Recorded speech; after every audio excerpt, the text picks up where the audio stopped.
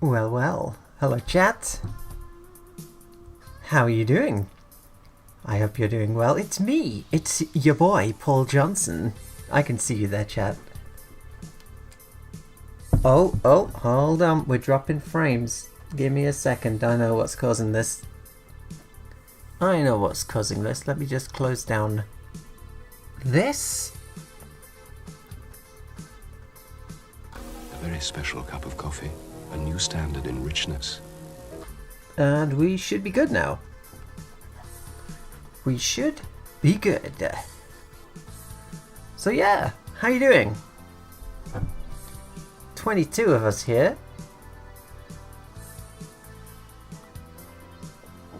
I always thought like I needed a catchphrase or something to open these streams with. And I just ended up saying well all the time. I say it when I meet people as well, it's terrible. Sounds like I know something that no one else does. But yeah, so here's what we're doing today. I've shaded, well, I've put the, what's the word? Sorry, I'm just getting going. I haven't been up for long. I've put the monotone shading on one frame. And so we need to go through the rest of this and add the shading onto all the rest of it.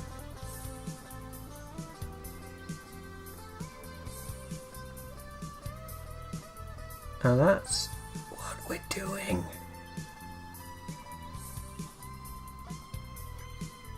For the first time, yes. No, Reggie's got more money than me. Reggie's got more money than me. What's he doing now that he's left Nintendo?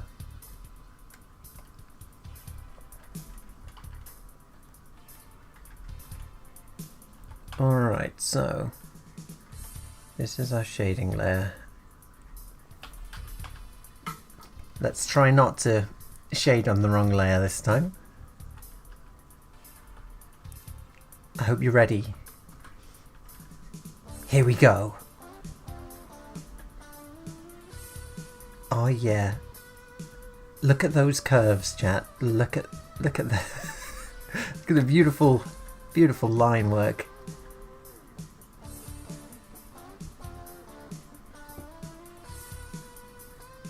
Thank you for the expression work. Yeah, I used to just do like generic kind of anime face, and more recently, because this film has to be a bit more expressive, so I've just turned on the webcam and been copying my own mouth a lot. So please do not be attracted to this character.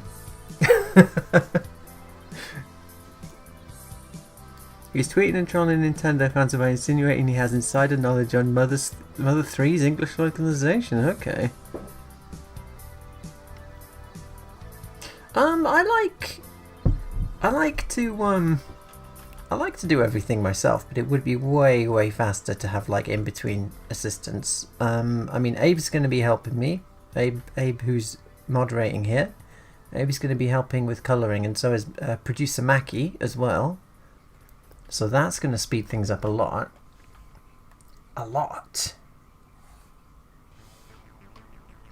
But yeah, I mean, honestly, I wouldn't mind someone doing in-betweening, as long as I do the keyframes. I wouldn't feel like things were out of my hands too badly, I don't think.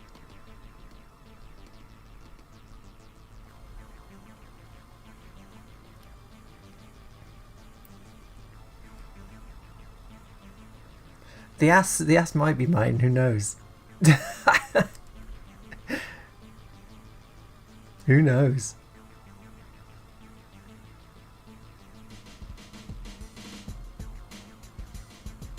Oh, thank you. I'm glad the whole family liked it. The TIE Fighter short.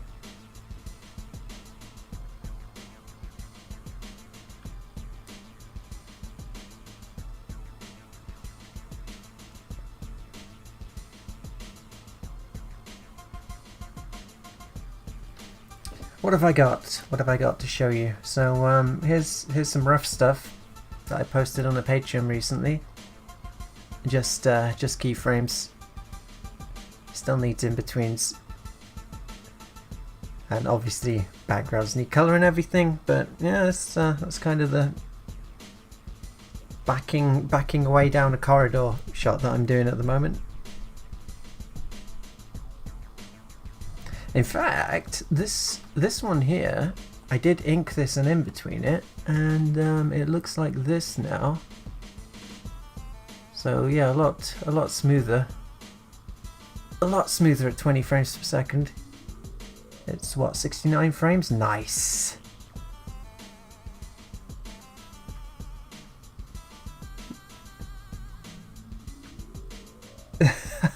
Don't know if I've seen that one. The kids reacting to TIE Fighter.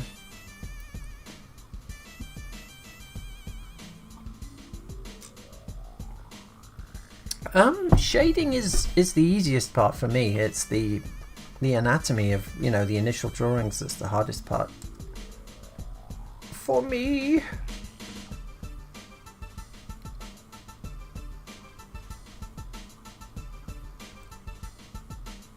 So there's 25. Alright, there's 24 of us here. Here's my plan. I think 64 has been the highest number of viewers that we've got in like the past couple of years. And 64 is a good number, you know, Commodore 64. But I woke up recently. I've got nothing else to do. Mackie's on, well, Mackie's not on holiday. Mackie's otherwise engaged, looking after house stuff. So here's my plan. I'll just keep going. I'll just keep going tonight. Let's keep going till the sun comes up. It's 1:15 midnight now. Let's go for like 6 hours or something. We won't stop until we get 100 viewers. We won't stop until we get 100 viewers. I mean, it doesn't actually work like that. You don't get more viewers the longer you stream. But yeah, we'll keep going.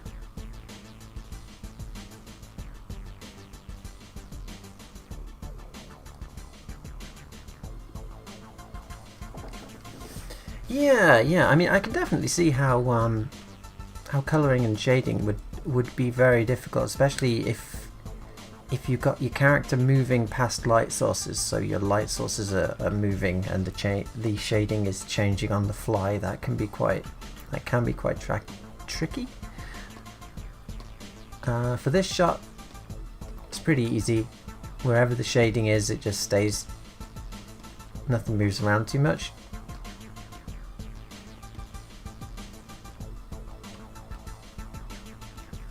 How are the sound levels, by the way?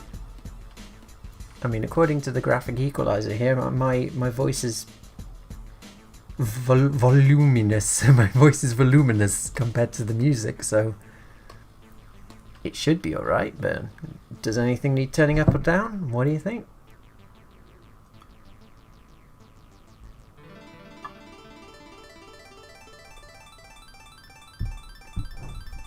I've no idea how I'm supposed to tell where light will bounce off a surface. Yeah.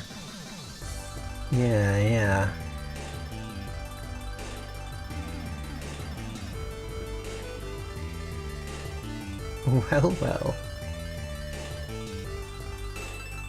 The music could be slightly higher, really. Okay. We're on, what, 30... We'll stick it up to 41. 43.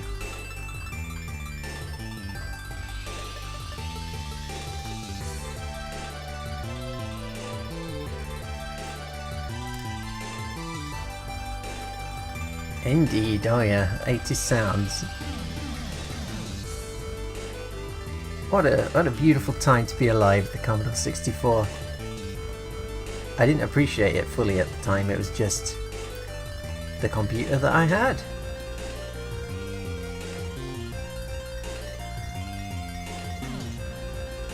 Excellent.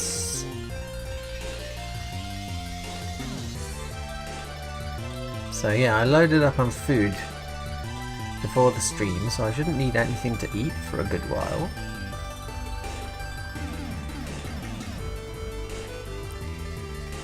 I've got a The weather's all over the place here. The weather is all over the place. Like, I was roasting to death while streaming the other day and spraying myself with a water bottle.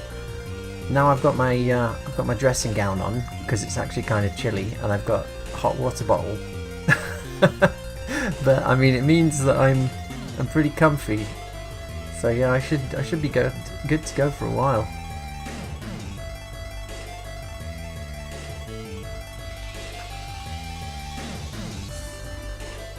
Oh, well, thank you.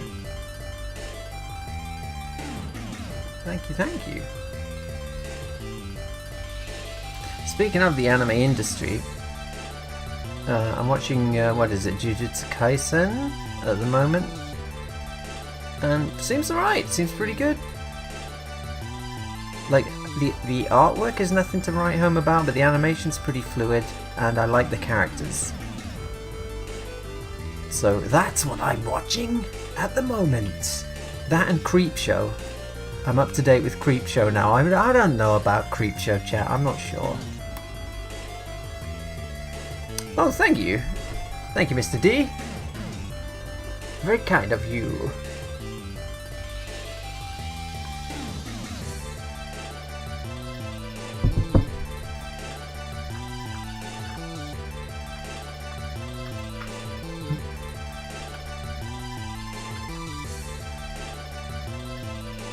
Is it even an animation stream? Like, is that false advertising? Am I just...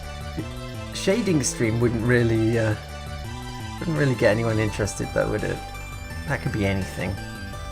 And I mean, I guess I am technically animating. I'm animating shades.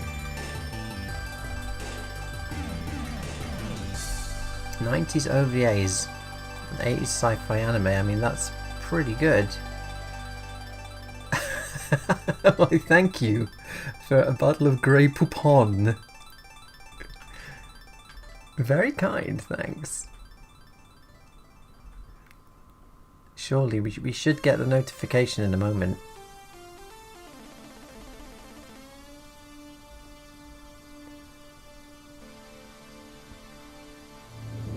There we go.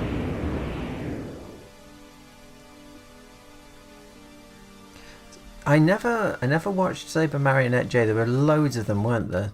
There was Saber Marionette plus add a letter on the end. There were just loads of them. It was peak.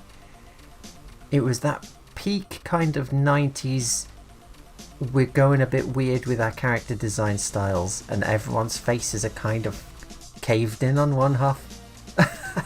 Everyone's got really pointy chins, and their faces are just like, the cheek is just caved in on the far side. But I mean, I would really, yeah, I think I should watch it though. I think I should.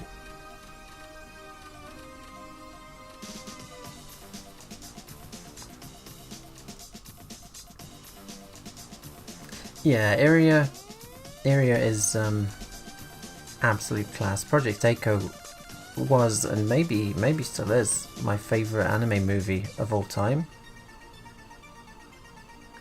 I'm waiting with bated breath for that Blu-ray release. Finally gonna get to see it in in the quality that it deserves.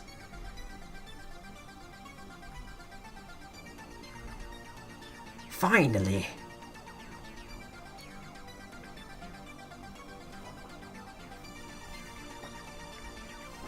Silent Mobius.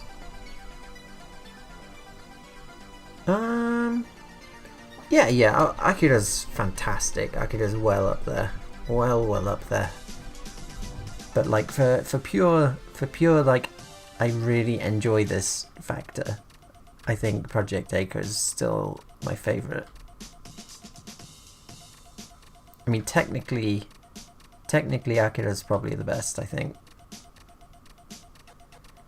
Yeah, Silent Mobius. I've seen a couple of the Silent Mobius films. I do need to watch them again. No, Macross Plus has the best dogfights, I think. And of course, I remember Love. We all remember Love.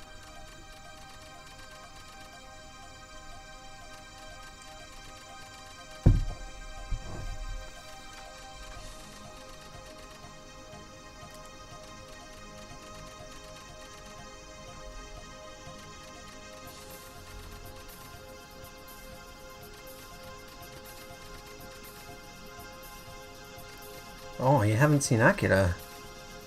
Damn, I wish I hadn't seen it. I'd love to see it for the first time again.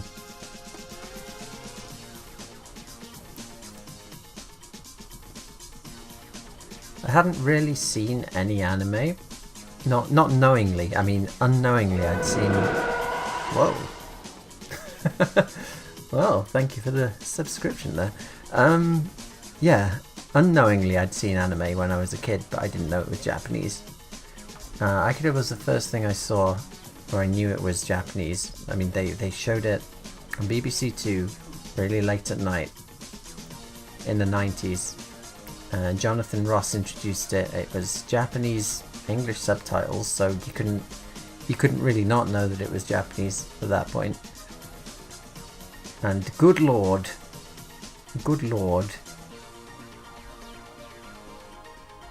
yeah, just ridiculous, absolute quality off the charts. Everything about it, like the fact that it has lip syncing as well, which is very, very rare for anime. It's normally just mouth flaps, isn't it? But Akira, they've lip synced it properly to every syllable. I mean, just that.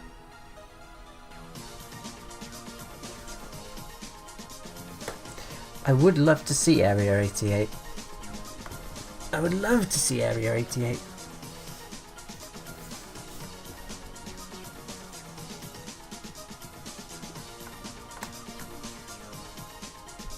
Yeah, it was, they put it on at the cinema over here, like last year, I think, during lockdown. And I went to see it with my housemate, and ooh, yeah, seeing Akira in a theatre is quite the experience.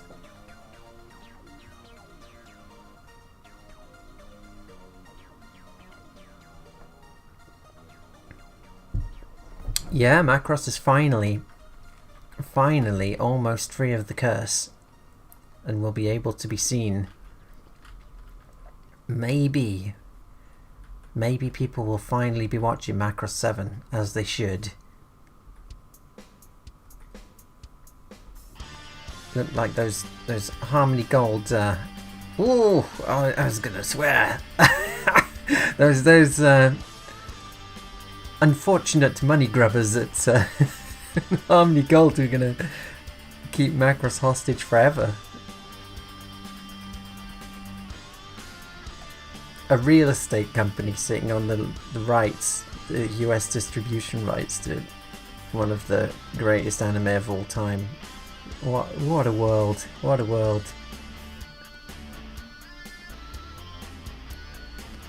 But I mean, that's the thing, isn't it? If you've somehow gotten your hands on the rights to something lucrative, you just never let it go, even if you're never going to do anything with those rights.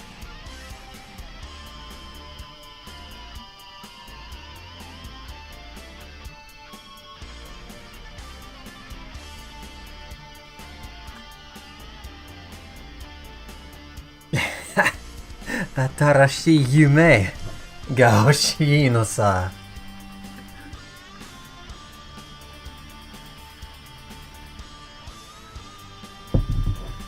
Fist of the North Star. Another masterpiece. I actually really like the old English streamlined dub of the movie. The guy who did Ken's voice in English was in Babylon 5. He had a cameo in Babylon 5 years later.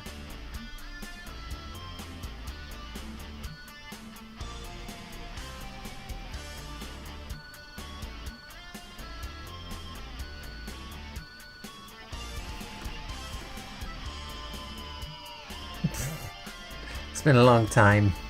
It's been a long time since I said any Japanese.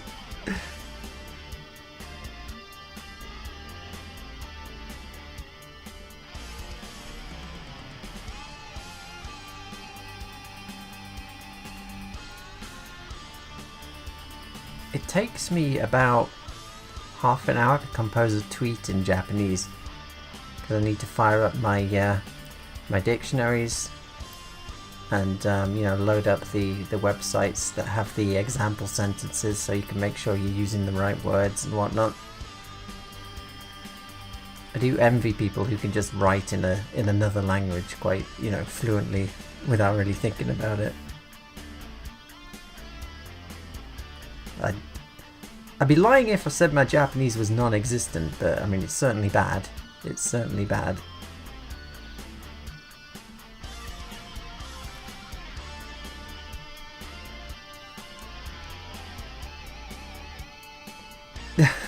Thank you. Yes, it's me from the amazing channel.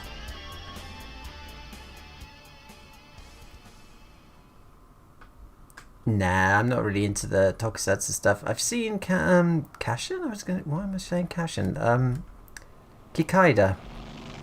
I watched the original Kikaida, and then, you know, I watched the Hakkaida movie.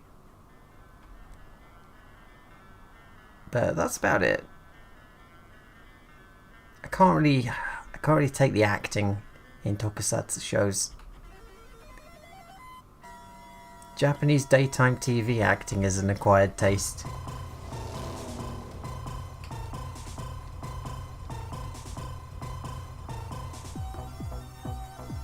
Yeah, I've seen Do You Remember Love? It's probably on par for me, actually. It's on par with Project Echo for favourite movie of all time. It's just so good. It's just so ridiculously good. It pioneered a bunch of new techniques, I think, mostly parallax scrolling stuff. Maybe not worldwide, but definitely for Japan. They pioneered a bunch of new stuff. 日本語が難しいよね. Yeah, absolutely. Absolutely.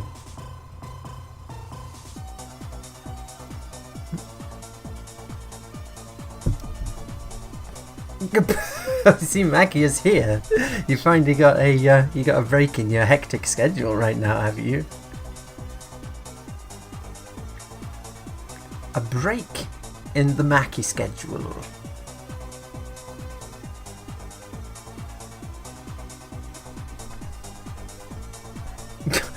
Yeah, 日本語が上手。上手ですよ。すみません。おー、日本語上手ですね。すみません。僕はイギリス人ですから。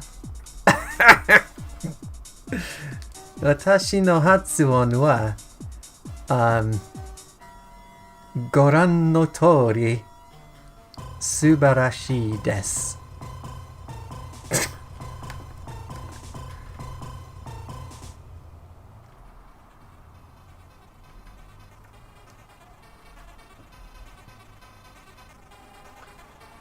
Oh, well, it's going to be the original. It's going to be the original, although the original Battlestar Galactica, if you watch it again now, it's one of those things where it starts off really good and then just kind of, they kept it going because it was popular, and so they just had to make up stories on the fly, I guess.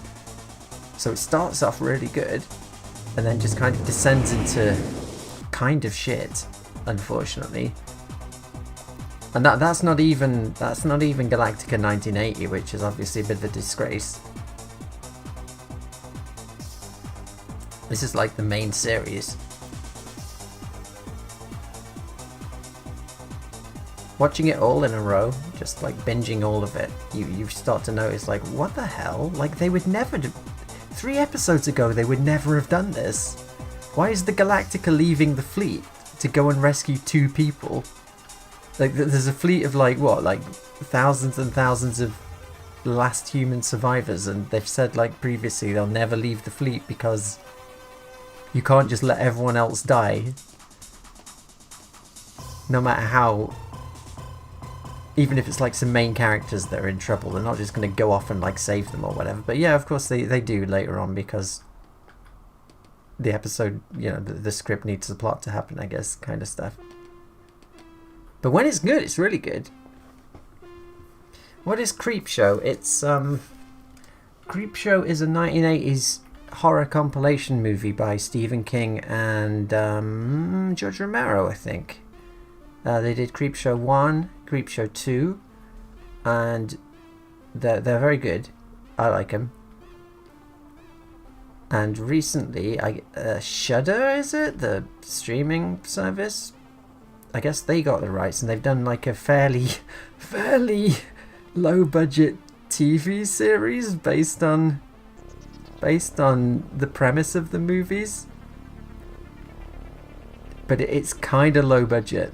It's kind of low budget. It's still some of the stories in it are quite good, but yeah, the budget. I don't think the budget helps.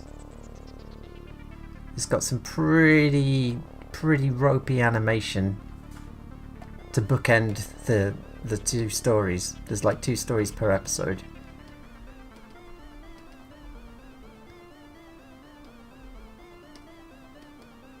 But yeah, no, it's okay.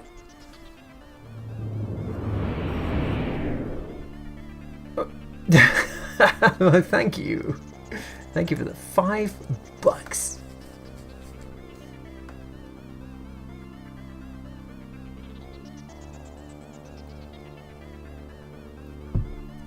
Yeah, Creepshow's good. I always preferred Creepshow 2 as a kid. We used to rent it out from the VHS shop a lot. But I think now that I'm an adult, I think Creepshow 1's better. That's the one with Leslie Nielsen in, isn't it? Mackie, do you want to watch Creepshow? Let's watch Creepshow.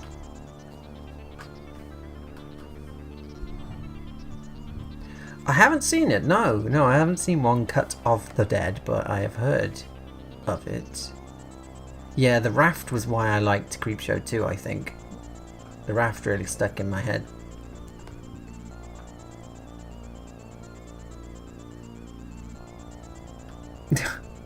Thank you for dice skiing my animation. Yeah, the meteor and the green stuff, that's the first Creepshow, and that's Stephen King in his acting debut as the guy who finds the meteor and gets covered in green tendrils and eaten alive.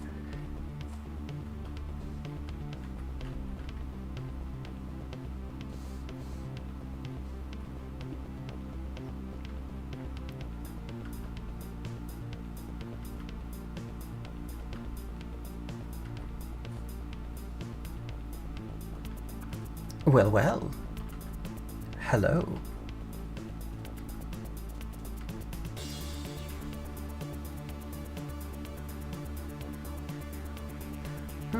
Yeah, I'll watch it then. I'll watch it.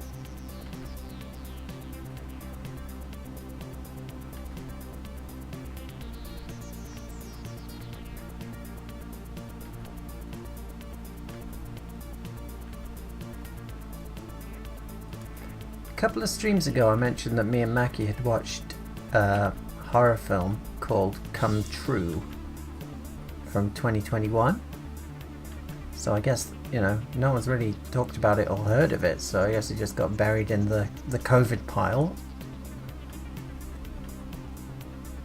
And I mentioned that I really enjoyed it. I thought it was very original, but it shit the bed at the end of the film. But I couldn't tell if I'm just a brainlet who doesn't understand the genius Christopher Nolan movies, and if I just didn't understand it because I don't like pretense and symbolism in movies. So I had a look online, and yeah, a bunch of other people were complaining about the ending being just a cop-out bullshit as well, so I feel validated. I feel like I'm not as stupid as I thought I was. And that, yeah, the ending was poor, but I'd still recommend it. Because like I said to Mackie, even though the ending wasn't great, I've still watched 3/4 of a really good film. So, you know, my time wasn't wasted.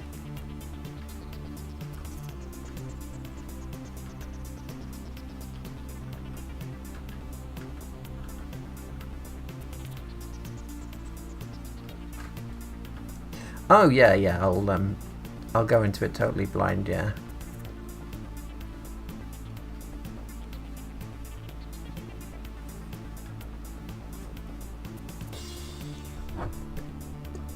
I would like to do something with Daleks again, yeah. But I mean, it would probably get hit by the BBC though, wouldn't it? You never want to get hit by the BBC. That's not something you want to happen to you. Yeah, I'd never be able to do anything in an official capacity. Like, the BBC don't know what to do with the Daleks, do they? They've made them so... They're just so completely not a threat in any way anymore. I'd really like to see someone do something with the Daleks, like, you know, someone like Big Finish who can handle them properly and actually make them intimidating.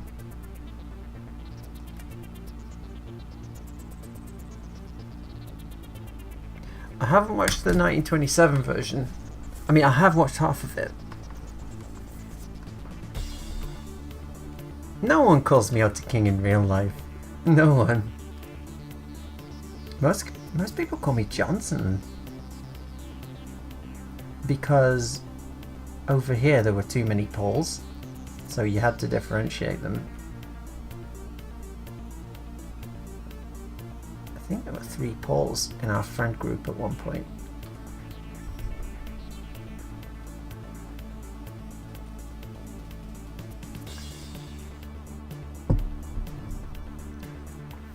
Yeah, I listened to a few Big Finish ones recently.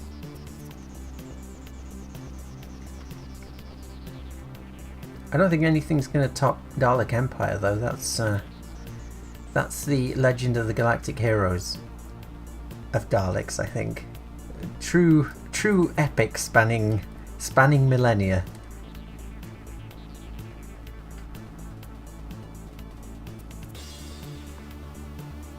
Oh, I will do. I think the reason I've seen half of it was on TV when I lived in Skegness. This was when I was a teenager. I was really tired and I watched about half of it, and it was so comfy it put me to sleep. It wasn't boring, it was just like these silent movies. Something about them. Same thing happened with Nosferatu as well. Maybe I just shouldn't watch films when I'm really tired.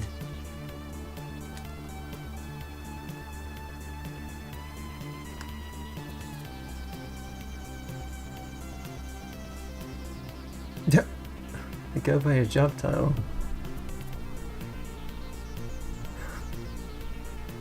No one got to keep the poll. There was Mr. Hughes and Mr. Johnson. We were the 2 polls.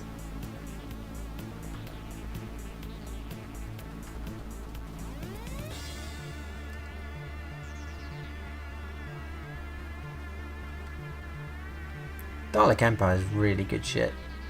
I mean, there's a lot of it though. Not enough, in my opinion. I want more, but yeah, there's quite a lot.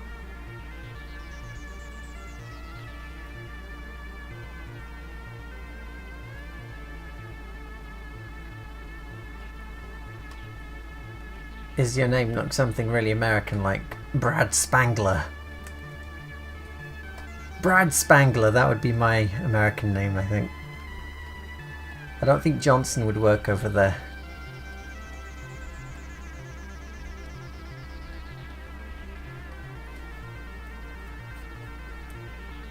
Hello?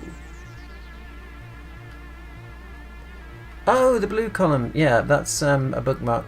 I can turn it on or off. I put it there so I could tell where my reference frame was, because I was down here. I'd moved down a few layers. Yeah, they're useful for keeping track of your position sometimes.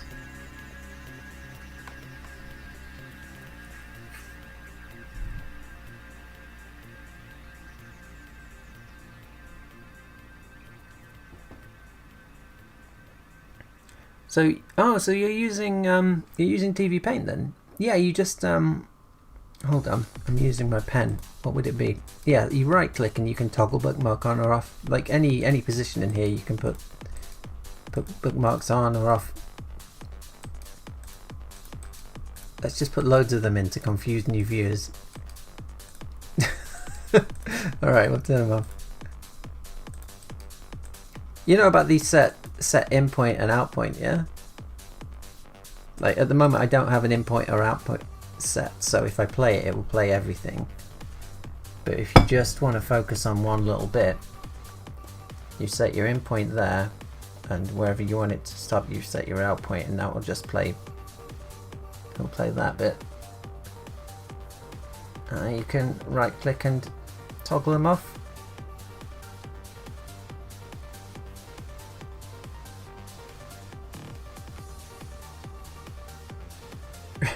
Richard Tenderson. Is that going to be your American name, Maggie?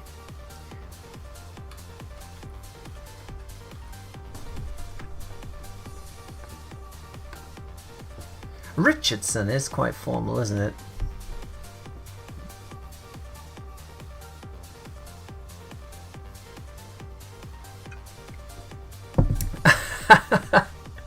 That's an understandable reason for not donating anything.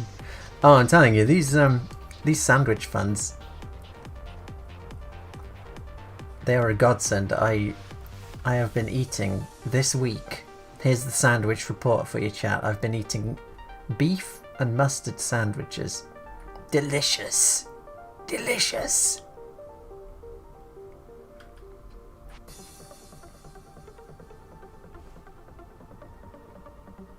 No problem. Feel free to ask me anything about TVPaint. I'm not an expert with everything on TVPaint, but the stuff I do know, I can happily share.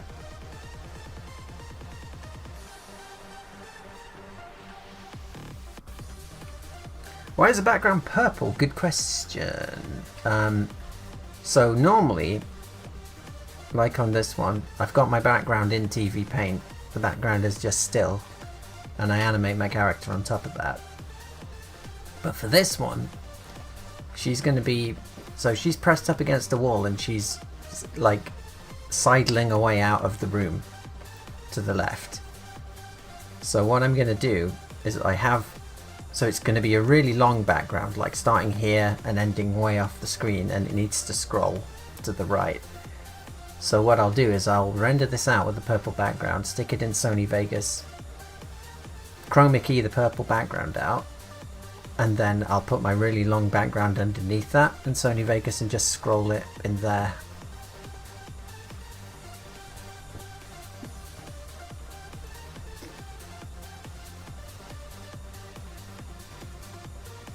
Yeah, what is this? Airscape ride. It's quite nice. Not sure what game it's a remix of, because these are all Commodore 64 remixes.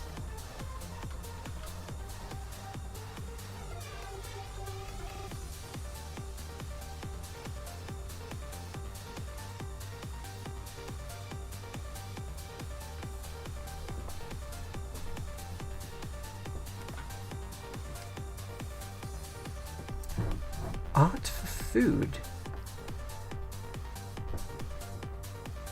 Oh, you need to work on art in exchange for food. Alright, I got you. I thought you were drawing food for a moment.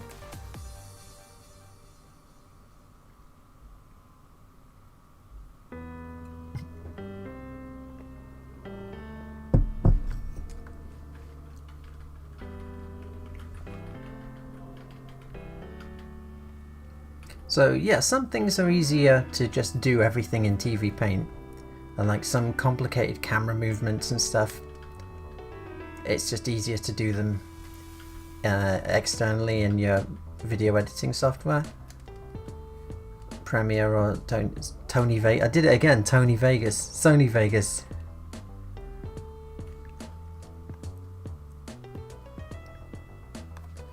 That is true. You've been very supportive. What did I miss?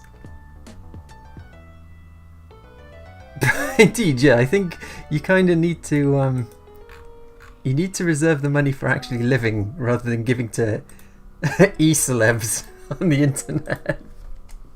But no, I appreciate it though.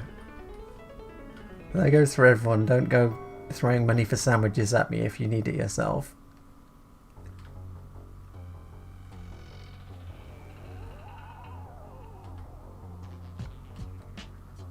I'm not a cute girl. I understand people not wanting to simp for me.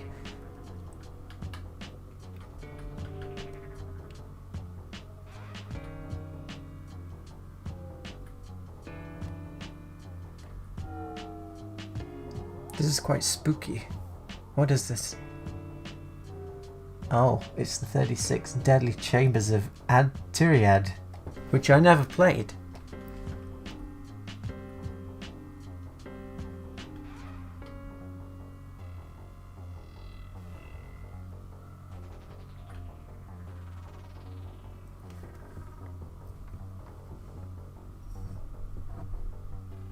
Tony Vegas, oh absolutely, Tony Vegas needs to be in one of these animations. Oh yeah, alright, we'll put Forbidden Forest on in a bit. Can you have the program pan and zoom for animation on one image? On one image? I mean, you can use the multiplane camera in TVPaint to scroll around, and you can keyframe it. You can keyframe it so that it'll zoom in and out and do things at different speeds and whatnot.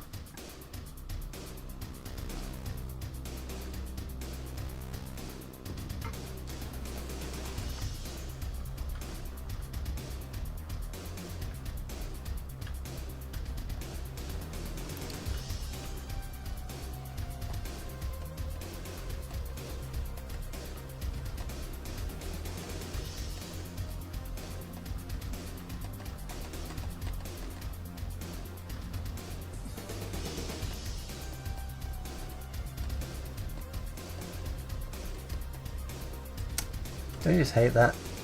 You're trying to fill an area and it never quite gets into the corners. If you turn the range up, it will, but it can overspill like that. That's better, but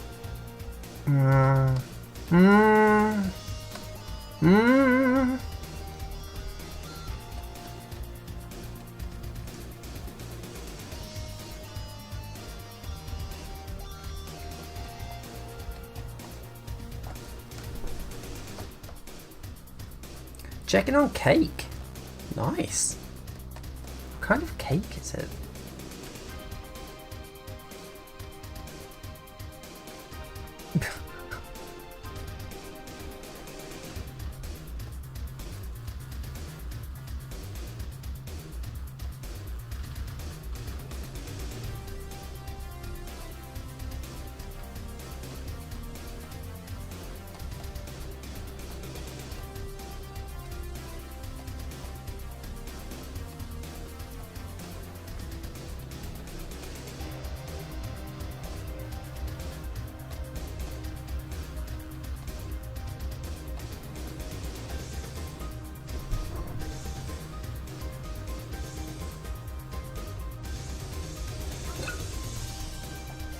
Oh, yellow butter cake with vanilla custard layer and crushed chocolate on top. I'm glad I've already eaten because I'd be getting quite hungry hearing that.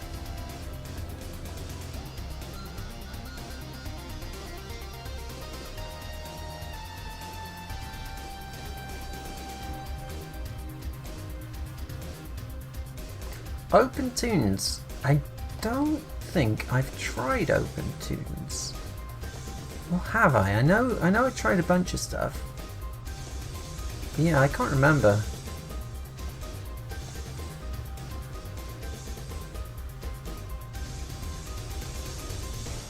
Blender. No, I'm too stuck in my ways with Cinema 4D at the moment.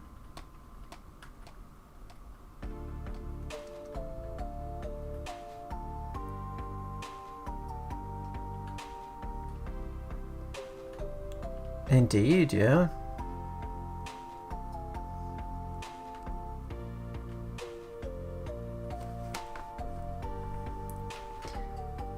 Yeah, well, I mean, let's be honest, I don't think the Japanese animation industry even knows I exist. So there's that. There's that, but yeah.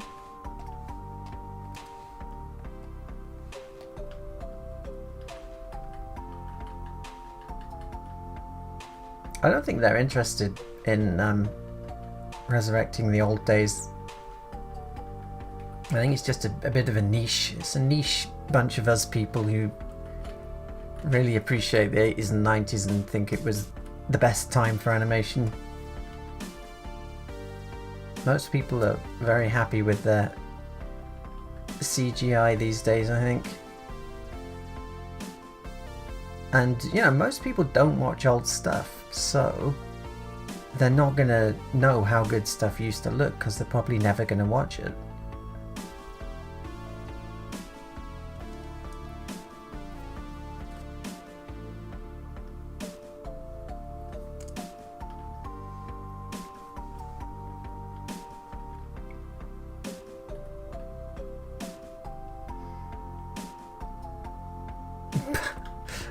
Yeah, I did. I applied that Windows update finally. I got sick and tired of it just appearing and interrupting me no matter what I was doing. You know, you're in the shower, Windows update.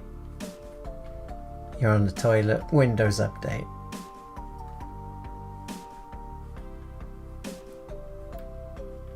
Mackie, can you play this at my funeral, please? With the high score screen and everything. And you died on the screen.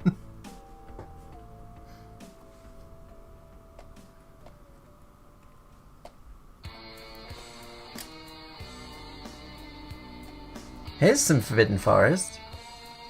It's not the Forbidden Forest you asked for, but it is Forbidden Forest.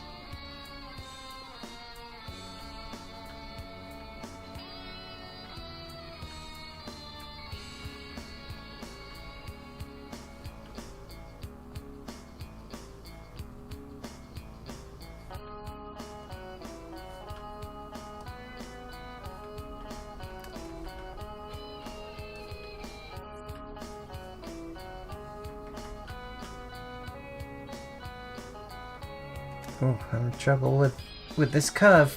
Having trouble with it.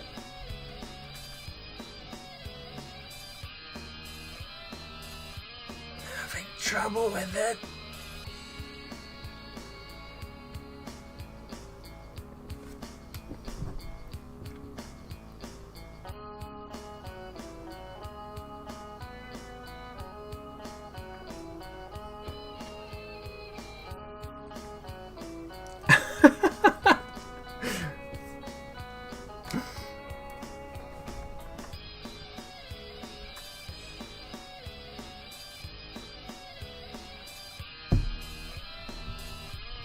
Dumbest anime that you've ever... What's the dumbest anime you've ever seen, chat?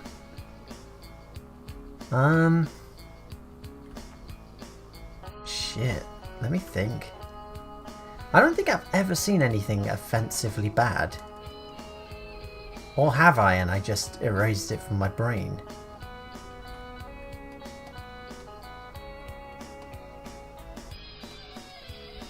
What is the dumbest anime I've ever seen? Maybe Apocalypse Zero, but in a good way. As in, it's a masterpiece, but it's also dumb as fuck. Jobbits, there you go.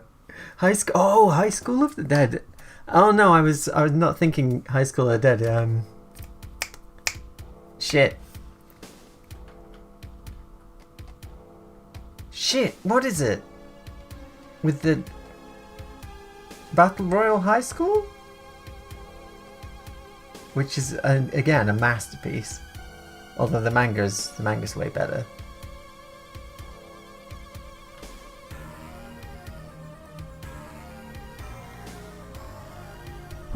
Thank you. I'll have a sandwich on you, Tetsujin. Darling in the Franxx. Darling in the Franxx, yeah.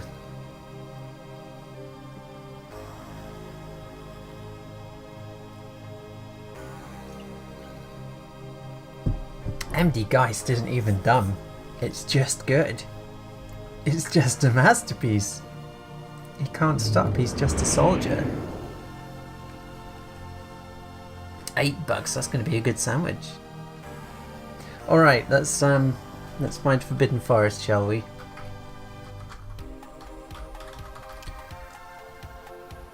Here we go, the C64 Mafia. The masters of lyrics. Are you ready? The German masters of English lyrics.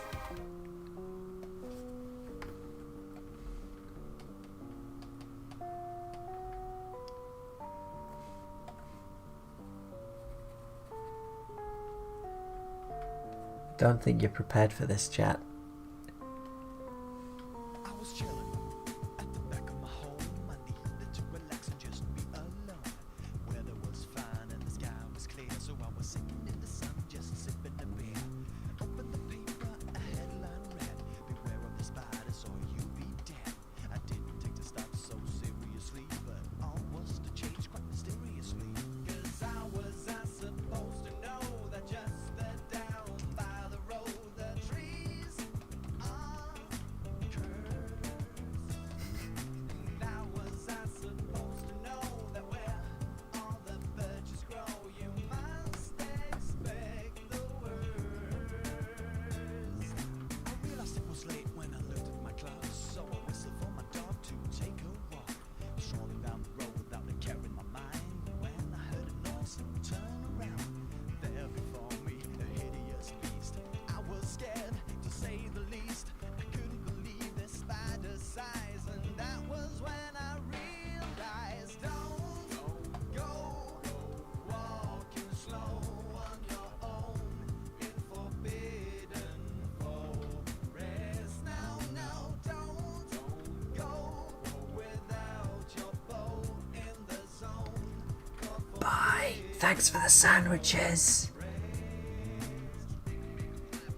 And remember, don't go walking slow on your own in Forbidden Forest. So there I was surrounded by all these scary creatures. They were even scarier than what Microsoft features. I was so scared I almost shat my pants, but I realized that I only had one good chance. So I pulled out my bow and started firing arrows at huge bloody beasts that were larger than sparrows, and weird-ass creatures that were jumping around, stumbling as they died with a sound. I wasn't chilling anymore, as you might have guessed. Killing all around like I was possessed. Flying all around from my phone. Alright. Mafia style, as I hope you know. Just like drama was singing, I was a shooting and I was a killing. I'm shooting, I'm killing, I'm shooting, I'm killing, I'm shooting, I'm killing, I'm shooting, I'm killing. 'Cause I was supposed to know that just the down by the road, the trees are cursed. And I was supposed to know that where all the birches grow, you must expect the worst. Don't go walking slow on your own in forbidden forest. No, don't go without your bow in the zone called forbidden forest.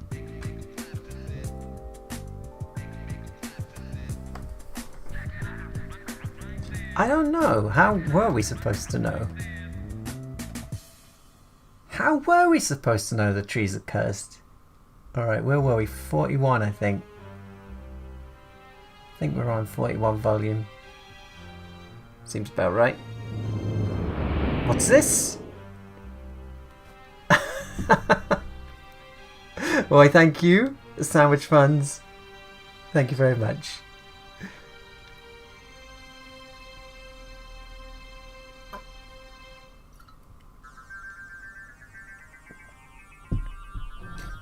I'm excited for JoJo Part 6 Stone Ocean. Do you know, I know nothing about Stone Ocean. I've never read it. So, I'm not going to be disappointed in the anime because I don't know anything about... like, I was really disappointed with Stardust Crusaders. Not really disappointed, but pretty disappointed. Because obviously it didn't match up to the OVA for me. But there is no OVA or manga? Of course there's a manga, what am I talking about? There is no OVA or previous version of Stone Ocean, so it'll be the first time I've experienced it. So I think I'm going to enjoy it. I think.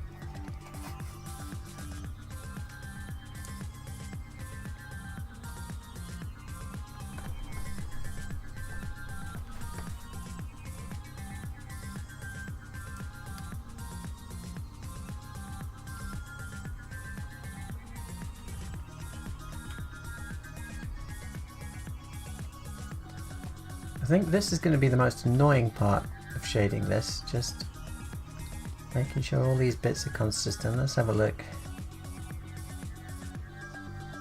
Seems alright. You just need to fill in this bit.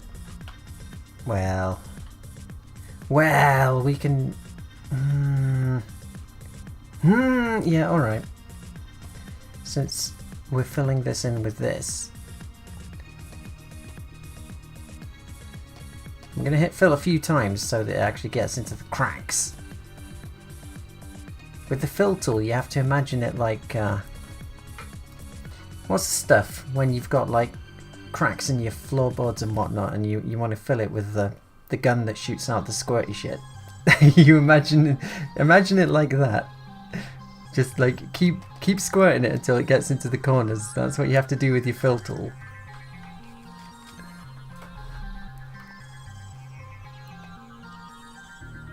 But sometimes you overfill and it spills out everywhere, and you have to just get the brush and do it that way.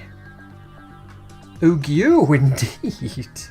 The caulking, the caulking gun. Can we say that on stream? Are we gonna get demonetized? Caulking. The caulking.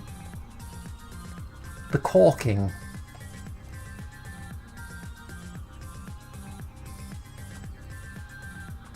Is it the caulking? I listened to a good Mr. Biggs Stick It with Mr. Biggs podcast about caulking last year. The caulking gun.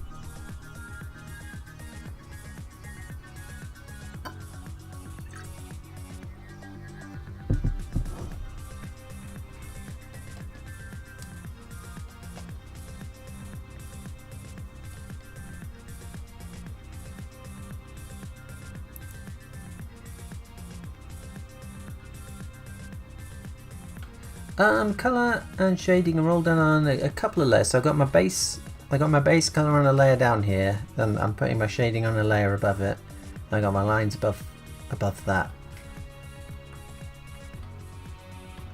So yeah, I mean you could just do it all on one layer.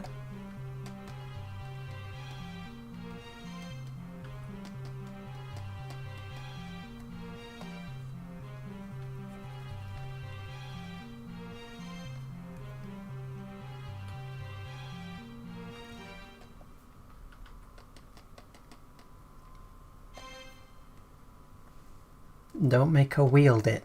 The banhammer.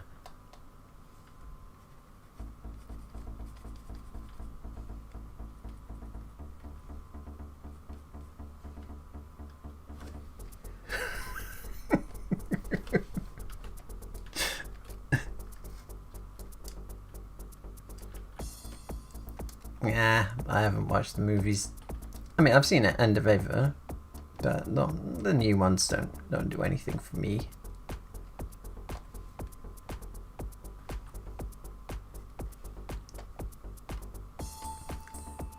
$3D Avas. That's a yikes from me.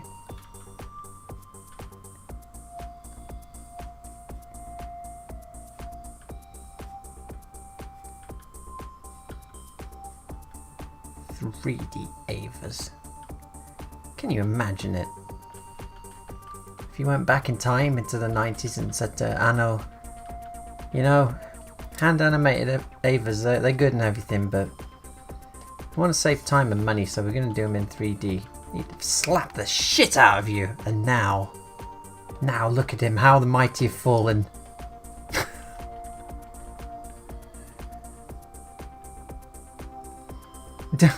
I'm a massive racist against 3D.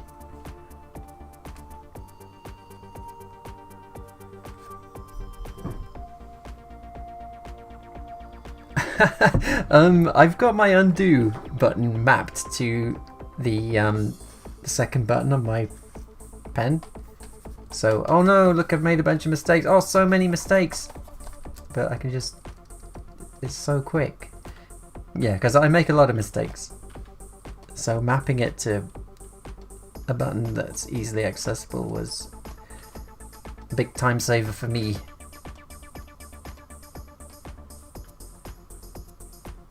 What's... Oh, CBT. Maggie, what's wrong with you?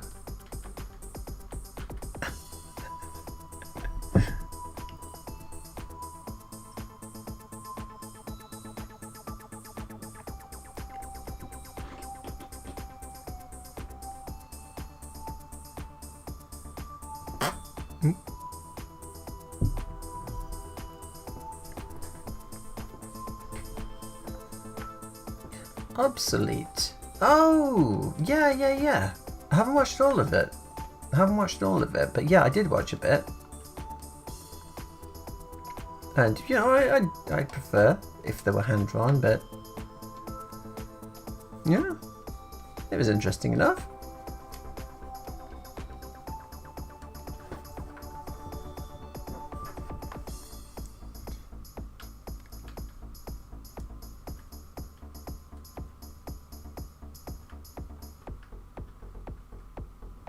Cognitive behavioral therapy. That's the kind of CBT that we need live on the stream.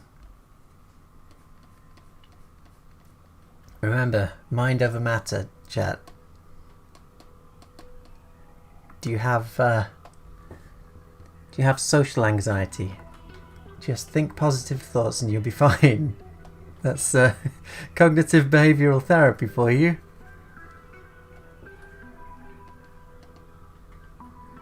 You have panic attacks when you go outside? Well, just like, I don't know. Think happy thoughts and it'll be fine, I guess.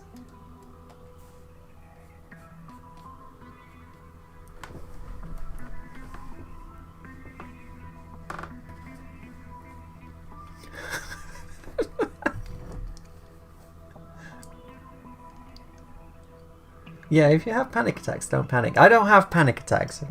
If I sounded really salty for a moment, don't worry. I'm fine. I'm fine, chat.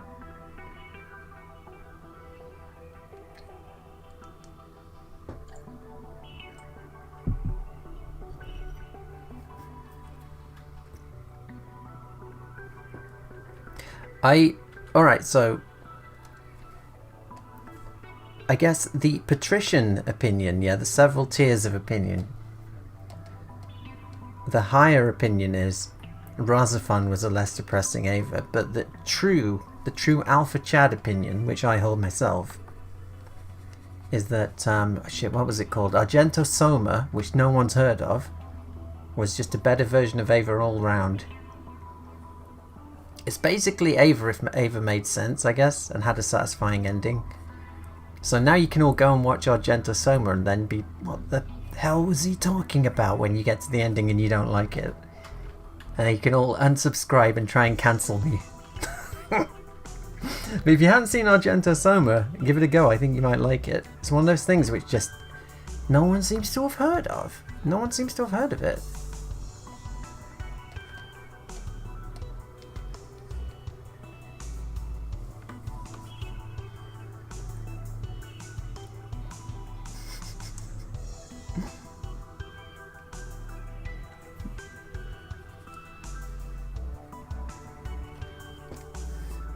Yeah, it's they spell it like the official typeset is, I think, like the Greek kind of alphabet. But if you look that up, that should get you it. But yeah, I don't know what happened with Argento Soma. I don't know if it just had absolutely no marketing or what, but it's just one of those anime. Came out around the same time as Razafon, but everyone seems to have heard of Razafon and nobody paid any attention to Argento Soma. It's got a girl with a really big hat in it. That's all I'll say.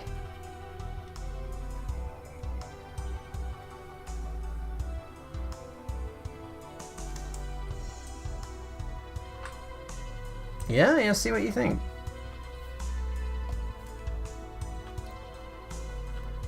It's been a long time. Last time I watched it, I showed it at Sheffield Anime Society when I was at university, so that would have been early 2000s.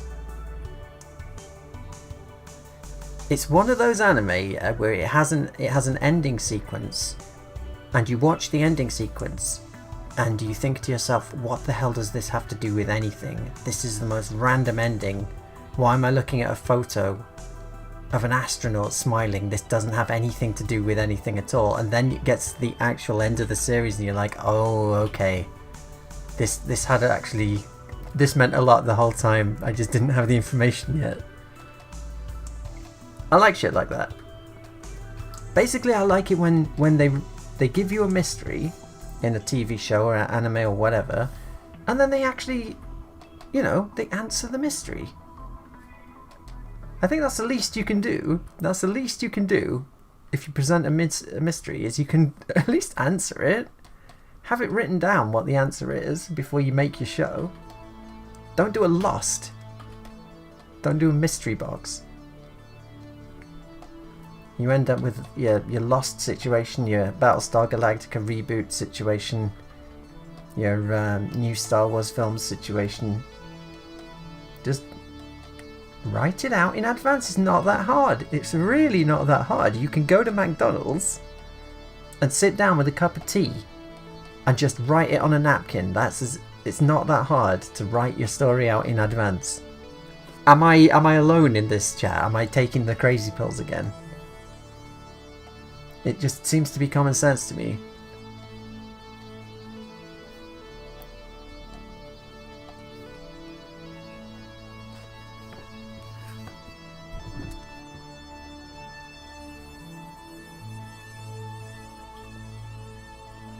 Razafon made no sense to me. I watched it. I watched that back at Sheffield Anime as well. Actually, it made no sense to me. Maybe you have to read supplemental material like Ava to actually find out what's going on. I don't know, but yeah, I remember it not making any sense and it not having a satisfactory ending. And the mech itself, the Razafon, being kind of a bit of a rip-off of Raideen, actually. Maybe? Might be being a bit harsh here, I don't know. We need happy ending for all of our anime.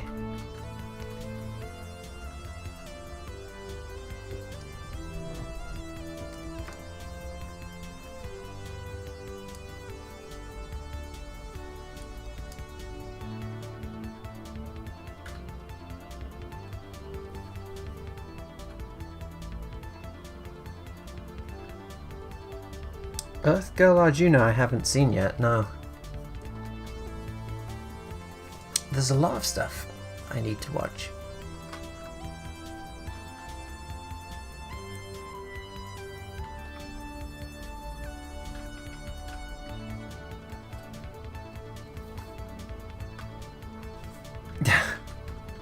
Doesn't that's the, what is it, a new translation, isn't it, with the happy endings? But Camille doesn't, well, no one's gonna watch Zeta though, are they? Either you're into Gundam and you've watched Zeta already, or you're never gonna watch it. Anyway, main character goes crazy at the end. And in the compilation movies they made years later, it has a happy ending where it doesn't happen. He dodges the bullet and he doesn't end up a vegetable.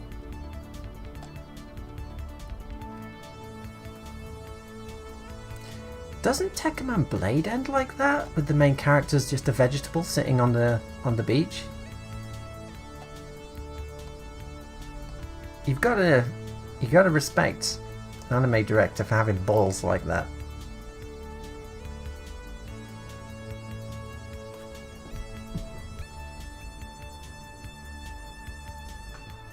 Naze kimi wa boku?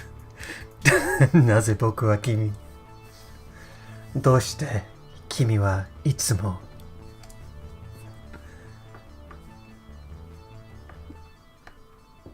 Yeah, Camille's, yeah.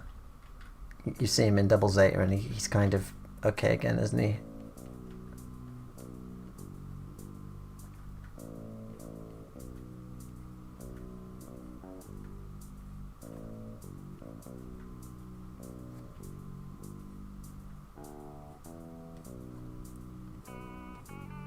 I always like that about Zeta though. I like that Paptimus... Pappy. Pappy got his final shot in. Pappy was a stylish man. His stylish hair was all the rage on Jupiter, I think, at the time.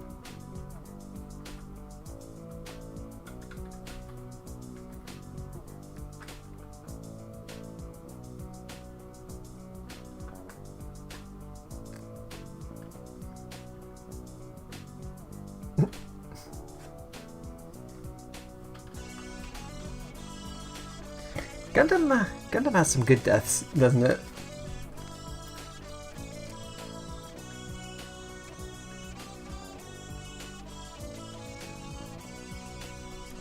Yeah, I mean that's the thing with Yoshiyuki Tomino writing.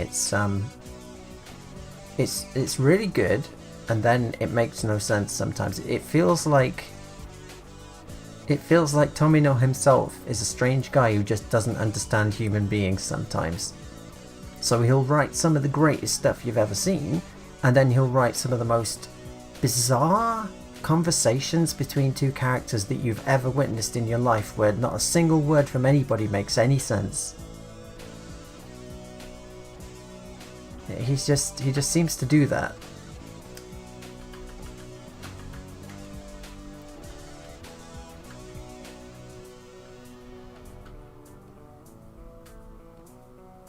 And you know, that's if you're Japanese and you speak fluent Japanese and you're still confused. Like, run that through translation into English and it just gets even worse sometimes.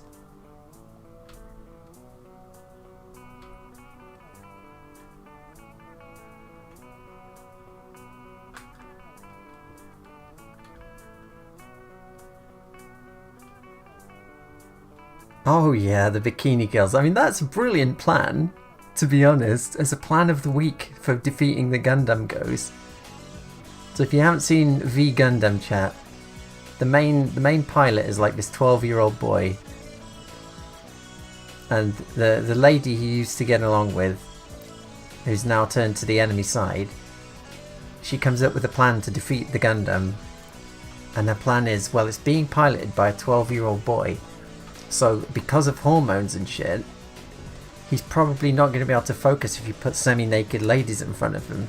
So we're going to get our soldiers, all the female soldiers we have, and put them in bikinis and give them bazookas, and they'll fly around in jetpacks, yeah, shooting bazookas at the Gundam, and he'll be too distracted to fight back.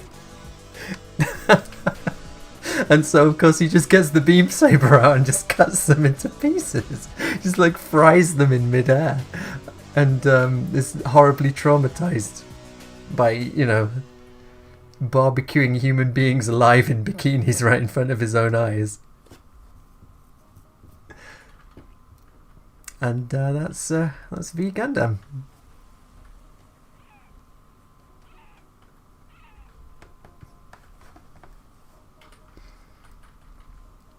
They have to follow the orders.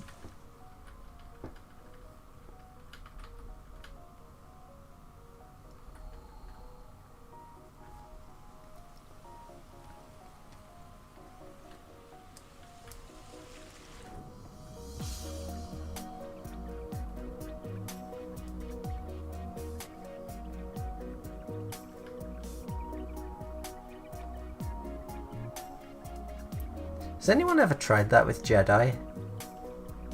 You just put your combatants in bikinis and get them to fire bazookas at Jedi.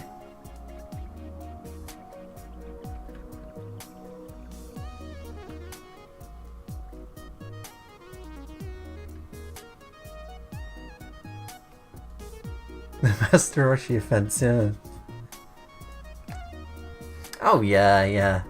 I love the opening. I love the opening to Victory Gundam. I've sung that theme song at karaoke so many times. Stand up to the victory.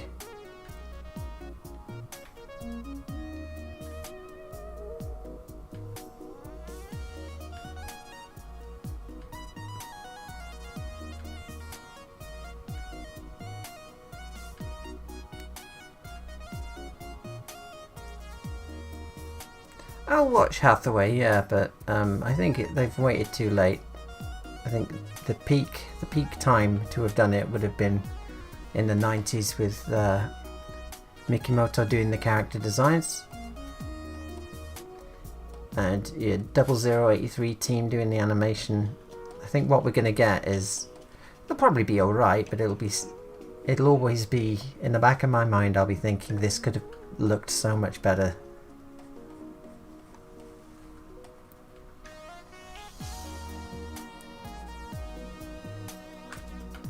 Oh, there was Eurobeat Stand Up to the Victory.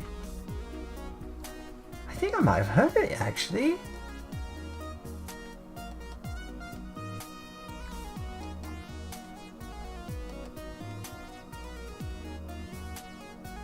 Yeah, I've only seen it once, but I remember Endless Waltz. I mean, especially compared to the TV. Especially compared to just, you know, your bog standard episode of Gundam Wing on TV. Then you've got Endless Waltz with way higher animation budget. Yeah, I'd like to watch it again, but I need to watch all of Gundam Wing really again to appreciate it.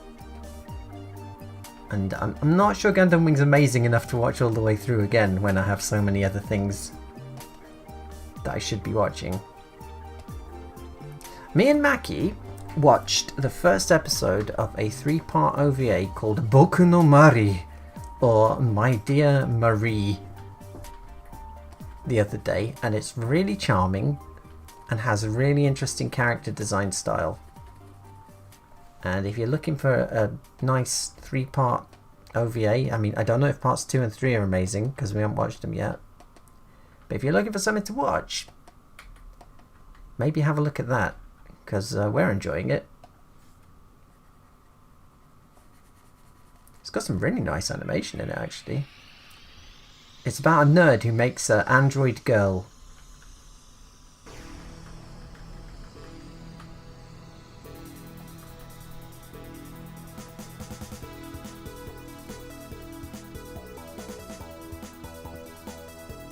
Yeah, it's not Boku no Pico, I'm sorry.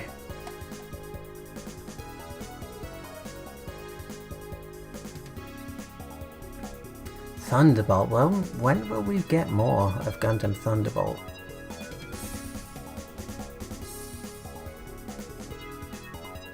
Nerd makes android girl, yeah. It's 90s, I think it's 90s, so it's got, you know, proper hand-drawn stuff, but just with a very interesting character design style. Everyone's got really big ears. Everyone's got really big ears in it. What's the best place to start with Gundam? Oh shit. I'll have to dig out the chart for you. There's a big... You can find Gundam viewing order charts online. Basically, the thing with Gundam is... And I know the pain, because when I was getting into anime, obviously I heard people mention Gundam all the time, and I thought to myself, well, I need to watch some of this Gundam, so where do I start? And it just looks impenetrable at the start. It looks like, well, there's so much of it, and half of it's set in different universes, half of it's alternate universe stuff. Like, where do I start? And so easiest thing to do is you only watch the UC stuff. That's the real stuff. That's the Universal Century stuff.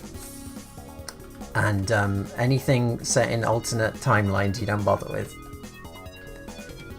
So that'll narrow it down for a start. And honestly, you want to watch just the original 1979 Gundam TV series. If the animation and artwork is way too old and you just can't get into it, then you can watch the 3 compilation movies they made, where they redid a bunch of the animation and artwork to make it look really nice. But, I mean, it's 3 movies. They're having to condense a lot. They cut a lot of characters out. I mean, they cut a couple of the best characters out, unfortunately, but they had to do for time. But yeah, watch the original series, and then watch Zeta, and then watch Double Zeta. No, actually, no, you can do it chronologically. So you watch the original Gundam, and then you watch then you'd watch 0080 War in the Pocket, then you watch 0083 Stardust Memory, then you watch Zeta, because Stardust Memory is a prequel to Zeta, so that'll make you appreciate Zeta more. Then you watch Double Zeta. I think after that you watch Char's Counterattack. This is all off the top of my head, so you're gonna have to look at the images. I think you need a chart. Yeah, you need a chart. I started with the movie versions. Yeah, I started with the movie versions. That is blasphemy. Double Zero is the best Gundam.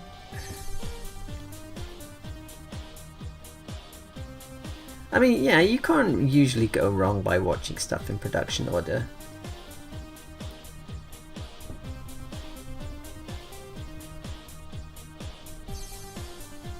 I think 0080 is maybe what I would show people to get them into Gundam. I think maybe because it's only 6 episodes, so it's not super impenetrable to people. It looks really good, the animation's really good, character designs are fantastic because, you know, it's Mikimoto. It's Macross Guy doing Gundam. I mean, it's like a meeting of great minds.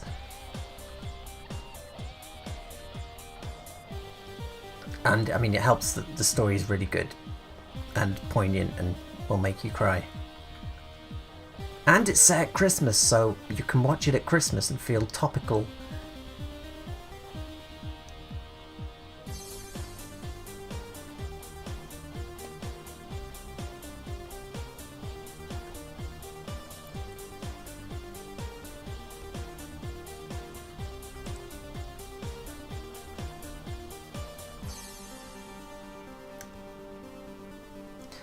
Oh no, you'd need to watch 8th Mobile Suit Team halfway through original Gundam, wouldn't you? That takes place whilst Gundam's happening.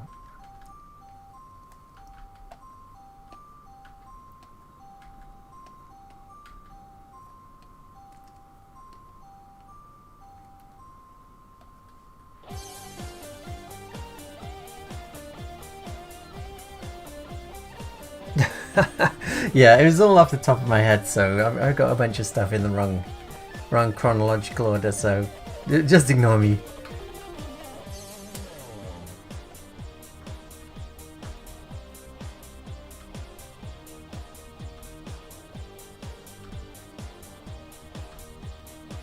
My favourite is definitely 0083. But I think, yeah, 0080 is either joint first or close second for me.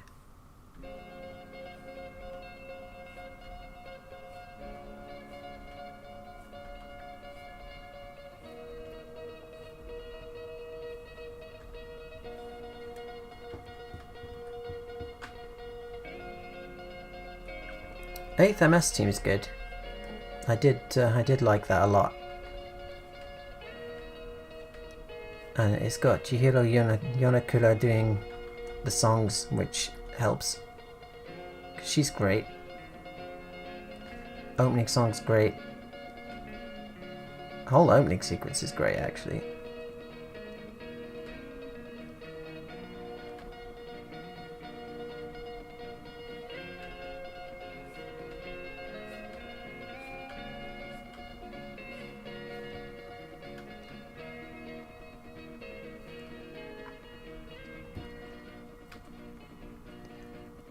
Do I have any available turnarounds or model sheets available to the public? I've never really done like an actual turnaround sheet. Hold on, let me open it up. There's a character design folder.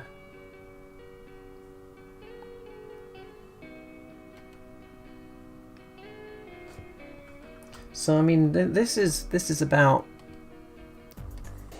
as turnaround as I do, really. I've got a bunch of heads at different positions so that they remain constant, and because I'm drawing my own character, like I know I can extrapolate what I'm missing because it's there in my brain. Like if I had a team of in-betweeners working on me, yeah, I'd do a full-on like front, side, three-quarter, all of those. But yeah, this is about as far as I go when it's just me doing stuff.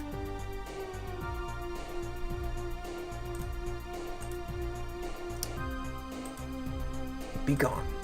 There we go.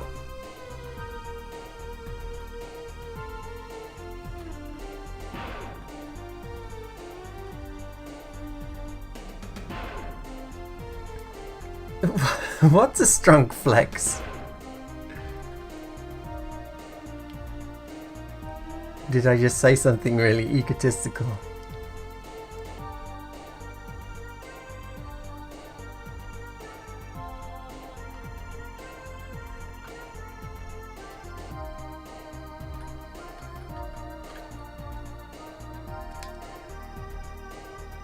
Yeah, Chihiro did a bunch of really good anime songs and openings and stuff. What's it called? Hoshinangi. She did the opening for Hoshinangi, which was great. She did some insert songs for Love Hina. But yeah, her Gundam 8th Mobile Suit Team stuff was always my favourite, I think.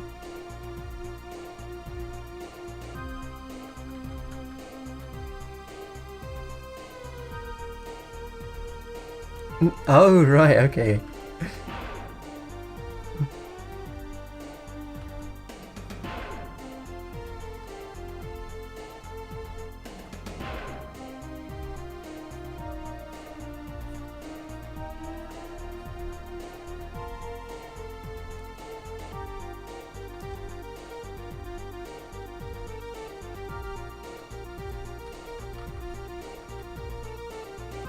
I grabbed a couple of Akira cells from Manga Entertainment's basement when I was there doing work experience in the 90s.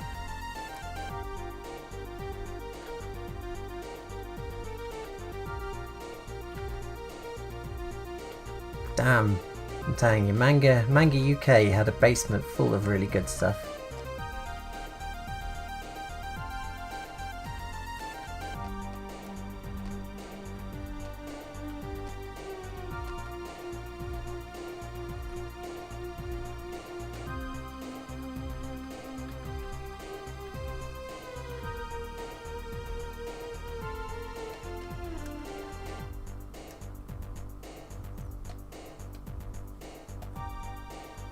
It is nice holding a bit of actual anime history in your hand. Like I have a couple of cells.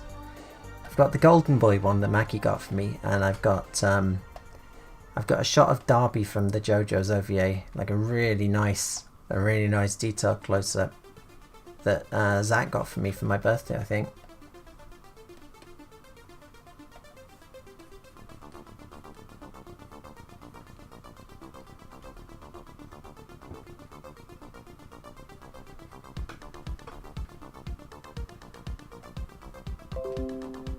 Oh, here we go. For those who wanted the return of the Windows updates, I updated a couple of days ago. Now it wants me to restart. Yeah, well, I don't think we'll be doing that.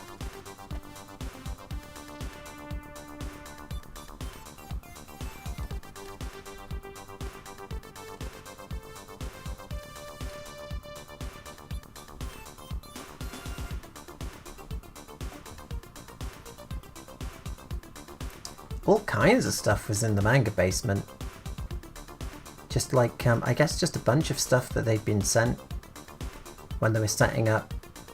So there were quite a few Akira cells. There's shitloads, like piles of like Spanish, Italian, European manga compilations. So just so much 3x3 eyes in these Spanish manga magazines. I just remember looking at them and thinking, we're never going to get even a fraction of this content in English. I just remember being very jealous of Europe at the time.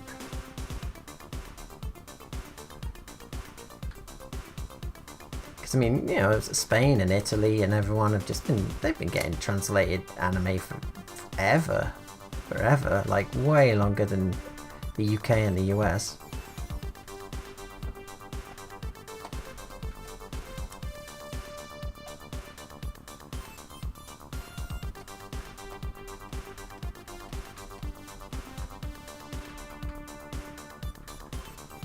All right, do we actually have our? Oh no, there's a couple bits here, a couple of bits.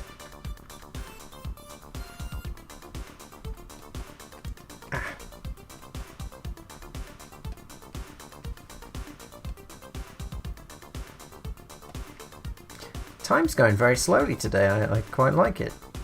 It does not feel like I've been going for an hour and 40 minutes.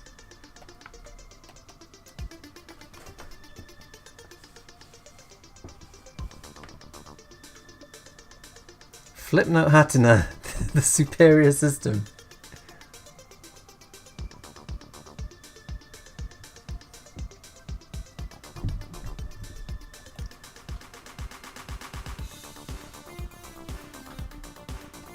Yeah, there was a shower down there in that basement. I don't know what the building used to be, but it had a shower cubicle. I mean, it didn't work. But it was almost like urban exploration or something. Or what did this place used to be? And there was a school. There was like a preschool or a junior school across the road. And I remember sitting, looking out the window at all these kids playing. And then you'd look to the left and see Uratsuki Doji time code tapes and stuff, and thinking, if only they knew, if only those innocent children knew what went on in here. The amount of tentacles.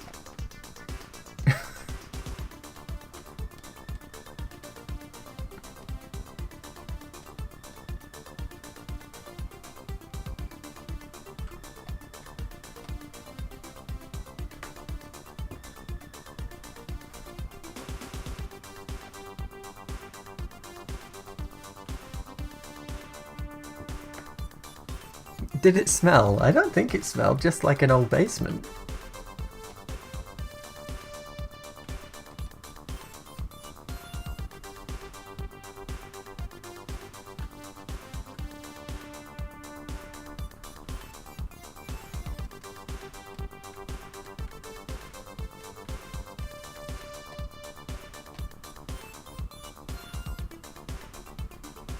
Okay, so I think we've got this whole neck area done, so I can actually do something more exciting now and start on the face. But I'm gonna snap my fingers at you. I think we need to do a coffee break, don't we? I think we do. And so I'm gonna go and get a coffee. You can as well if you want, chat. You don't have to, you can just sit here if you like. And yeah, so watch this in the meantime, and I'll see you here when our program continues. A very special cup of coffee, a new standard in richness, a new standard in pureness, blended together to give a new standard in smooth. The Gold Blend standard, only from Nescafe.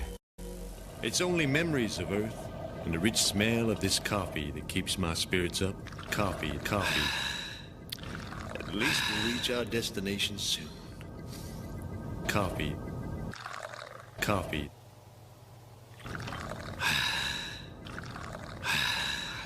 You make a fine cup of coffee. You've made my day. Are you taking your coffee break now, Alan? Yeah, that's right. You want some? Coffee. And I had to go make coffee for two. Hurry up, would you? My coffee's starting to cool off. Coffee, my salvation from my day-to-day drudgery. Coffee. A little bitter, but still an excellent blend. Boy, you should switch to decaf.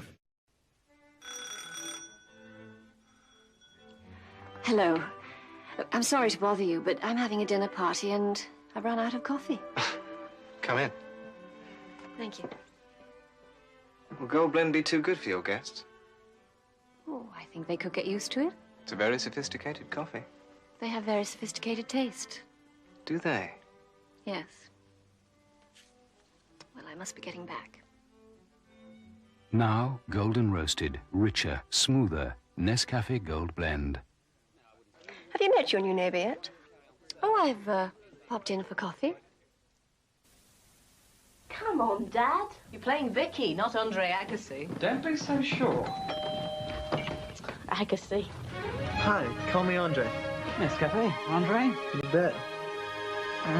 Nescafe sure is coffee at its best.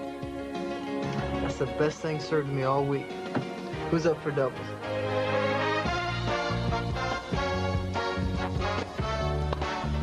Yeah! The best days are Nescafe days. 今結構忙しいんだろ？そういえば例の歌の歌詞はでき…私はあなたが好き。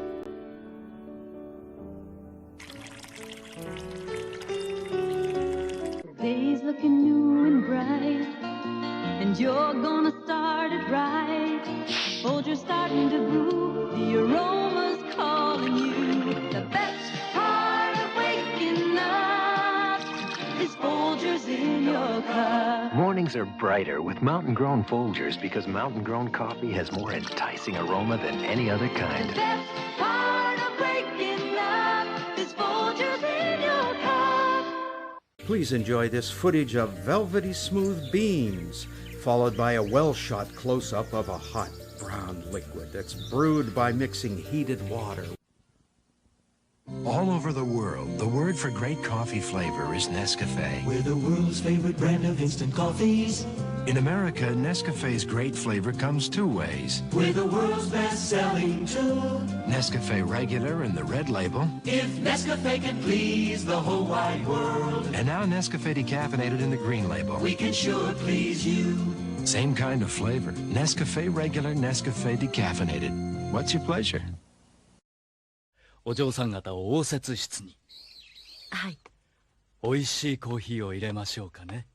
美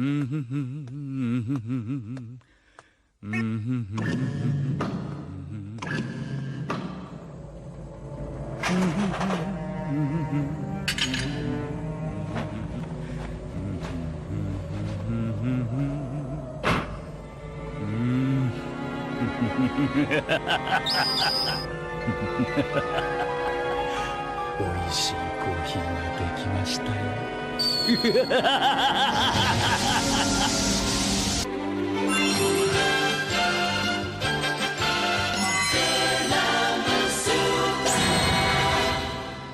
I only showed you that to remind you you desperately need your fix. 男の温度が上がった。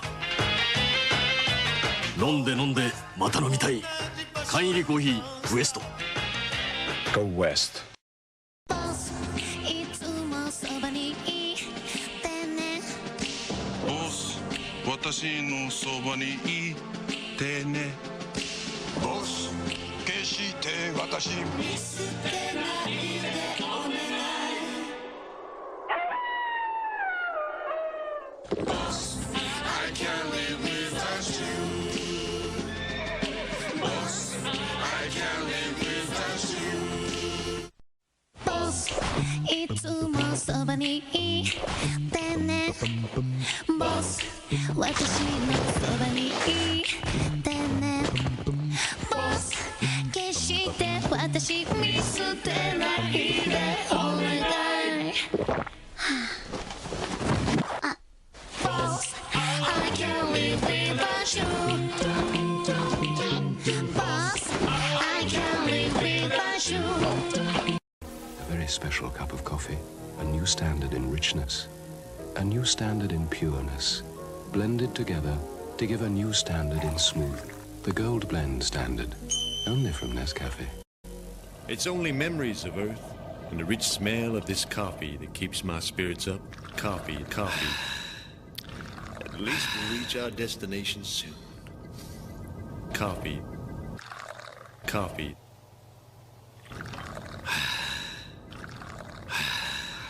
You make a fine cup of coffee. You've made my day. Are you taking your coffee break now, Alan? Yeah, that's right. You want some? Coffee. And I had to go make coffee for two. Hurry up, would you? My coffee's starting to cool off. Coffee, my salvation for my day-to-day drudgery. Coffee.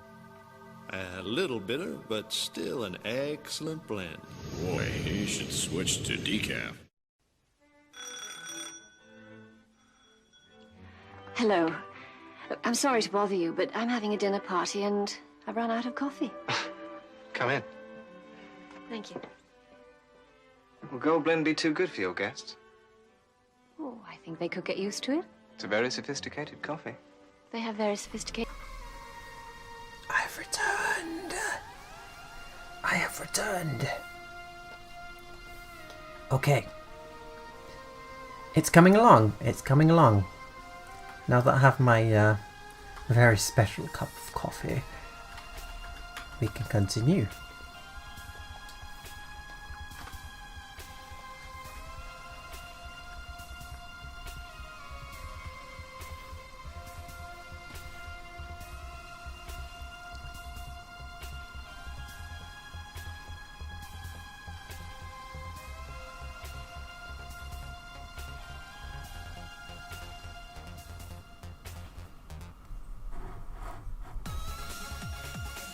Have you seen the Black Rifle Coffee Company commercials?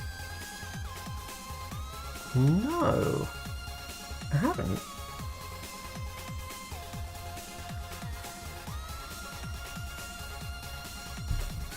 Just Communication, isn't it? It's Just Wild Beat. It's 2 mix, isn't it?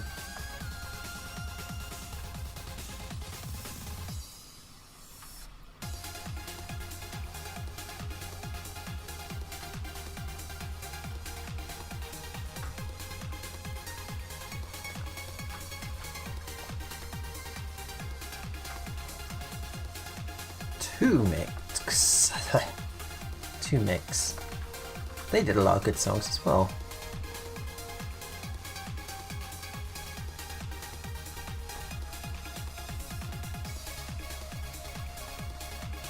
Didn't they do hold on, what am I thinking of? It wasn't V Gundam, it was which one is it where it's powered up by the moon? The Gundam can only use its special attack when the moon is out. And it's got Garodaran pilots the Gundam. Shit, which Gundam is it? Anyway, they did the opening to that one. And that was really good. Gundam X, there you go. Because it does an X formation with its extending solar panel things, doesn't it? Garodo. Escafrone. I need to watch Eska again. Damn, that was good. That was such good shit, Escaflowne.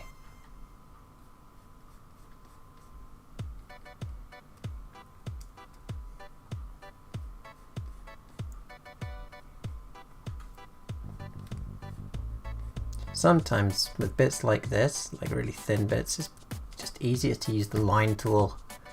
Use the line tool to fill it. Because the fill tool's not going to help us here. Well, alright, I say that and then it just works. But you have to be kind of precise with it.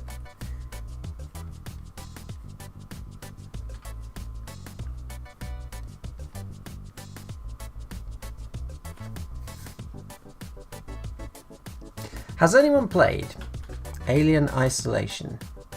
And more specifically, has anyone played the DLC, the original Alien movie DLC?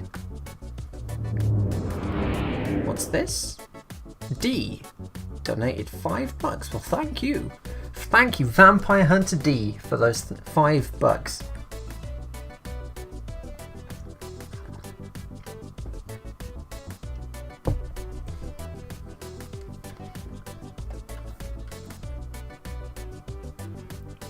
Okay, well, you can build your models in the background if you want.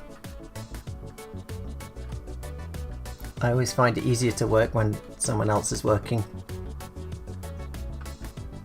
Yeah, Bloodlust was good, wasn't it? Bloodlust was good. I still prefer the original Vampire Hunter D movie, but Bloodlust had some really nice animation in it.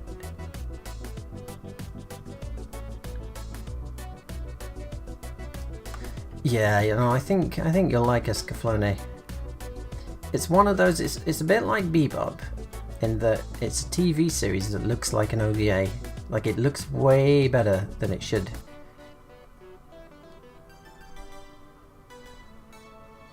And you mustn't ever skip the opening.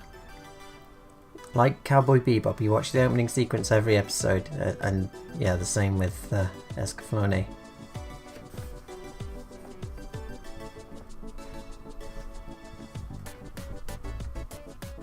I will watch Bloodlust again, I will.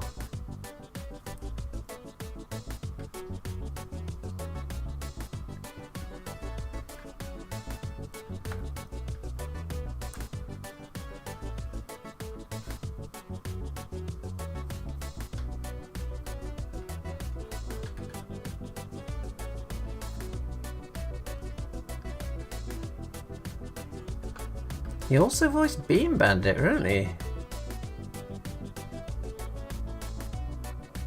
I think my favourite voice actor who you just hear in everything is probably Norio Wakamoto.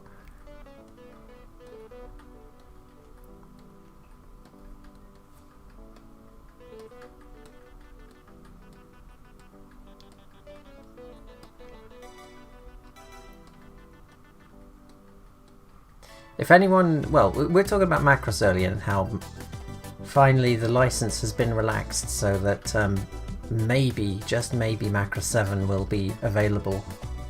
Someone will actually officially subtitle it. And if you're a fan of the Berserk, the old Berserk TV series from the 90s, one of the things that, because I watched Berserk and I think I watched Macross 7 after, or was it was the other way round, either way. So in Berserk you've got Guts, voiced by what's his name, because he changed his name, so my brain can't quite keep up with his voice. Anyway, Guts is voice actor, and obviously his arch rival in it is Caucus, who's just an asshole to him the whole time, and I forget the name of that voice actor. But anyway, they're both in Macross 7, so Guts is also the same voice as Basra in Macross 7, and the main guy who's always pissing him off and getting in his way is voiced by what's his name, Caucus. So it's kind of funny hearing them reprise the same kind of relationship again. I always like hearing Caucus appear in an anime. But yeah, he's really good. He's really good in Macross 7. At first you think he's just like a one-note villain, but he gets like one of the best episodes in the whole series later on. It is lore. All 70 episodes you have to watch the Majinga opening.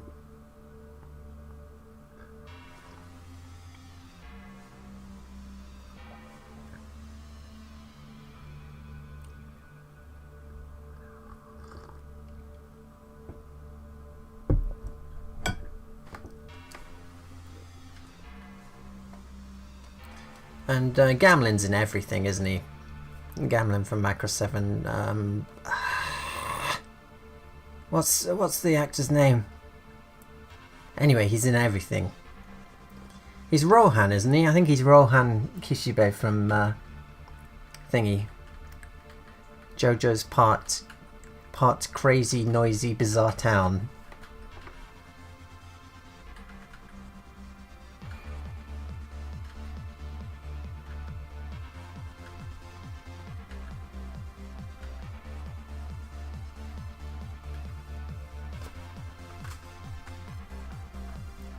Part 4.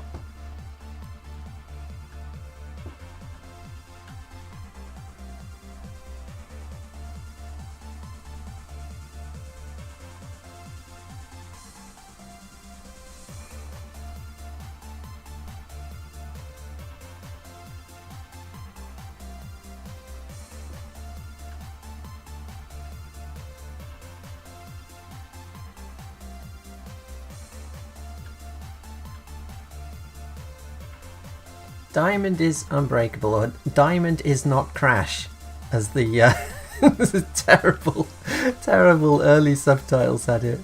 You know, when you get those machine translated Hong Kong to English translations of manga.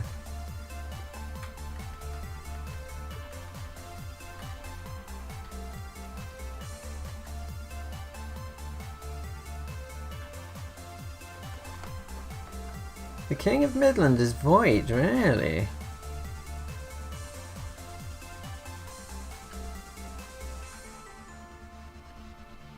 Kono sekai ni wa hito no unmei o tsukasadoru nandaka chouetsu na ritsu. But at least it's true that man has no control even over his own live streams.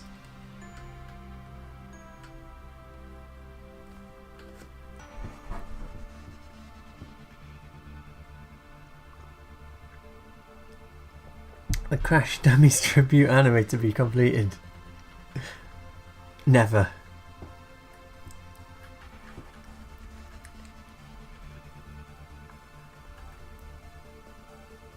Yeah, imagine if Clive Barker had actually partnered with like Junji Ito or something. Get them both on an anime. Because his stuff's always messed up by Western developers. Like, he's done so many games that should have been really good, but... And, you know, the art direction and everything was fantastic because it's Clive Barker, and then the games just weren't very good. I mean, this is the reason he started directing films himself in the first place. Because people kept messing his movies up.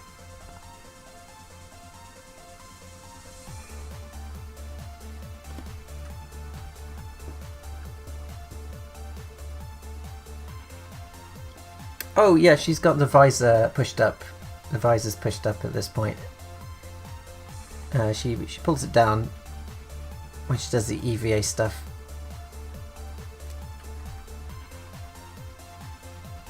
Gonna have to get some interesting sound design going for like the magnetic boots.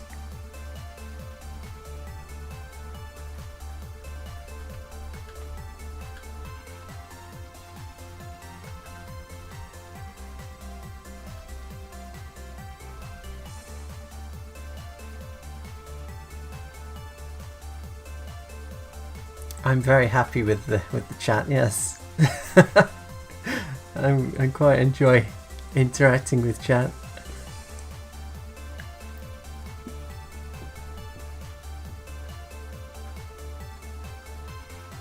Yeah, John Carpenter's so weird. Like he's done literally some of the best and some of the most, well, I guess that was a film and now I'll never watch it again things ever.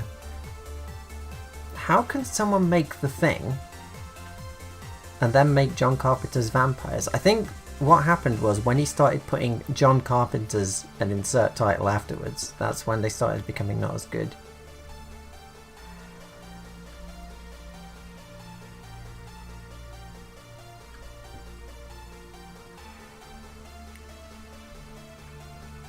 And I only say this because I know John Carpenter's never going to be watching a stream by literally who... I would never say anything so cruel if I knew that he was listening. Because I really like John Carpenter. Isn't that the problem? Isn't that the problem, chat, with life today? We say stuff and we assume that the person we're talking about will never hear it. We never realise or really care that there's someone on the other side of the keyboard, I guess. Bullying is bad, okay. There's my public service announcement for you.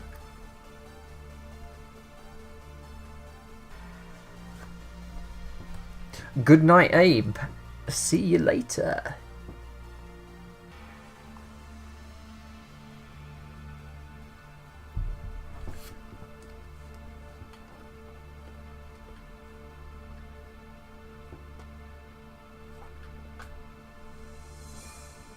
Oh, Koichi does some fantastic stuff, yeah.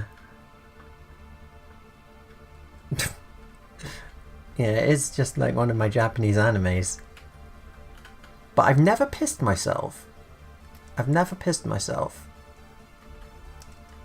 OtaKing pissed himself, and his sister did as well. She pissed herself in Metal Gear Solid 2, I think.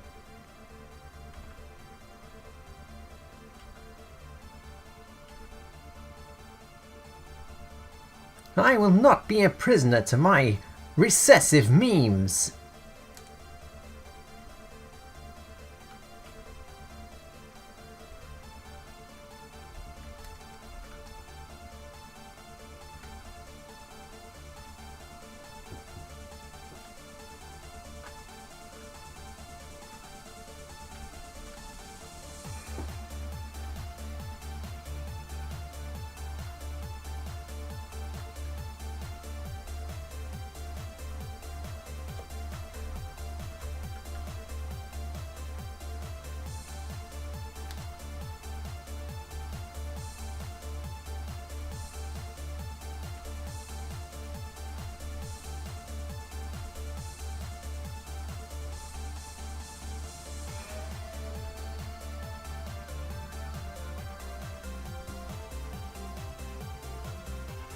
Oh,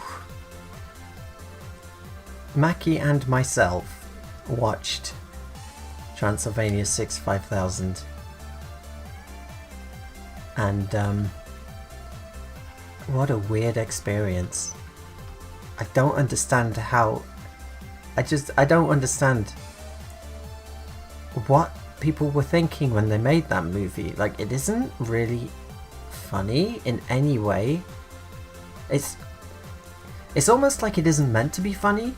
Like someone made a bet or something that I'm gonna make like this horror comedy, but all the jokes will deliberately not work or something. I don't know. It's a really.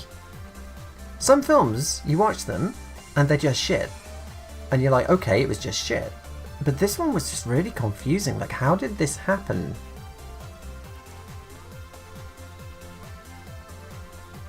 It's a bit of a surreal experience watching Transylvania 6 5000.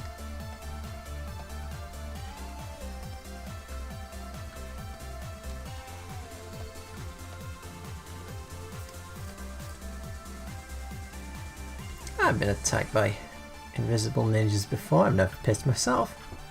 There's no excuse.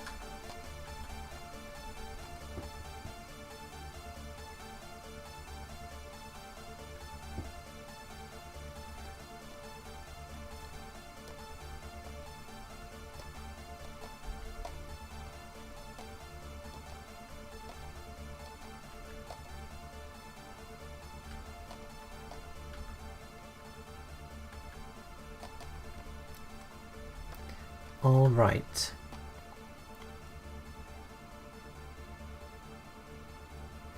We are making progress.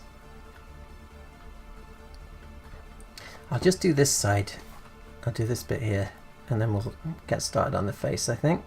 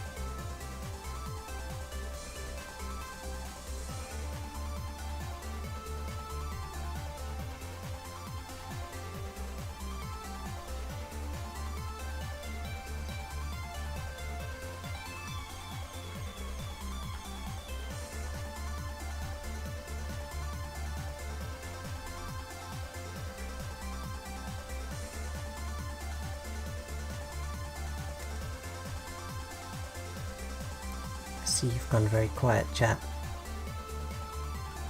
If you've all fallen asleep, sweet dreams, if so.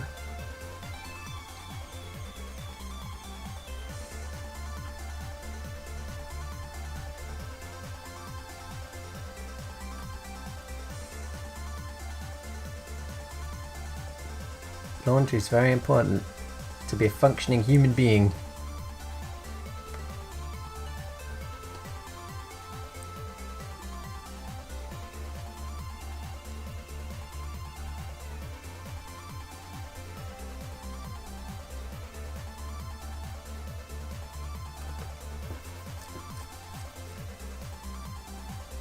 Ah.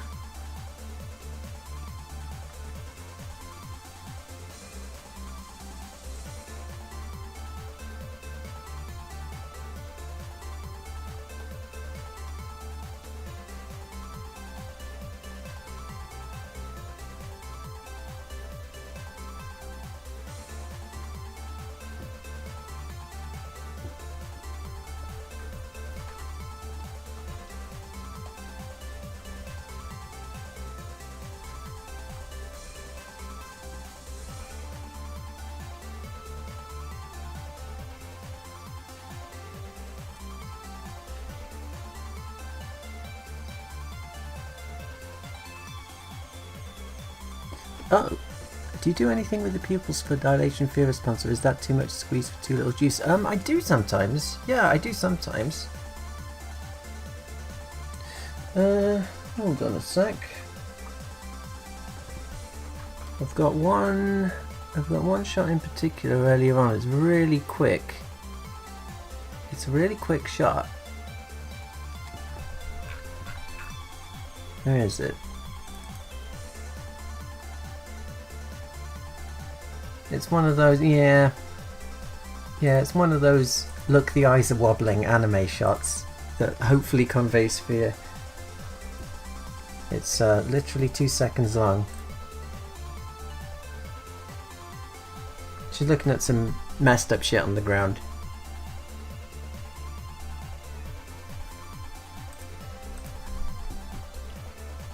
But I don't think I'll do that for this one.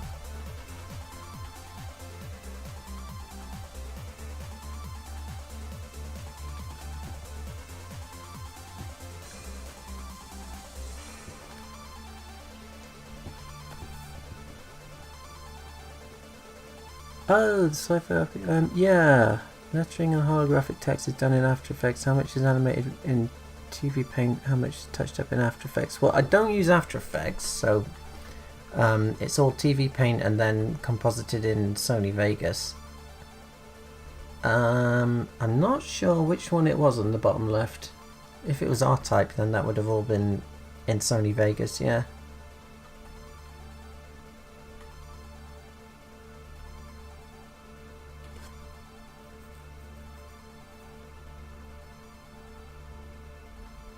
I saw a few episodes of Redo of Healer and then there weren't any more uncensored out, so there's no point watching such a trash show censored. You either go all in or don't bother with something like that. Like, like Interspecies reviewers.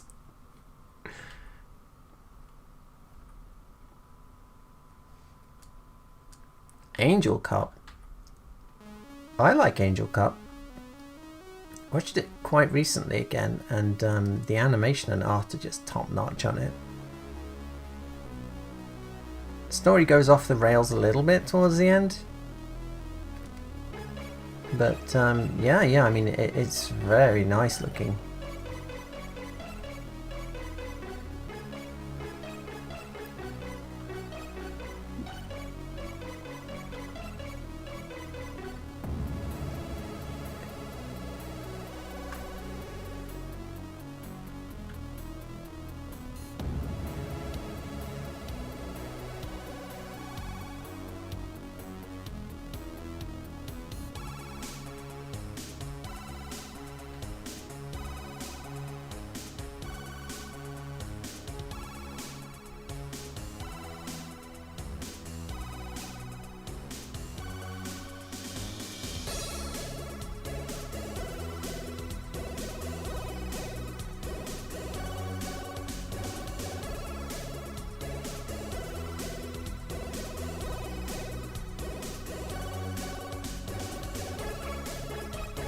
I've seen the Angel Cup dubbed like years ago, but yeah, I've only watched it subbed the last couple of times.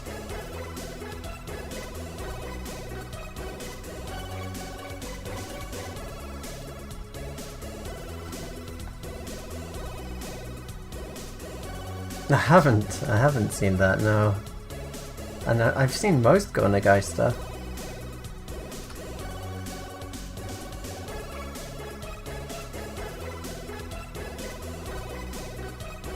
Alright, let's do some face shading, I guess. Here's something easy. We'll fill in the nose without it spilling out everywhere.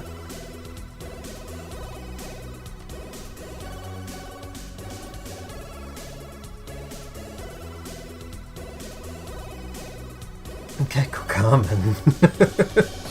Trouble with Kekko Carmen is that it just doesn't look very good, does it? It doesn't look super amazing. It's certainly not Devilman.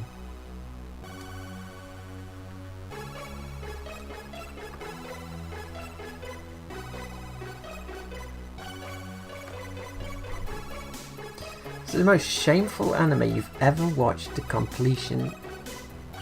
I've never seen Night Shift Nurses?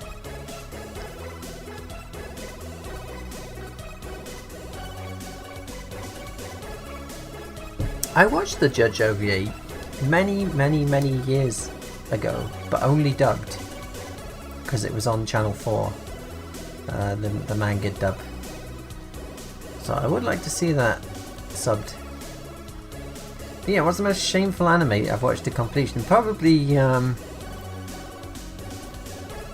don't know, like Eromanga Sensei? Maybe? I don't know. Interspecies reviewers?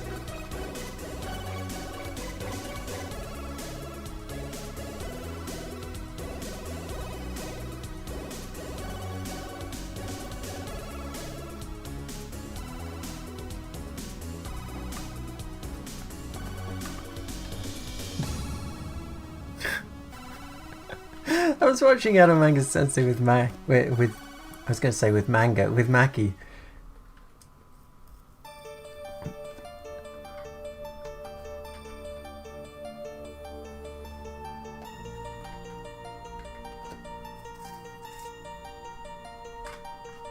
Oh, okay.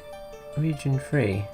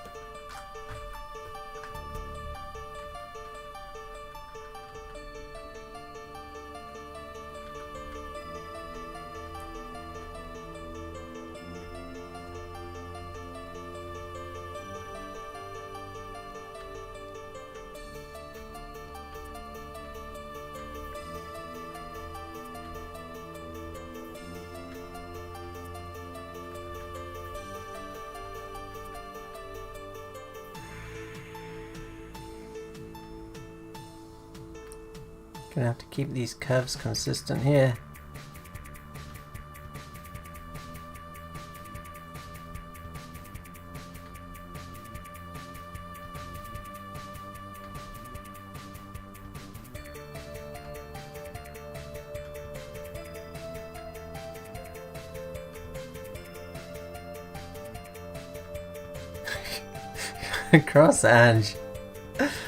Cross-Ange would legitimately have been better if it had all just... So many anime do this now. Like, they start with an interesting premise. In this case, super rich princess gets locked up in a prison and sees how the other half live. And you know, that's interesting.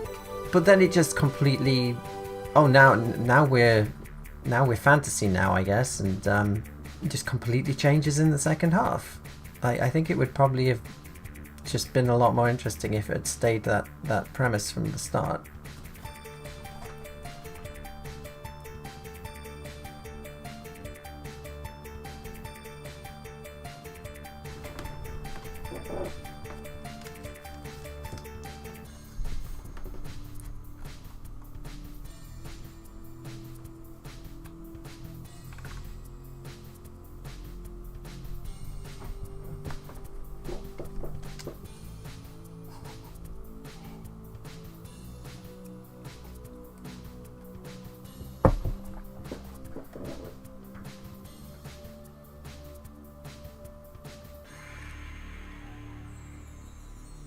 Oh, you watched some Tank Police, did you?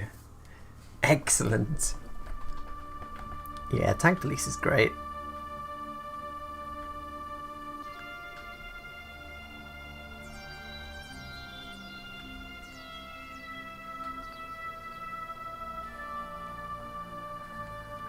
Hellgirl, I did. I watched all of Hellgirl. And I remember it being kind of forgettable. So I remember not really remembering it, I guess.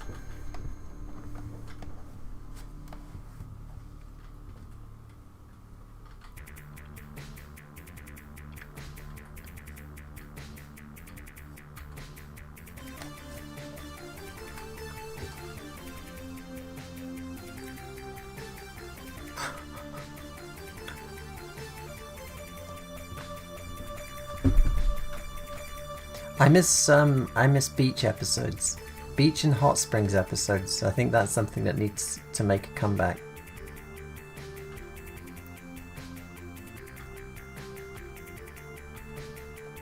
I think the fan service episode from Outlaw Star was a masterpiece. Absolute masterpiece. They cut it out from the I think the US dub that they showed on Toonami or whatever. They cut the whole episode. So I don't know how they explained that particular bad guy never showing up again.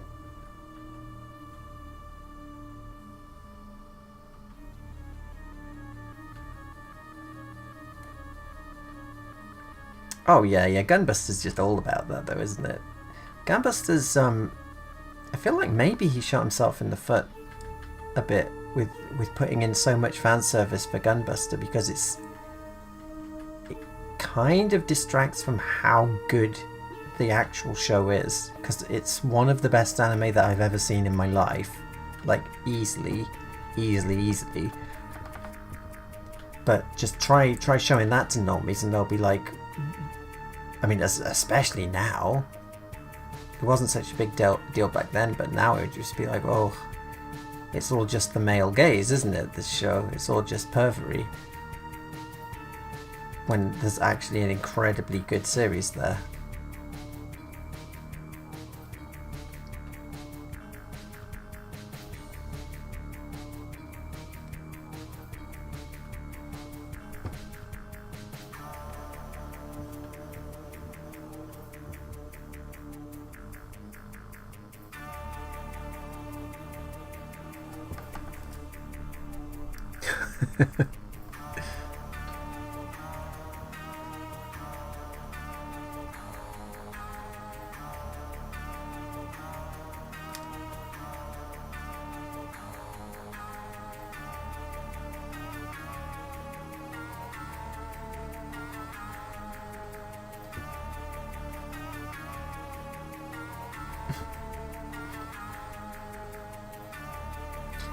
I despised Diebuster. I can't even tell you how much I hated it. Finally get a sequel to Gunbuster, and it's in like this completely. And here's the weird thing. I'm gonna say it was in a completely disgusting art style that had nothing to do with the art of the original. The mech designs were trash. Like everything was just organic. The whole thing just felt like shit. Like it was made by people who hadn't seen Gunbuster, even though it was made by people who made Gunbuster. And that's my thoughts on Diebuster.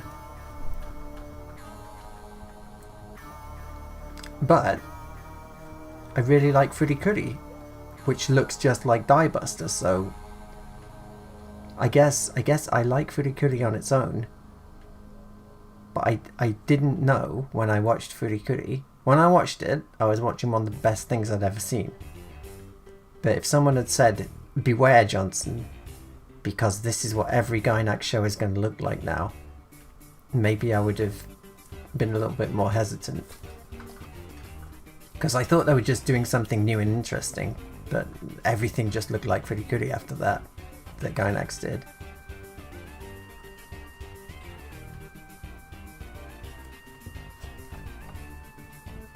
Cory in the House is the greatest anime of all time, yeah. I mean, that's just a known fact by everyone, surely.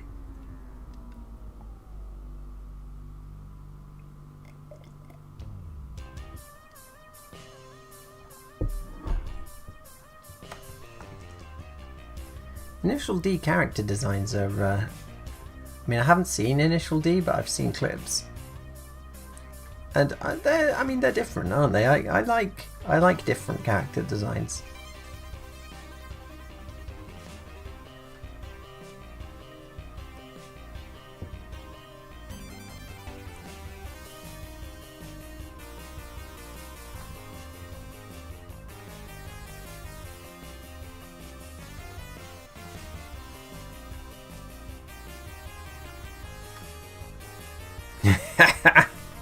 Hono no Tenkosei. Blazing Transfer Student. Yeah. One of my favourite anime.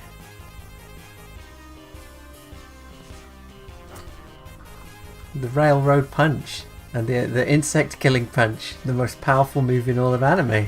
The Insect Killing Punch. Developed in the school canteen.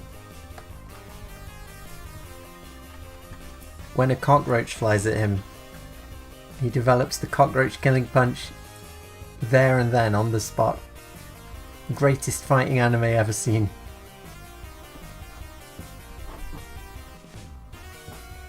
Yeah, Maddox is great. It's a nice little kind of prequel almost to Bubblegum Crisis.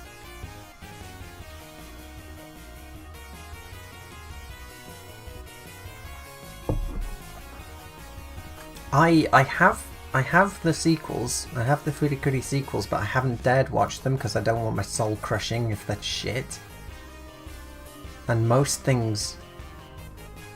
continuations made years after the fact are shit, I've found. So I mean they're not. I just don't think they can capture that magic again. But I mean, if anyone's seen them and they're actually good. Are they good? Japanese dub of Ultimate Teacher is good.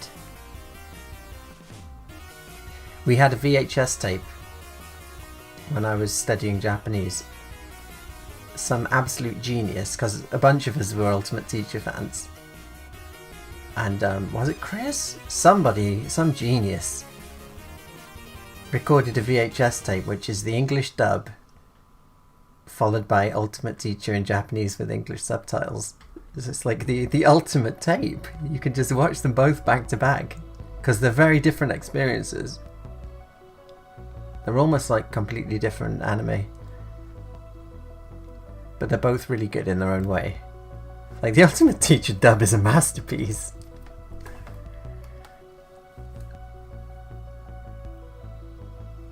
Big muscle dude is dressed in a maid outfit. That's probably Project Echo.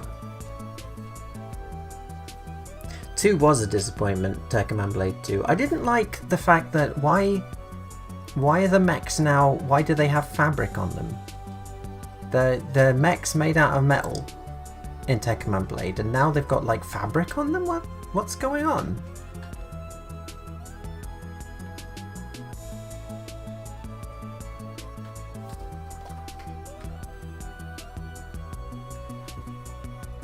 They're not shit, really.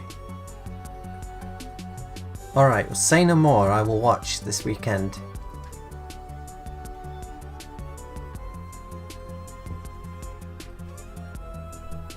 Onizuka's fantastic as well. I was thinking about it earlier.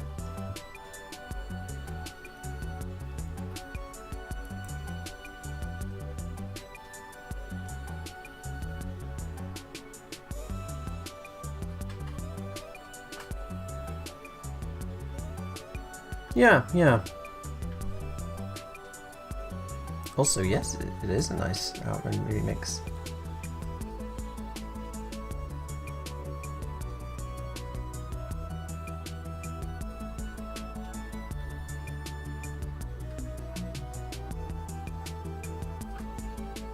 I was about to mention Virtual On earlier on in the stream, and then I was like, well, no one will really be familiar with it, so I won't bother. But I remember at the time a bunch of us talking about it, because there was a Virtual On art book that was out, and it had like a, I guess what you call a roadmap of content nowadays. It had a roadmap in it of stuff they wanted to do, and there was the first game, the second game, and there were things like audio CDs and a TV anime were here in the art book mentioned of plans they had going forward. So, you know, that was pretty official looking. They're going to do an anime, or at least they plan to, but it never happened. That could have been really nice.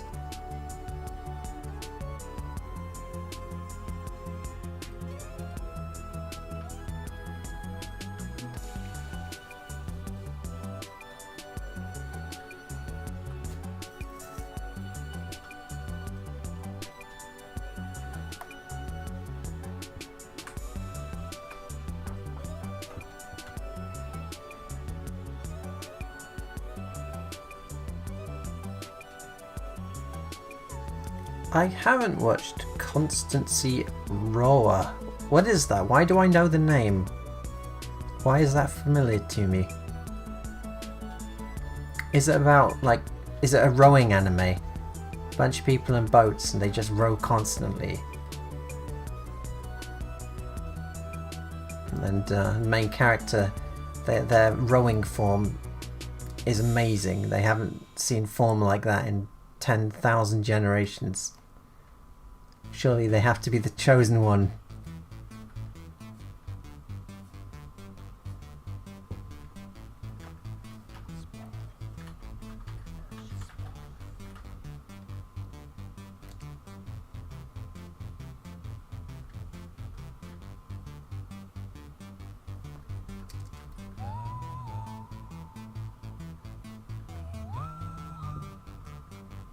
Yeah, it's definitely better on twin sticks. You can't really play it on the pad, can you?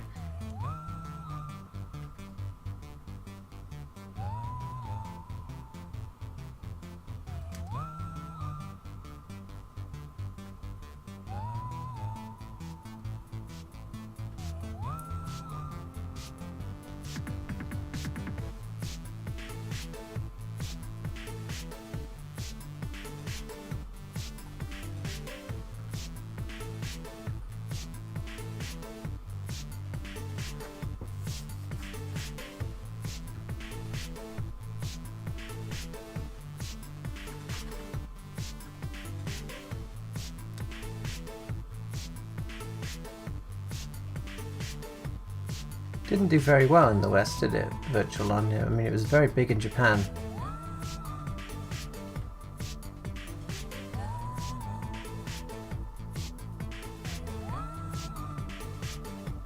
Mech stuff never does that well in the West, though, does it? Really? It doesn't have such an inbuilt fan base as it does in Japan. People just like robots in Japan, like big pilotable robots, whereas unless it's something like Transformers, people don't seem to really care in the West. It looked like things were going to turn around a bit with Pacific Rim, and then it was a huge hit and then just completely disappeared, and then they made like some shitty straight-to-video sequel to it with no budget. What the hell happened there?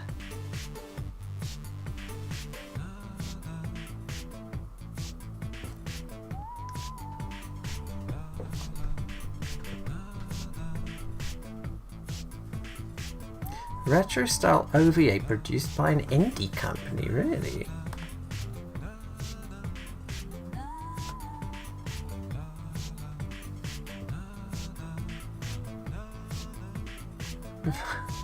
Retro Tony Vegas.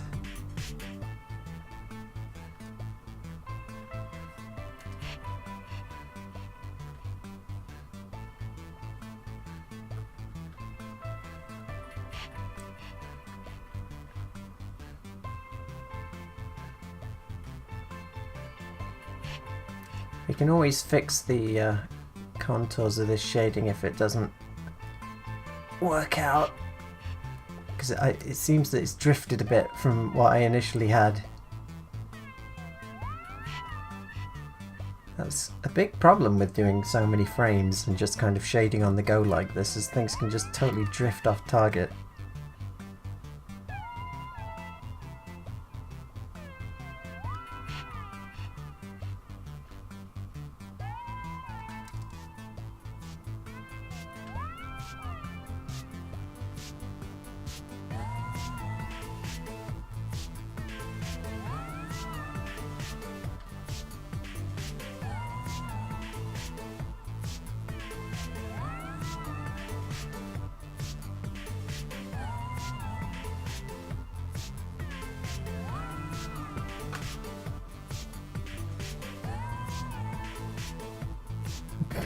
I can't review Angel Cup, you're not allowed to like it for reasons.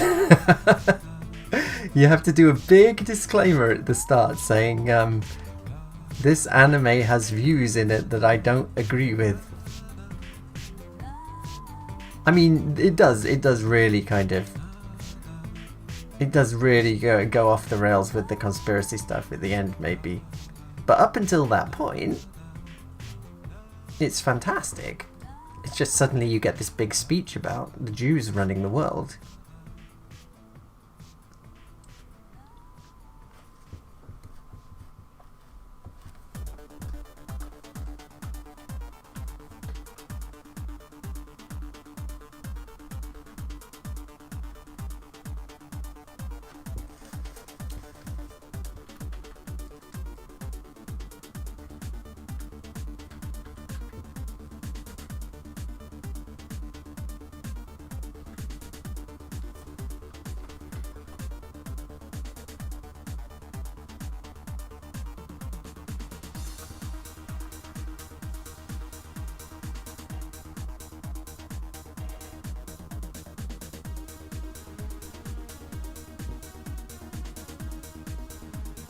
I'm not a fan of pineapple on pizza.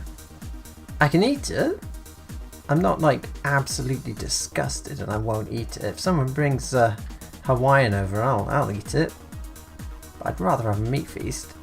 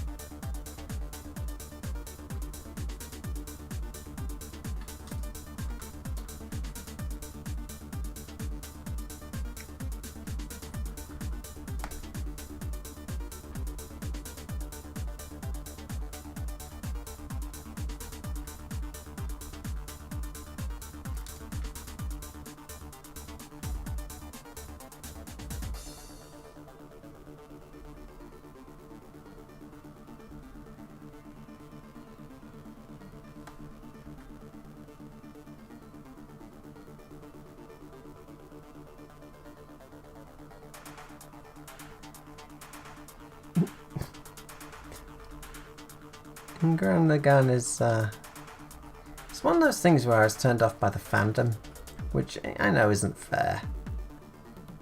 You can't, you know, if you judged a show by how the fans act in public, then you just wouldn't like anything, would you?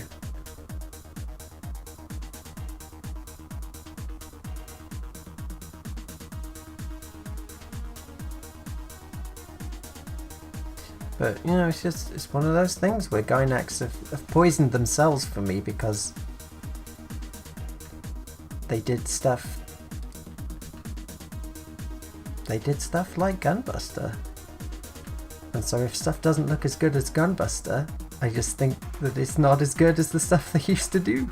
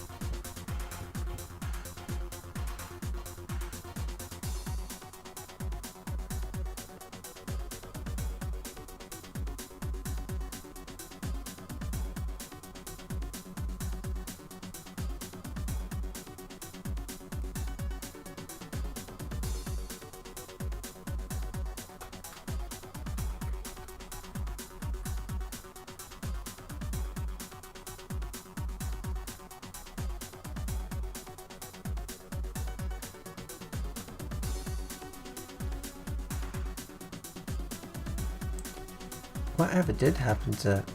Wasn't it... It stood for something really weird, like another push in planning or something? I know they did Project Aiko.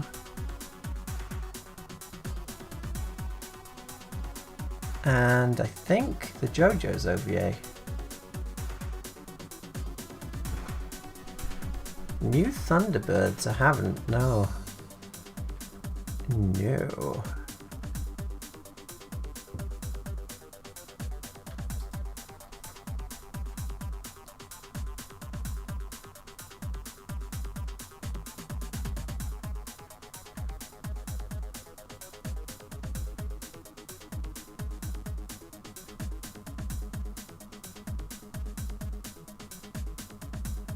Ugh. Fist of Blue Sky.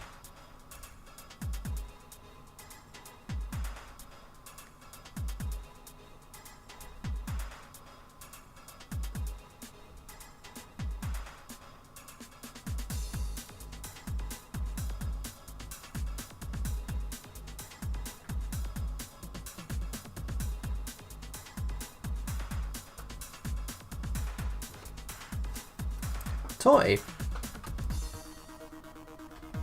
Toy is one of my favourite OVAs. Not sure how much people will get out of it if they haven't read the manga, and I don't think the manga is even available in English. But no, even if you haven't read the manga, it's such a good snapshot of the feeling of the manga.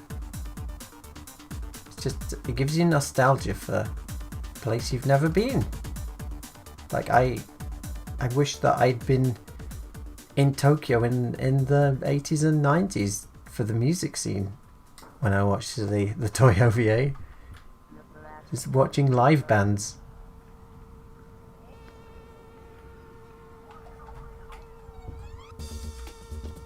It's out there. There's finally the Blu-ray remaster coming. So we'll finally get to see it in quality that isn't, you know, several generations ripped from Laserdisc.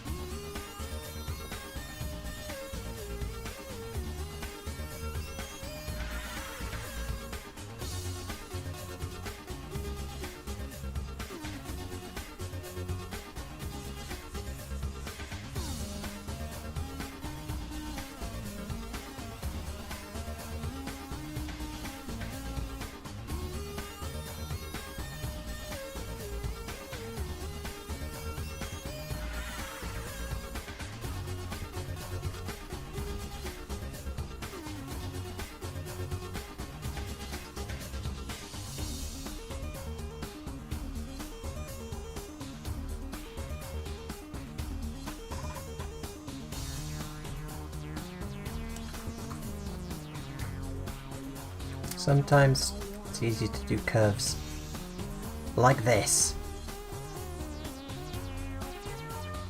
Just flip that canvas around.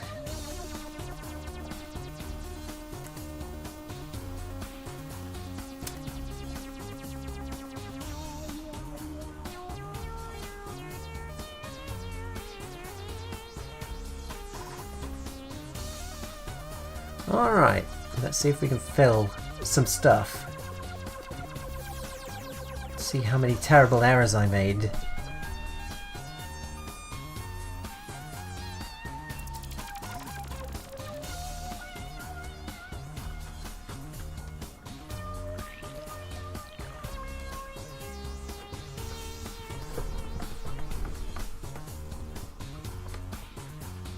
Yeah, there's, you're probably thinking of the cockpit for super detailed World War II planes. It's an OVA by Reiji Matsumoto of Galaxy Express 39 fame.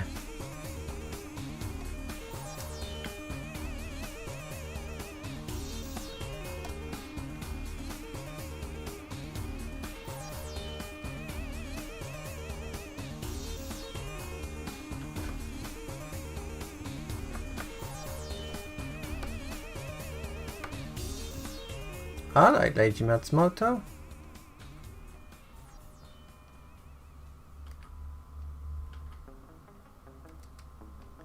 I really need to watch all of Galaxy Express 39 at some point.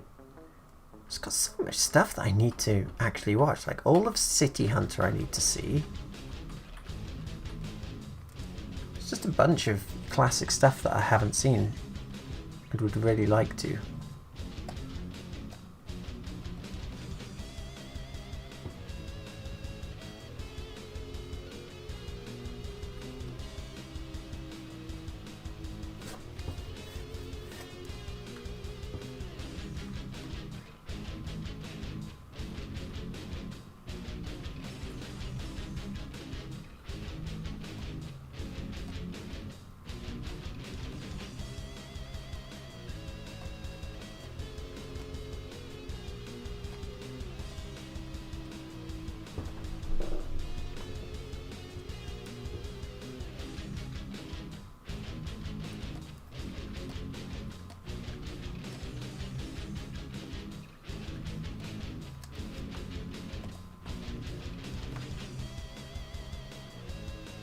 I can't see a gap in these lines. But there's one there. There's one there. But I can't see it. No. So yes, there's definitely no, there's no gap, but oh. Okay, so there wasn't a gap. Fine.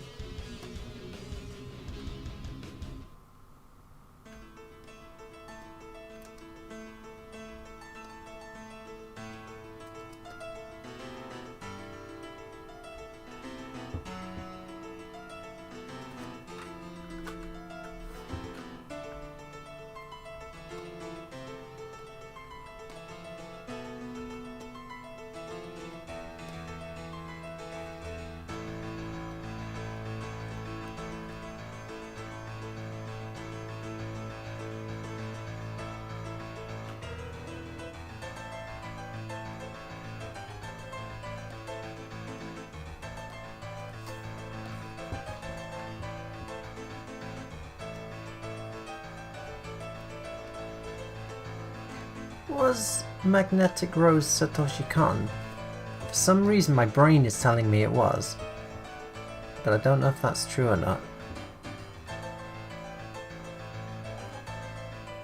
Actually looks alright, this side of the face shading, I think. Thought I'd have to do extensive touch-ups, but no. Alright, we'll do the ear then.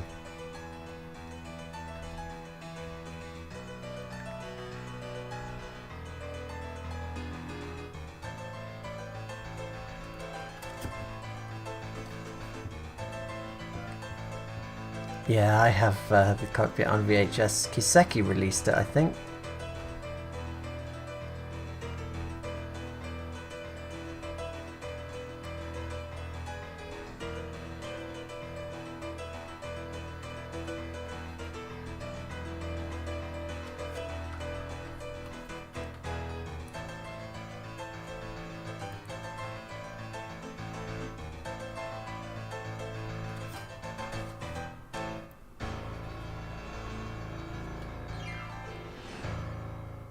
Oh, right. Yeah, the Stink Bomb short was my favourite off of Memories. Talk about people who were taken from us too soon. But he was probably just, you know, taken home to make Kino in heaven.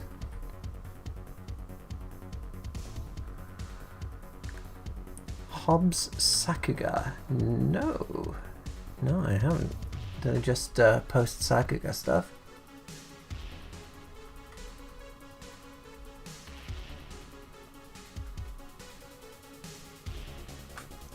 Ah, indeed, yeah.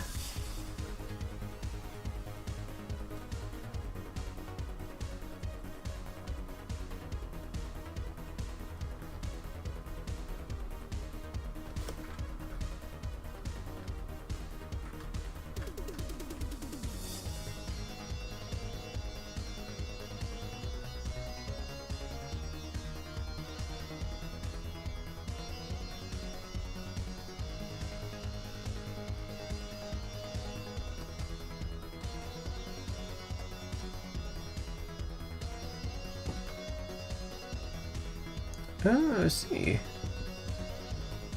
I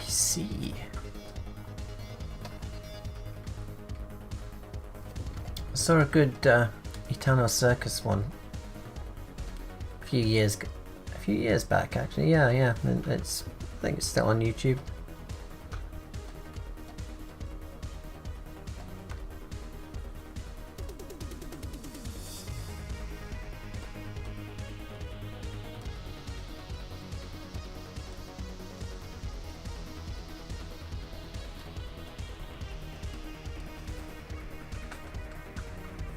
No, it was finished. Let's see. Is it still in my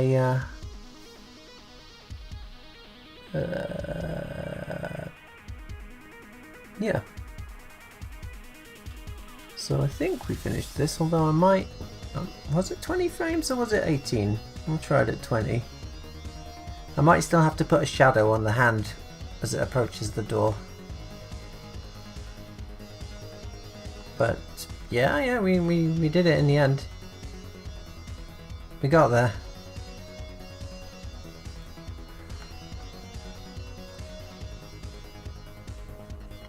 I've been doing that in the meantime.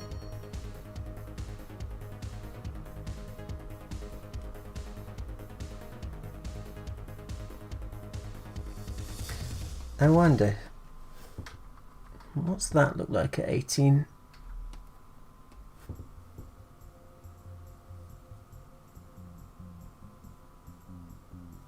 Might look better at 18 actually, because I love smooth animation, but there's such a thing as too smooth, I guess.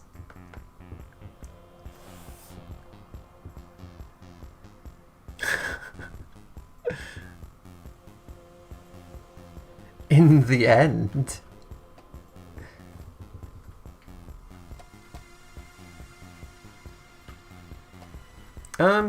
It's normal G. It's 1G.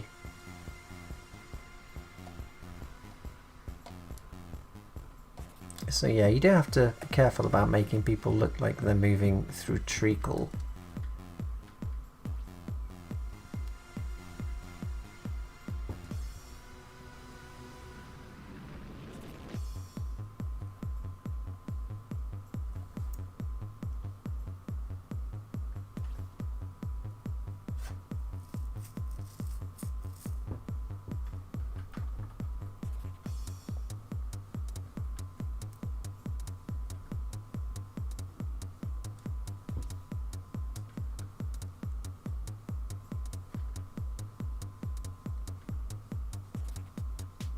hopefully we'll have both. Have decent animation and sound for this. I mean, I know the music will be great, because Zach never disappoints.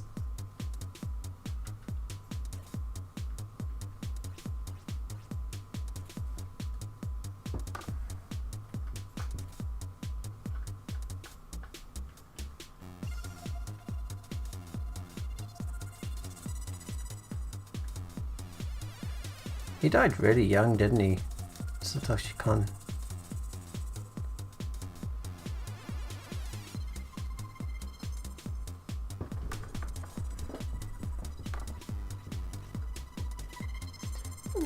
Yeah. I mean, I'll once all the shots are slotted into the Sony Vegas timeline, we can always speed or slow things down to make them mesh better with the shots preceding and coming after.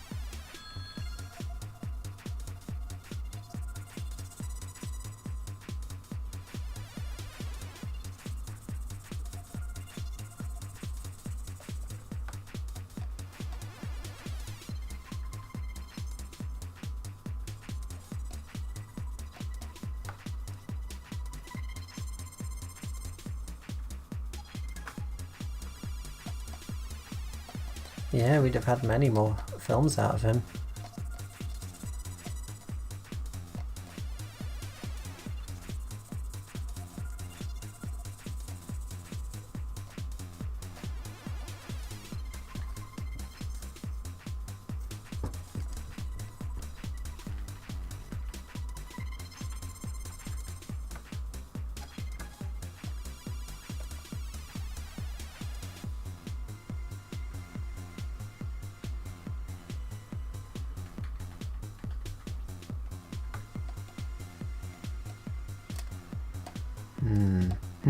Well, there's a problem. Maybe not, though. Nah.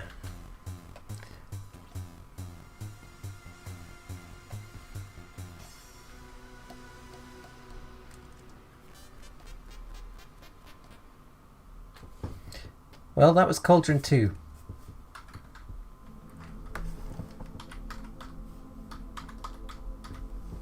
Let's have another.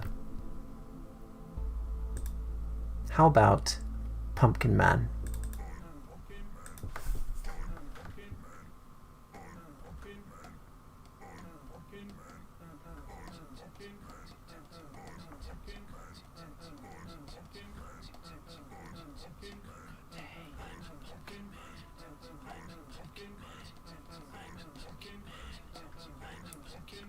It is a bit, isn't it?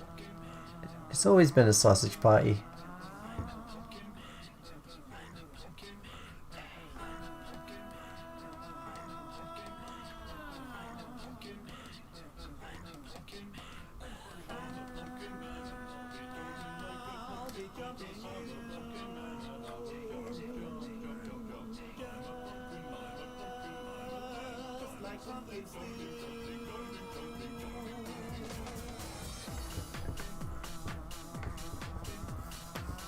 Indeed, yes. The fund bar is for sandwiches.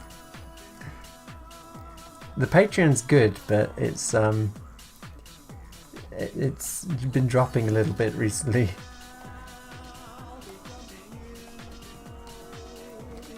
So I don't spend my money on super extravagant lunches. So I pretty much live on sandwiches.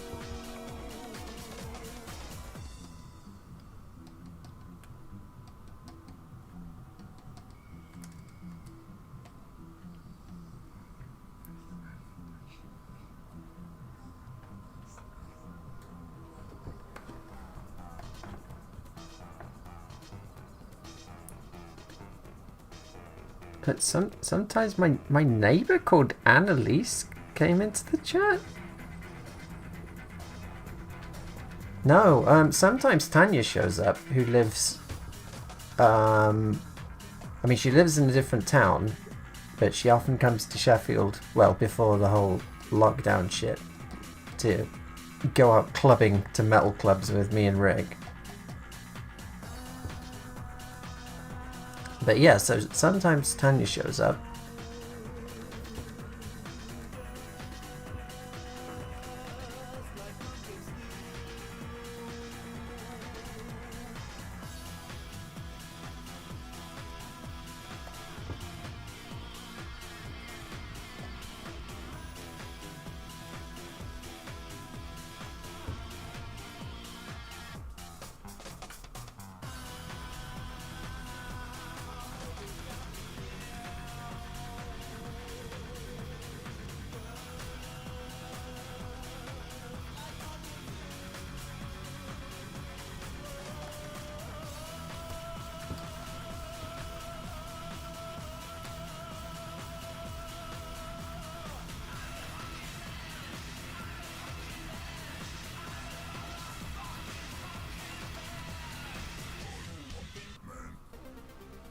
Well, that was Cauldron 2. Let's have another.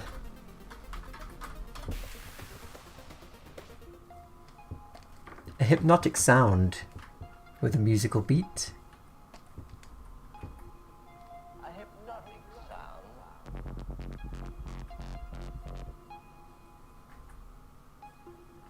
With a musical beat.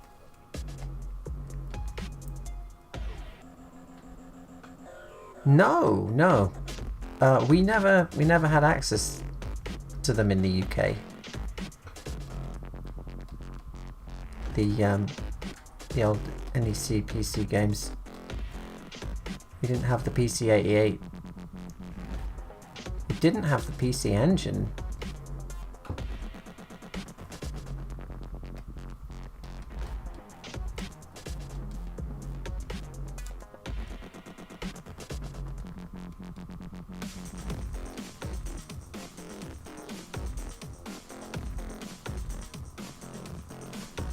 Warframe animation is on the Mashed channel on YouTube.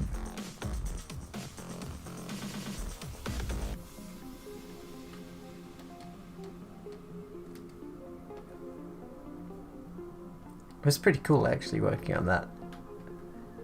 And there was like a Digital Extremes event going on in London, you know, with all the staff there. So we went down to that, me and Tom from Mashed, and they'd laid on some good food and like free beers and stuff.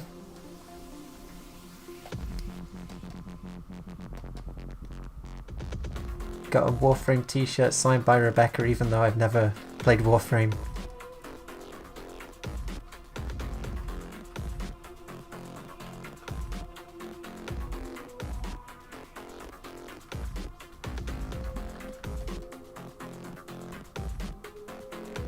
I think so. I think it was the same thing. TurboGrafx and PC Engine were, yeah, the same thing, I believe. Complete control.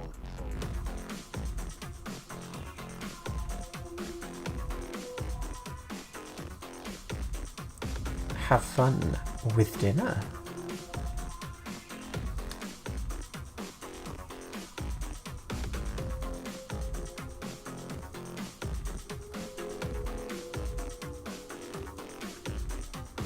Yeah, it was a, I think, fairly short-lived console in the West. It was basically a kind of reskinned PC Engine.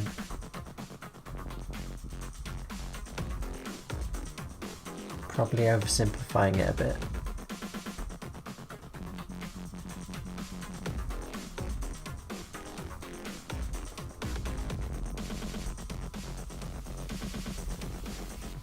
Complete control.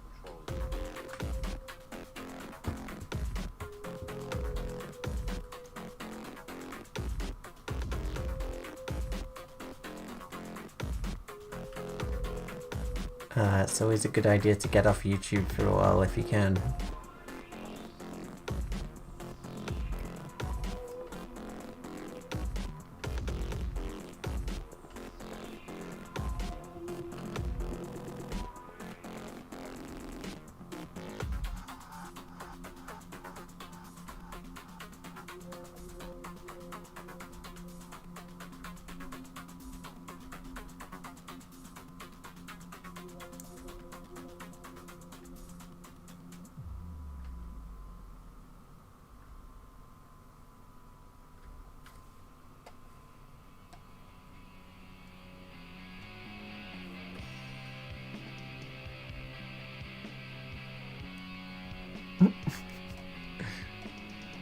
Well, it's years between me uploading anything though. I mean, apart from the live streams.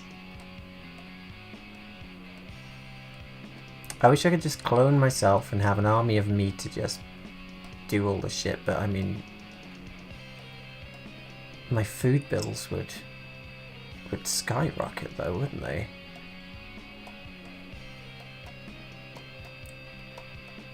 I guess I could like make them live in the basement. But they try and overthrow me.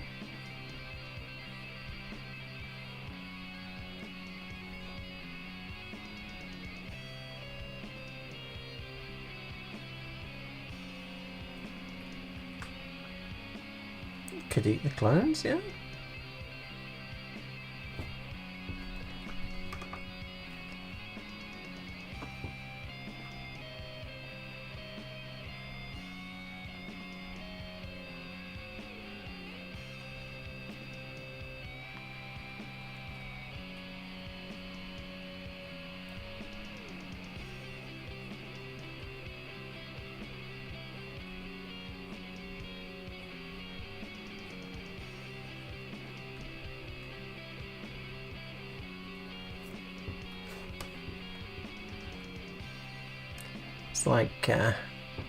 It's like pirating VHS tapes. The quality goes down with each copy.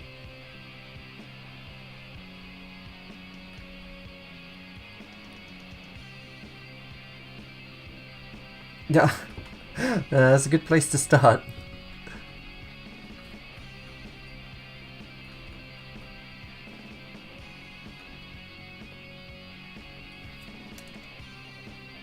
Back in ye old Twitch days, I thought, well, I'll switch to YouTube because there's so many more people on YouTube. I'll probably get more viewers on YouTube.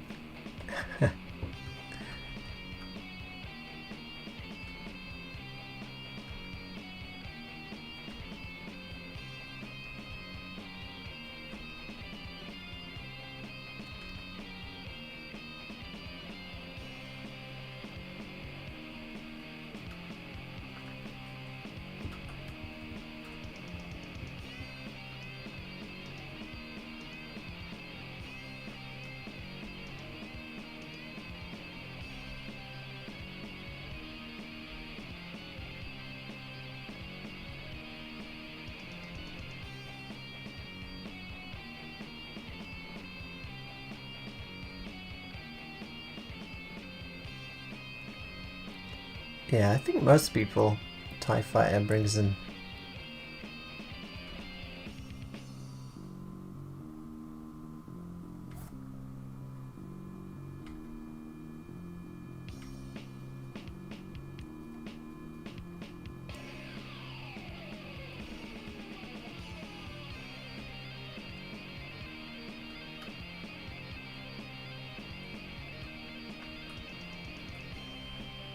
Oof. Well, the fact that you're still here means that you must have successfully defeated it. So, congrats.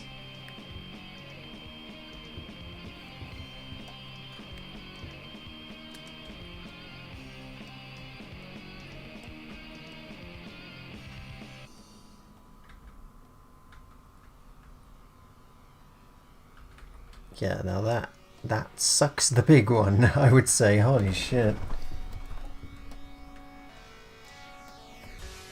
I'll pray for you.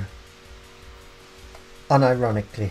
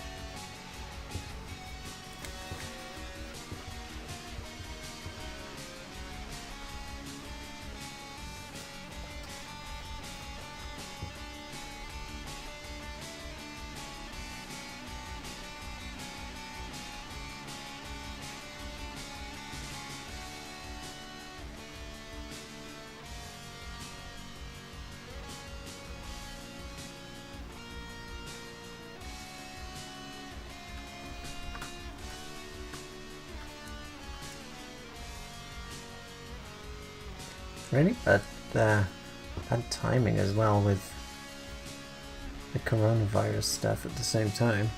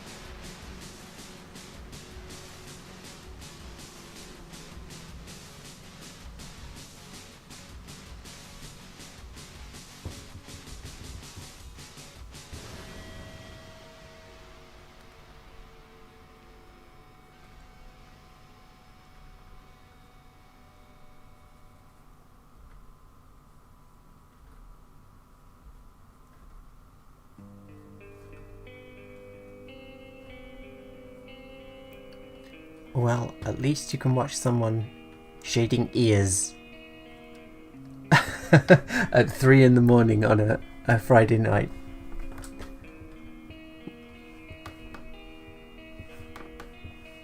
No, I was thinking the same thing. Like, everyone seems to die of cancer these days. Like, I've had a few family members go from it, and it's really depressing. And I keep thinking that I'll die of cancer. But if I do, like, I've had a great life, so yeah. But I mean, hopefully you won't. You'll be fine. I just put in a good word for you with the man upstairs. So yeah, you'll be okay.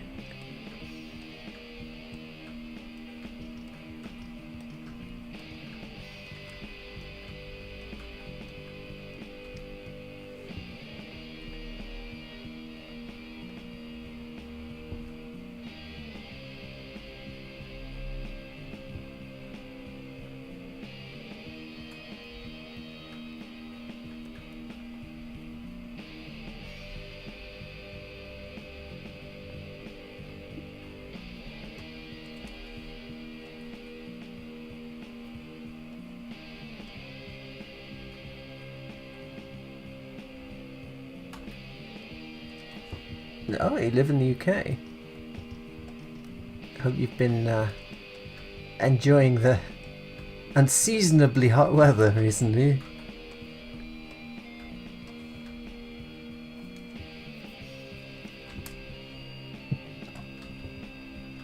I think that would be the real curse, living forever. And watching everything that you enjoy just gradually get worse and worse.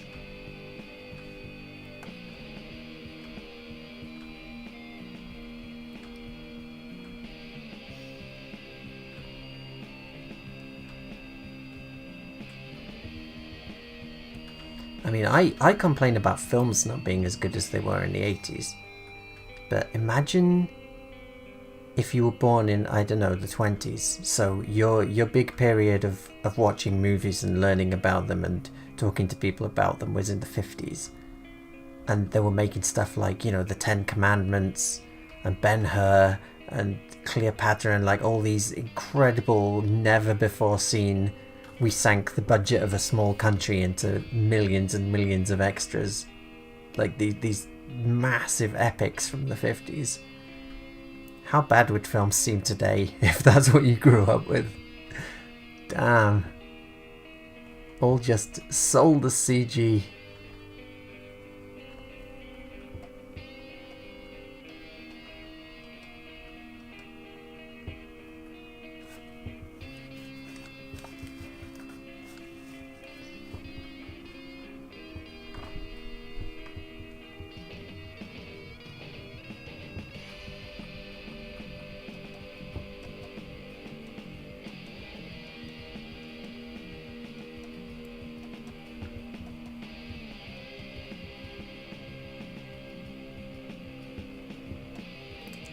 Yeah, you would have seen more of it than me, being, what, 48? A few years older than me.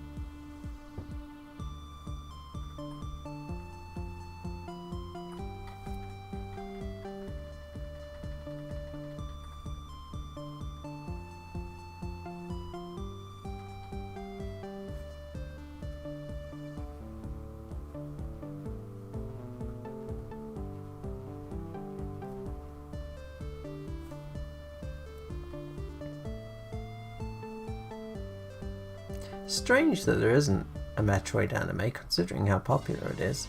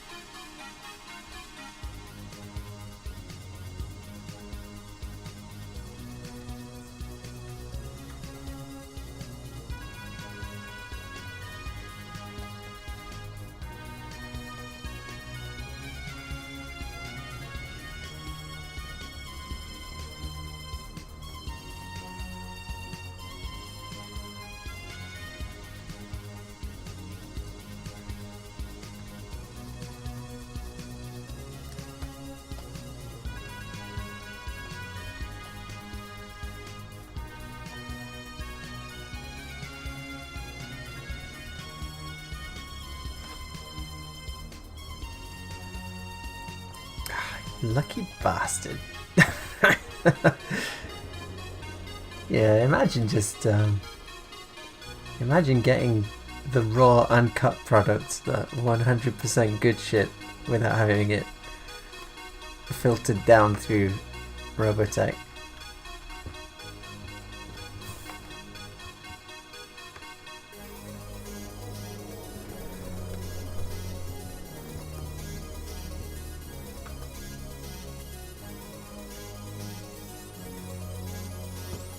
Indeed, yeah, we were talking about that earlier. That might finally get Macro 7. Although the music licensing would be a nightmare, I imagine.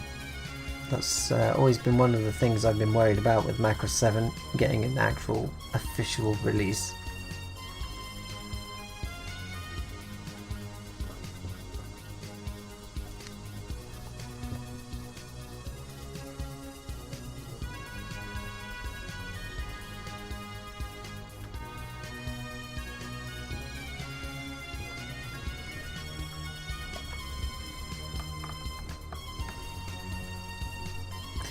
Yeah, it definitely caused a lot of good at the time. But I think the goodwill that it had has... Because it had nothing but goodwill when I was going to anime cons and, you know, reading up about anime and learning about it and stuff. But yeah, they've certainly squandered any goodwill, I think. Harmony Gold at this point. I mean, they're not even an animation company, are they? They're just a real estate company now, holding on to... just holding Macross hostage.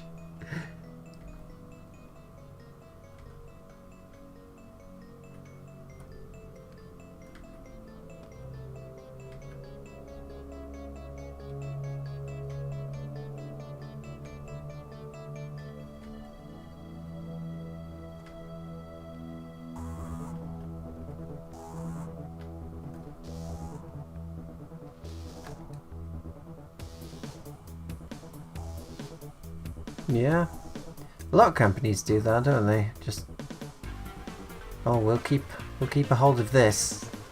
Oh shit, we've got 1 year before the license lapses. Let's put out some shitty comic or something to keep hold of it.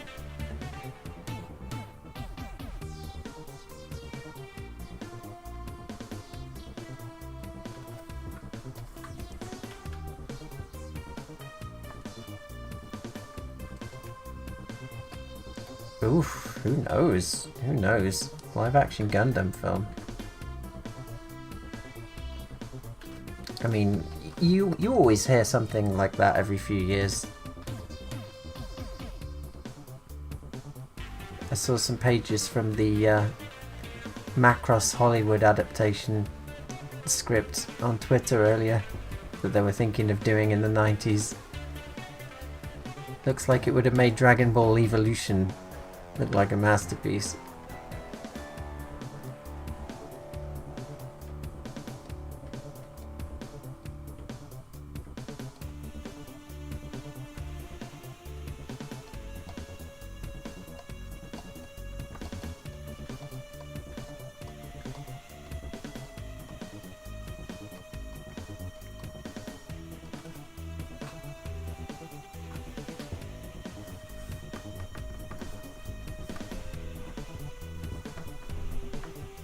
G-Savior.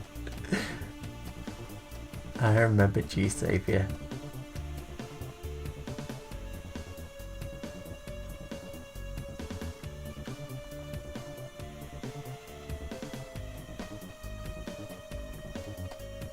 I mean, you had James Cameron, who was a huge Battle Angel Alita fan, and if he couldn't get the film made, because he's been wanting to make it since the 90s, hasn't he? And if he only got it made like the past few years, yeah, you need someone really motivated who really likes the thing to just push it into happening. And even then, the studios will probably just, if it gets made, the studios will probably just never do anything with it. Like that Judge Dredd movie they did that was actually good a few years back. Nothing ever happened with it.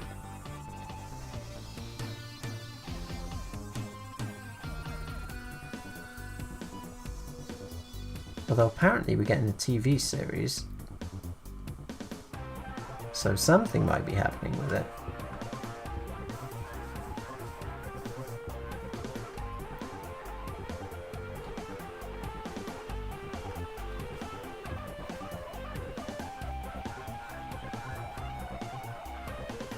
Yeah, I really liked Dredd. I thought it was... I mean, I went in thinking it would probably be shit, and I was very pleasantly surprised.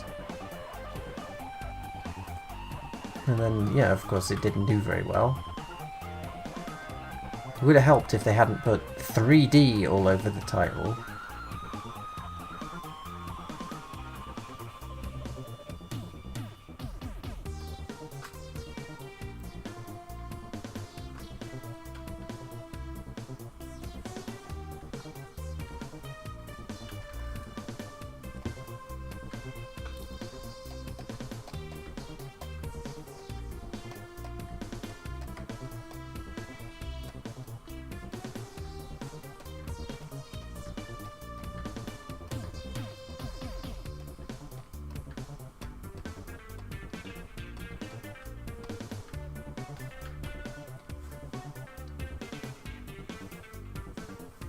Progress is happening right before our eyes.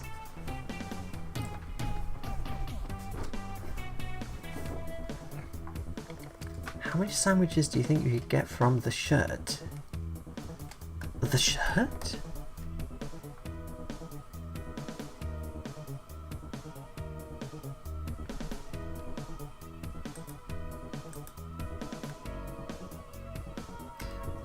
Shall we do another coffee break? I think we should do another coffee break. I'll see you back here, chat, in just a few minutes. A very special cup of coffee, a new standard in richness, a new standard in pureness, blended together to give a new standard in smooth. The Gold Blend standard, only from Nescafe. It's only memories of Earth and the rich smell of this coffee that keeps my spirits up. Coffee. At least we'll reach our destination soon. Coffee.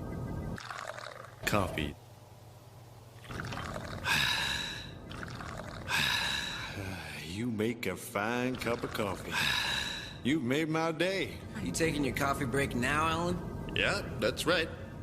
You want some? Coffee. And I had to go make coffee for two. Hurry up, would you? My coffee's starting to cool off. Coffee, my salvation from my day-to-day drudgery. Coffee. A little bitter, but still an excellent blend. Boy, you should switch to decaf. Hello. I'm sorry to bother you, but I'm having a dinner party and I've run out of coffee. Come in. Thank you. Will Gold Blend be too good for your guests? Oh, I think they could get used to it. It's a very sophisticated coffee. They have very sophisticated taste. Do they? Yes. Well, I must be getting back. Now, golden roasted, richer, smoother, Nescafe Gold Blend. Have you met your new neighbor yet? Oh, I've popped in for coffee. Come on, Dad. You're playing Vicky, not Andre Agassi. Don't be so sure. Agassi. Hi, call me Andre. Nescafe, Andre? You bet. Nescafe sure is coffee at its best. That's the best thing served to me all week. Who's up for doubles?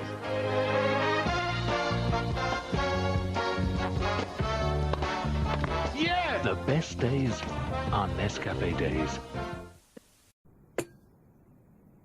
今結構忙しいんだろ？そういえば例の歌の歌詞はで私はあなたが好き。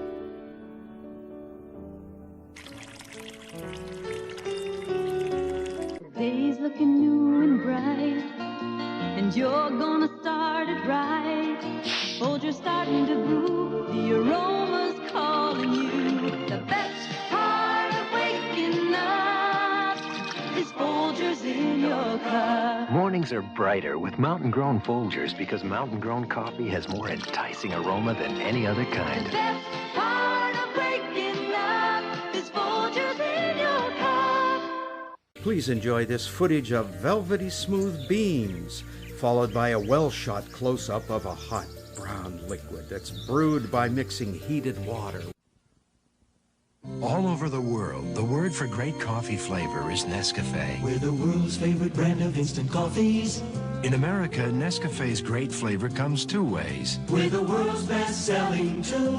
Nescafe Regular in the red label. If Nescafe can please the whole wide world. And now Nescafe Decaffeinated in the green label. We can sure please you. Same kind of flavor. Nescafe Regular, Nescafe Decaffeinated. What's your pleasure? お嬢さん方を応接室に。はい。美味しいコーヒーを入れましょうかね。美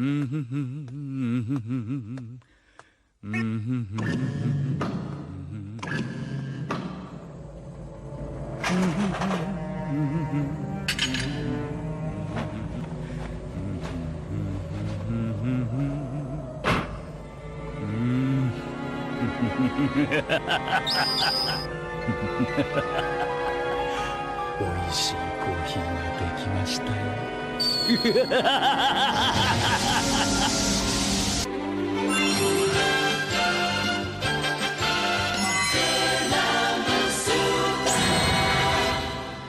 I only showed you that to remind you you desperately need your fix. 男の温度が上がった。飲んで飲んでまた飲みたい。缶入りコーヒーウエスト。 Go west. いつもそばにいてね。ボス、私のそばにいてね。ボス、決して私見捨てないでお願い。Boss, I can't live without you. Boss, I can't live without you. Boss, いつもそばにいてね。Boss, 私のそばにいてね。Boss, 決して私見捨てないでお願い。Boss, I can't live without you. Boss, I can't live without you. I'm back. Let's get some more shading done. I think. Let's put this shading on the nose.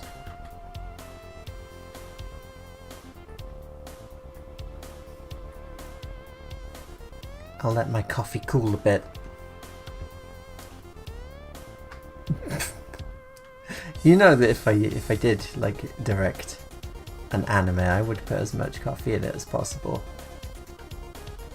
There's coffee in this? Hold on, let me find it. Which scene is it? Scene 2? No, scene 3. Got all my folders organized like a proper boy. Where is it? There we go.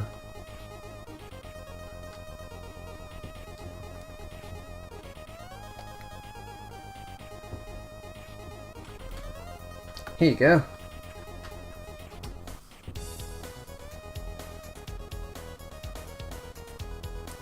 As you can see, still needs colour. Look at the water physics on that coffee. Did you see that? Check out the... Look at... I had fun animating the coffee sloshing around like, oh! Did you see that?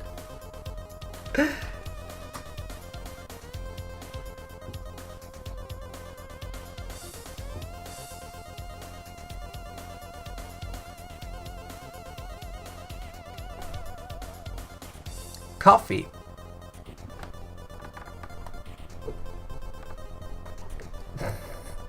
Maybe the ship's computer has just figured out infinite coffee. I wonder what voice actors for projects like this think. They do the voices, like Phil and Sarah did the voices for this ages ago. And then they don't hear anything for like 5 years. And then I guess they get an email saying, oh yeah, that thing you voiced, I've finished it now. And it's just gone up. Must be a very strange profession, voice acting. You don't get to tell people about your work until you're allowed to. And you don't hear the work that you've done for years after you've done it.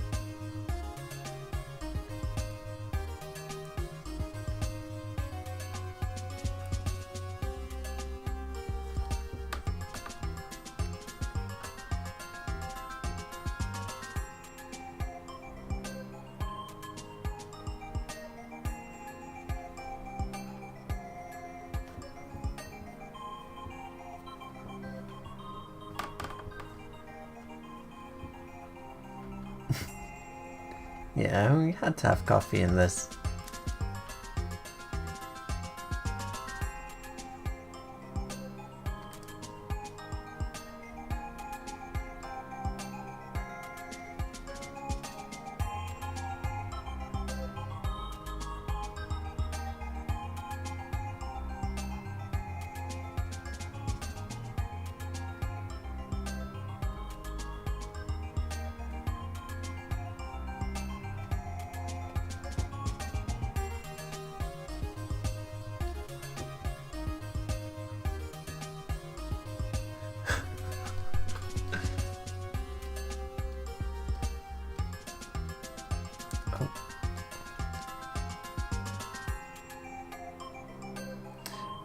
You kind of can, but it's not advanced enough to work yet. You kind of can. You can interpolate, but you get a lot of messed up lines and a lot of artifacts because it doesn't have, until we have like actual AI. Computers is just a mechanical process, aren't they? And so they don't know which line is supposed to go where from frame to frame. And they can't intuit things just popping into existence. Which obviously happens in animation, like happens in Macross all the time with Valkyrie transformations. So a computer in betweening that wouldn't know this gun pod has suddenly appeared out of nowhere. What do I do between these two frames? Whereas as a human, you know exactly what to do with it.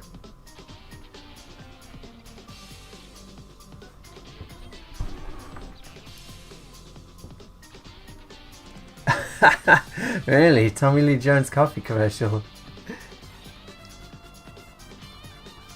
Oh yeah, Star Chaser Legend of Orin. I saw that when I was a kid. Yeah. And I watched it again more recently, but quite a few years ago still now.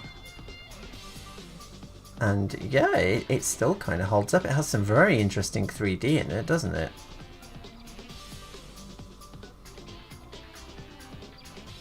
And obviously the whole Gurren Lagann beginning, where they're all just working underground and they don't know that there's anything above ground and stuff like that.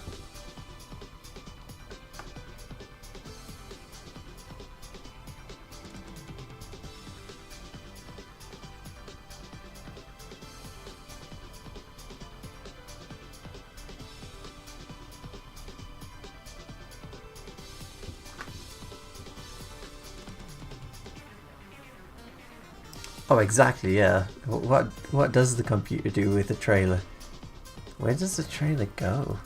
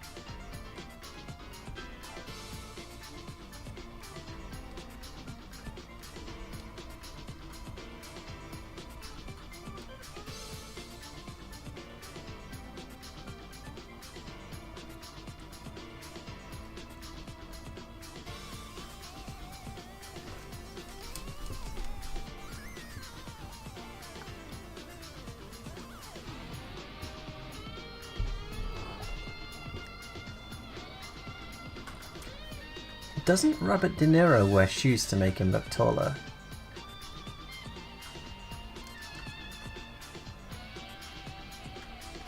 I know Robert Downey Jr. does, doesn't he? He's like super salty about his height.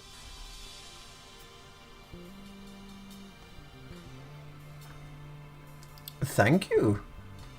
It's yeah, it's certainly coming along.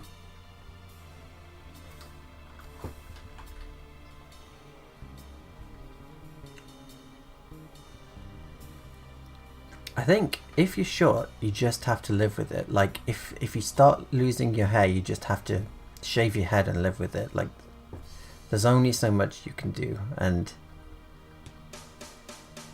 there comes a point where it's just far more embarrassing to be wearing stilts and blatantly be wearing stuff that makes you seem taller, and everyone can see what you're doing.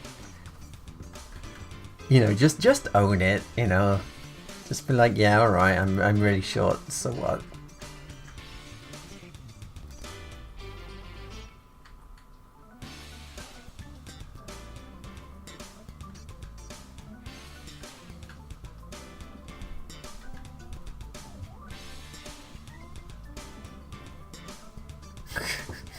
He is quite short, isn't he, Tom Cruise? I think he can use his Thetan mind powers to make those around him shorter, though. What time is it in the UK? It is now 3:45 in the morning. It's very quiet, very dark, quite comfy actually, nice and warm. Listening to some smooth R-Type remixes. Well, alright, it's a Gallop remix, but it's R-Type universe.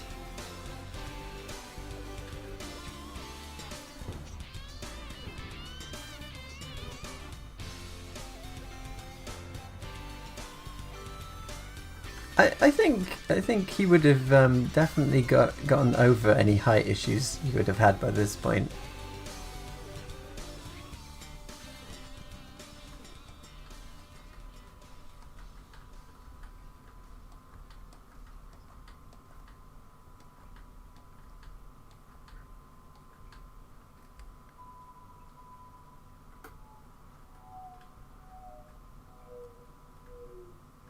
Yeah, just wear cowboy boots.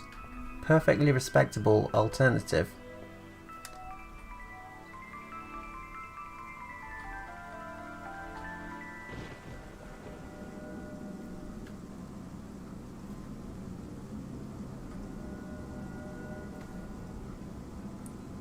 Were we in the same thread on TV the other day?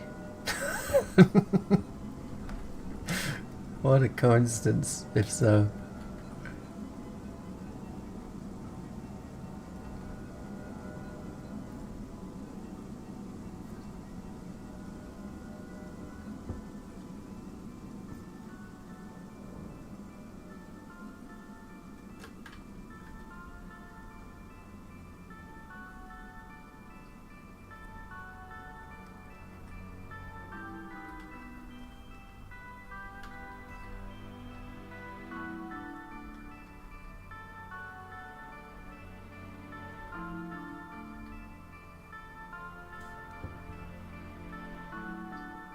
Just fixing my posture. I've been slouching forwards a bit. There we go. Oh yeah.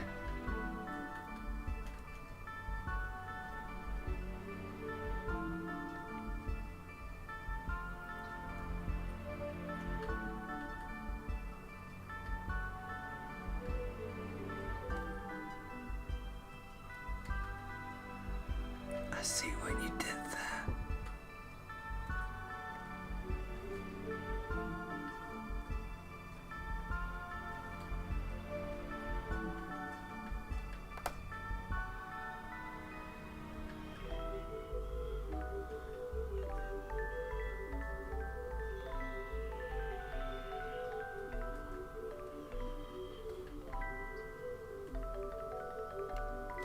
Hello.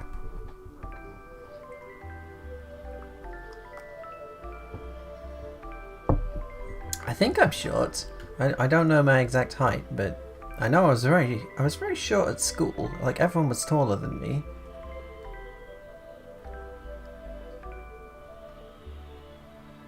So yeah, I think I'm short.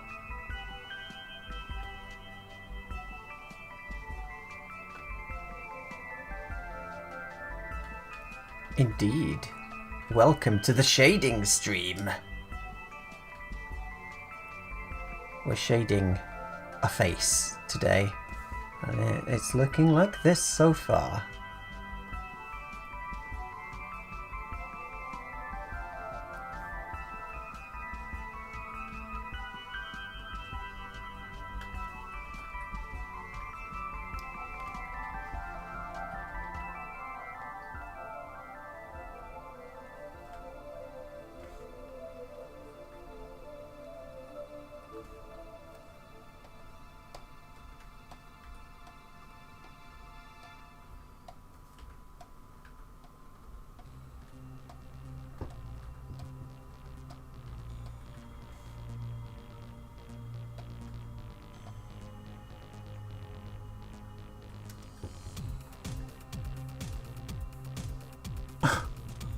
Well, that's good to know.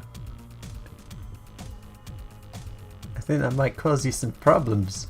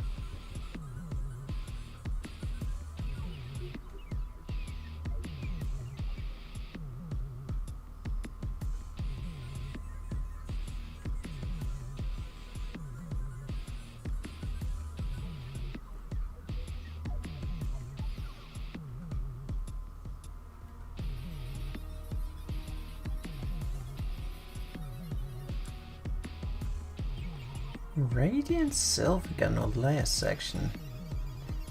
I only really know Radiant Silvergun, so I'd go for that. But I'm terrible at bullet hell games.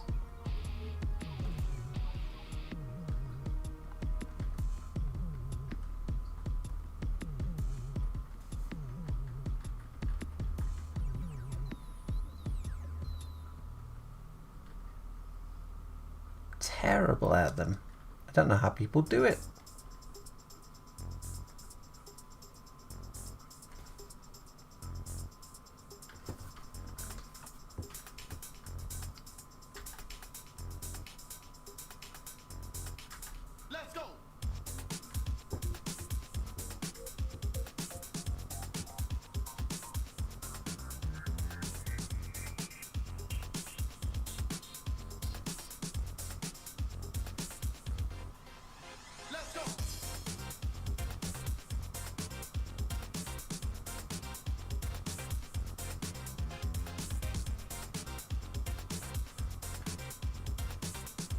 No?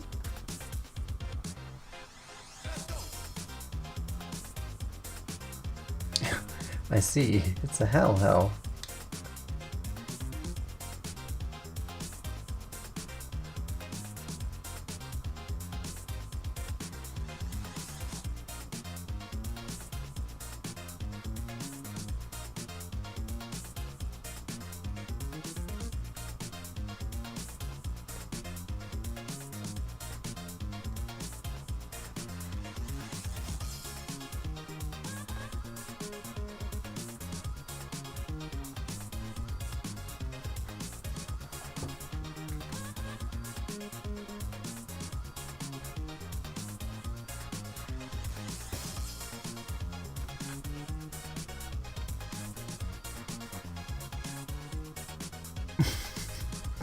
I don't know what's wrong with chat. I think everyone's fallen asleep.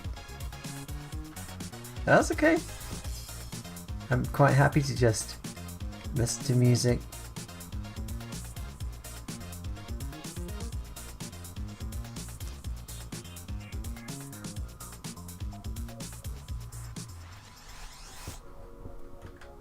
Oh, well, there's the eternal debate.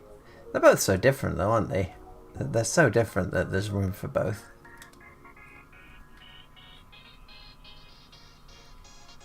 They both try and do different things.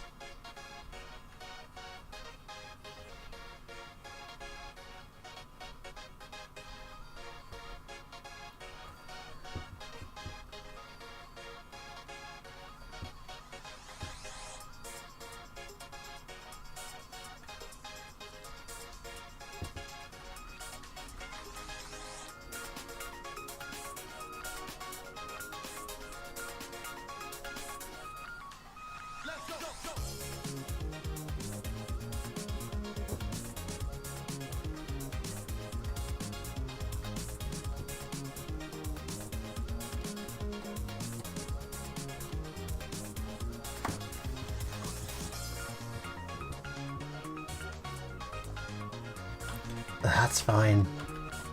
But following silently is fine.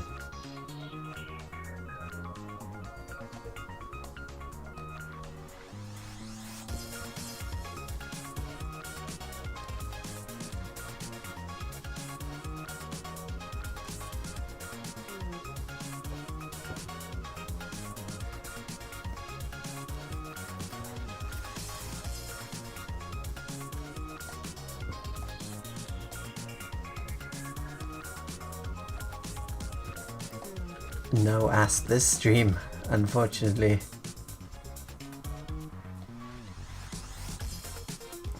How's that looking?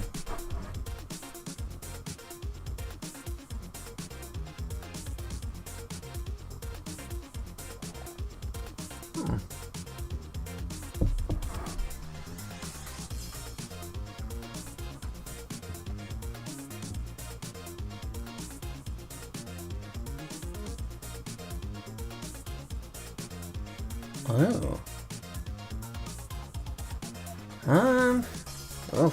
I don't know. I mean, I guess Because I'm one of those weird people who I don't want a lot of money because I think it would corrupt me.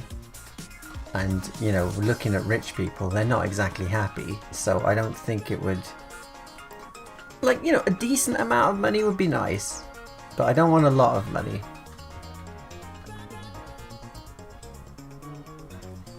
So, yeah, I'd rather time stopped for a year, I think. So I could just keep working, but not actually get any older. My cells wouldn't age.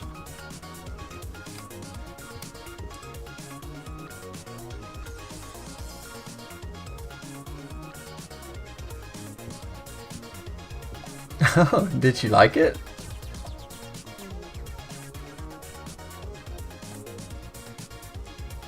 I've tried showing my family it, but it doesn't, you know, they're not interested in animation at all. They're like, yeah. Yeah, good job, I guess.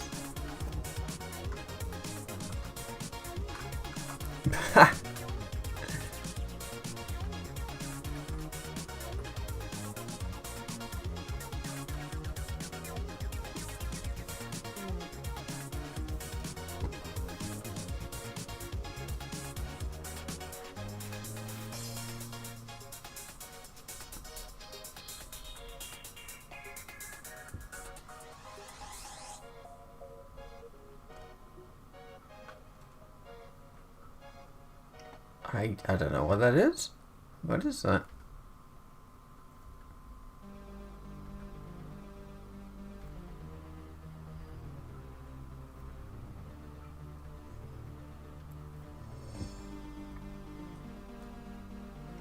Indeed, yeah, it's been very strange. It's been very strange, the whole coronavirus thing.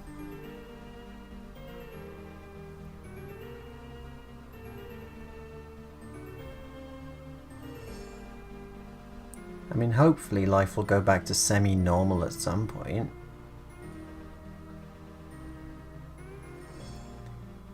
Because at the start I was fine. Nothing really changed because I'm just on my own in my room all the time anyway, but you know, I do at least go out once or twice a week to go and watch anime at Rick's house and stuff, and just like not even doing that. You do start to soon get a bit of cabin fever.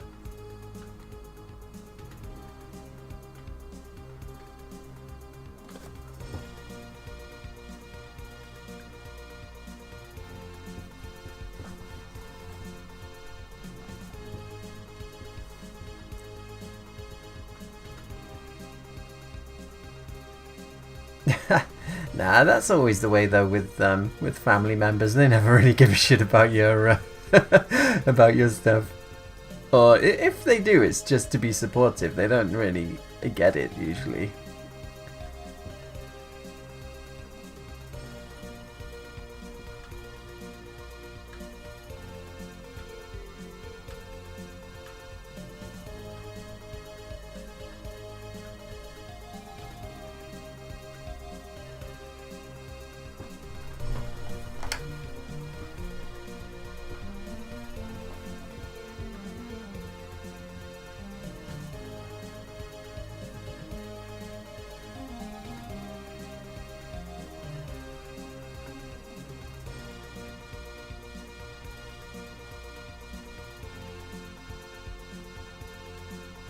Did I get scurvy? Don't think I've ever had scurvy. I've never been at sea for extended periods of time.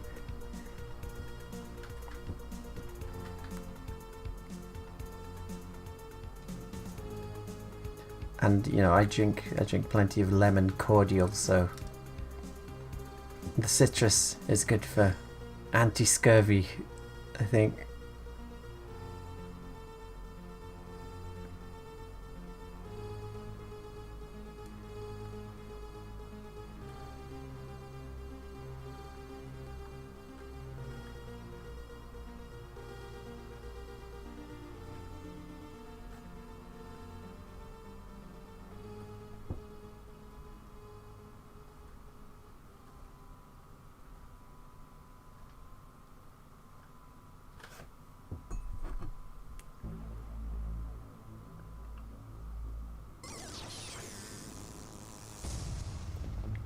Well, Zentron, if you're in the US, I hope you're using GoodRx. Smart choice.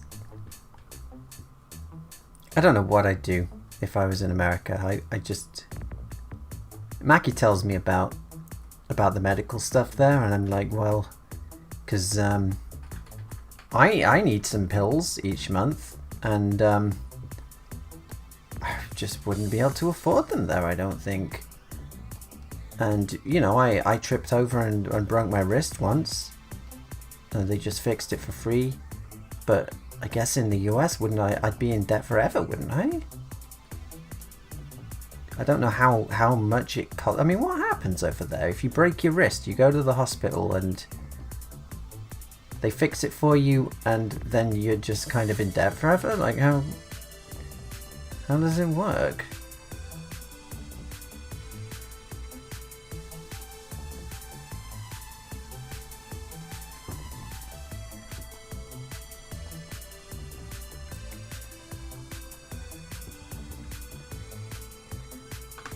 You have medical insurance. Right. Oh, thank you. Thank you for saying this looks awesome.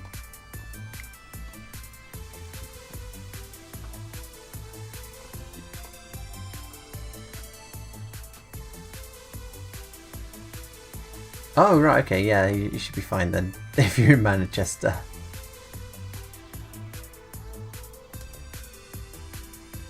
Apparently, I used to live in Manchester, but I was too young to remember. I was like 1 year old at the time. But it's weird because I still have memories of I have a distinct memory of being in a shop in Manchester. But that probably isn't possible, so I don't know.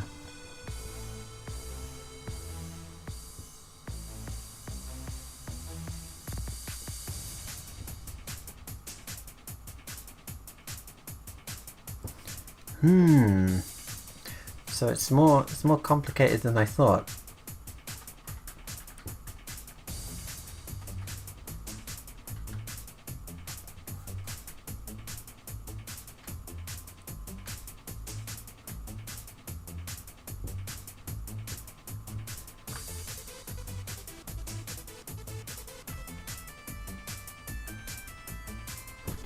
Yeah, I mean, the NHS isn't great, but at least it's free.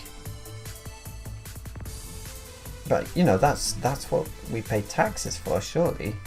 To make sure that when you get into an accident, which you will, probably, in your life, that all those taxes you paid go towards medical infrastructure and stuff, I would have thought.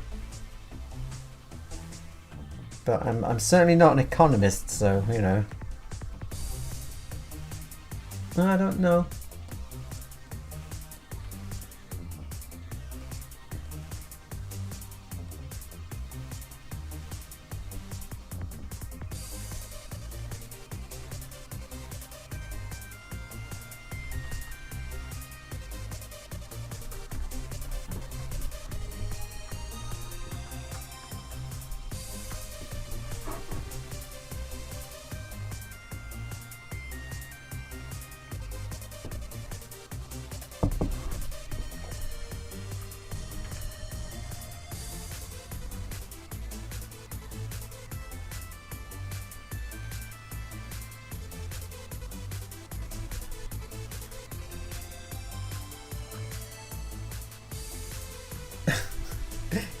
Pay taxes for sandwiches. I see.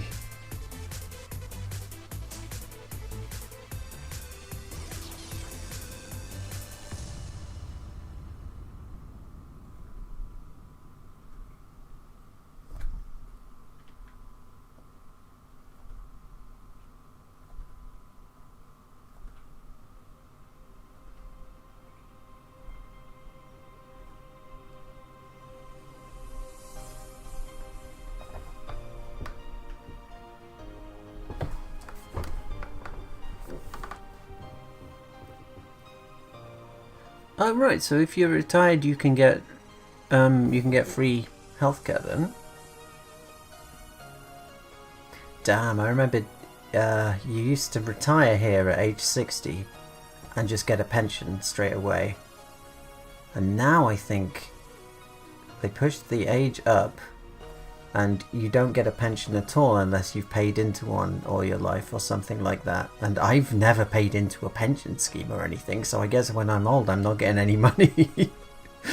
I don't know. It just seems like things that used to be taken for granted, like you get a pension and you work all your life or whatever, you get a pension, the government takes care of you, and of course because you've worked you've been able to buy your own house and stuff like that just doesn't happen these days, it seems.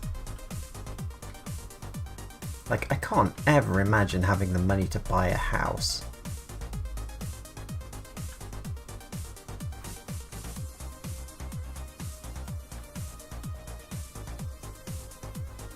Let alone an animation studio.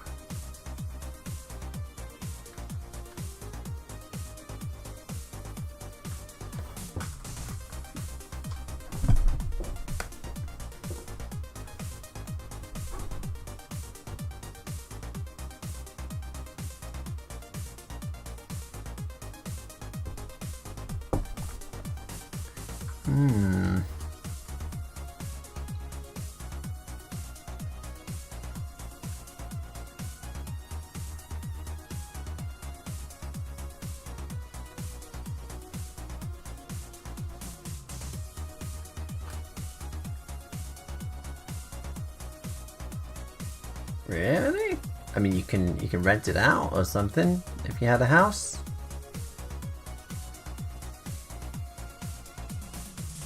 I kind of feel like I'm paying for rent at this place I live in, but I'm not allowed to do anything with it because it's not my house, so I can't put in aircon or anything.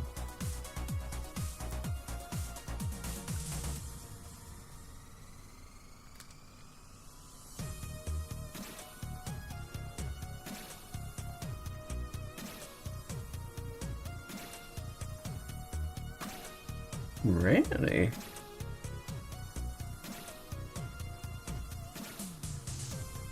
Yeah, I imagine you'd need to go through like a housing agency or something to let it for you.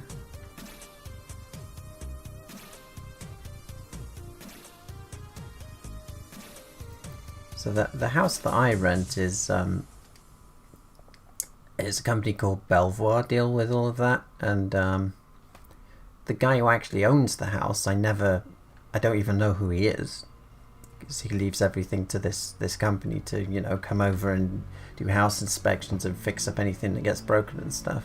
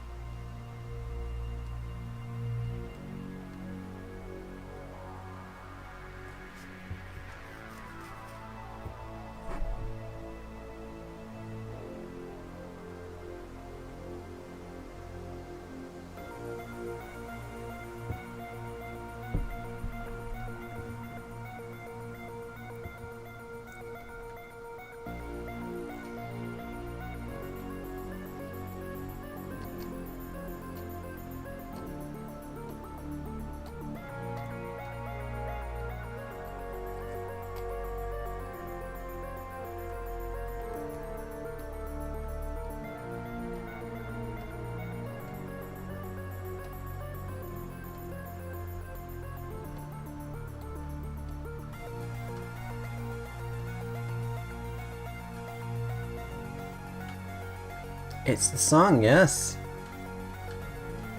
It's Driller.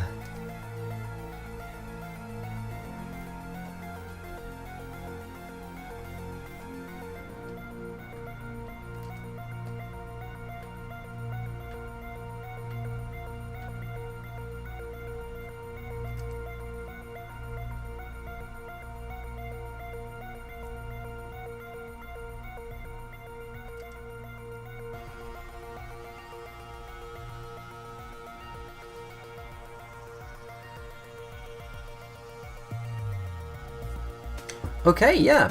Have a good sleep. And good luck. Keep us updated.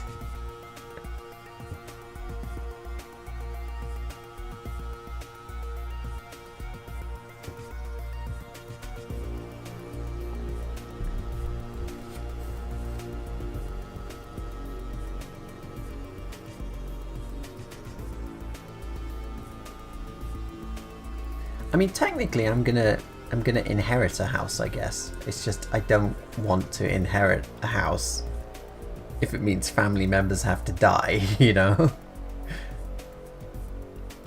So it's not something I think about. That's the best way to deal with things. Just not think about them.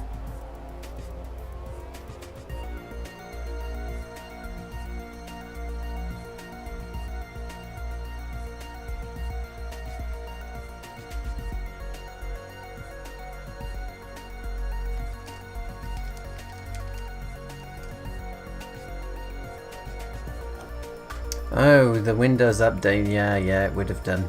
It would have done, wouldn't it? There's one thing Windows is good at. It's screwing up all your programs that you've installed. With every update.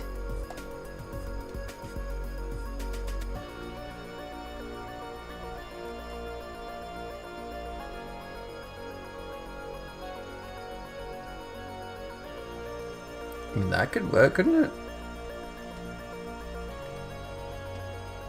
Get a bunch of friends together and all rent. Thing is, when you get to my age, everyone you know is married, or they have their own place already because they have real jobs and not Patreons.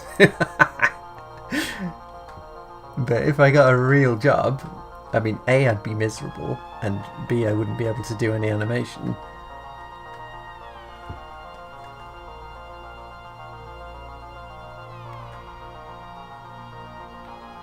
So I can't really complain. This is the life I chose. And it means I'm very free. And if I want to, I can travel because I don't have a house and, you know, like kids and stuff to worry about.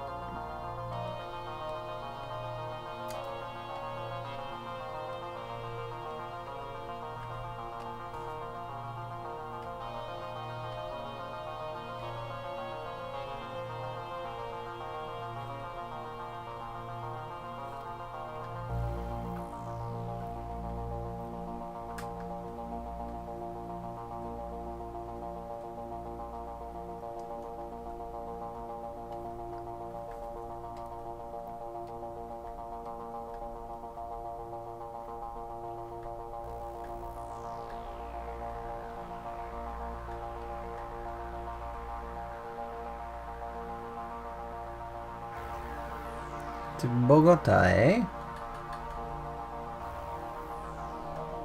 Maybe I could take a trip with Mackie.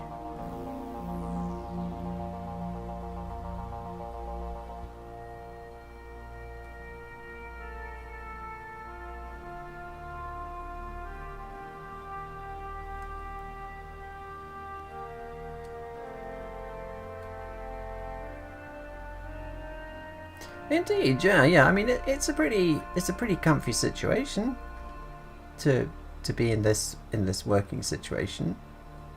You know, you get to make your own hours and everything, but obviously you are constantly checking your Patreon numbers and stuff, and it's a bit pants shittingly scary once the numbers start going down significantly.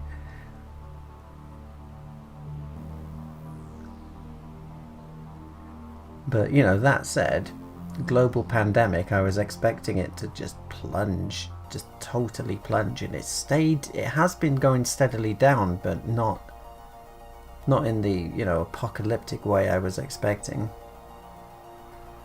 I just thought everyone would pull their support because they really need to save their money for toilet roll and stuff. So thanks!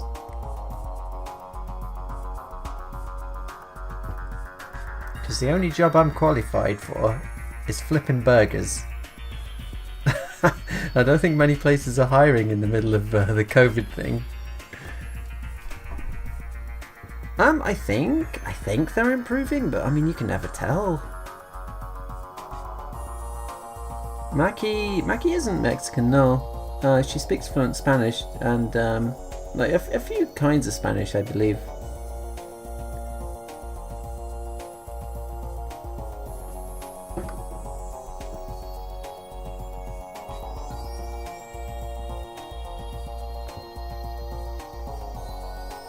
Yeah, Colombia.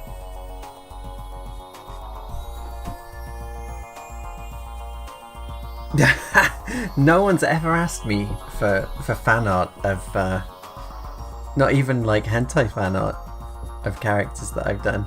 No. And I've never seen any fan art of those characters, really.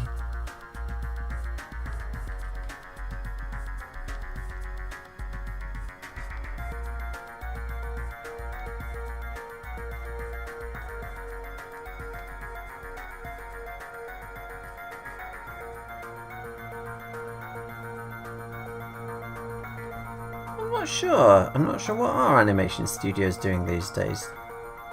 You'd think some of them would be working from home at least. It must be a bit tricky if like all of your workstations are in the office though, I guess. You could always take your tablet home though.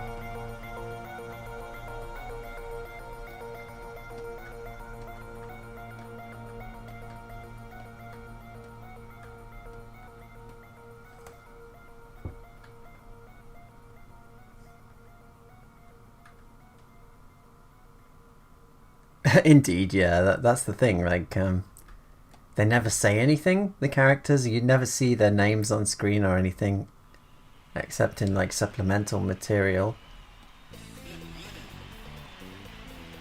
Whereas something like Overwatch, like, before the game was even out, there was porn of the characters. Which, that's how they knew, I think, that they'd created characters that people really liked.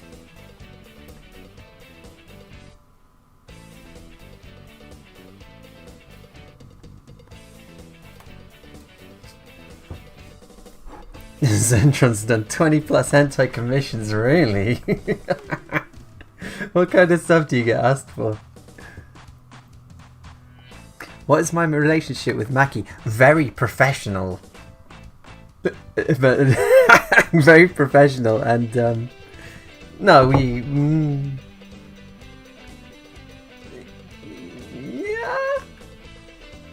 go places together. We spent Christmas together. I don't want to dox her. I don't want to dox her live on screen. On stream. I don't want to dox her live.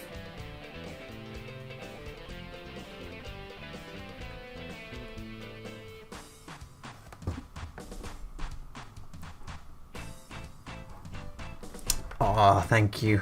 Thank you, Fo. 80s aesthetic bro.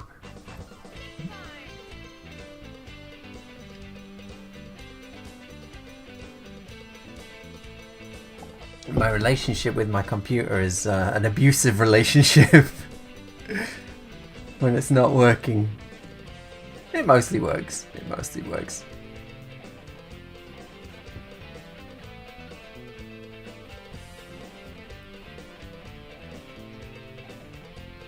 Really? What the hell? Yeah, I guess it takes all sorts, doesn't it? Totally Spies I can understand. I've seen a lot of threads about people who watch Totally Spies. Apparently it was just full of fetish material, that show.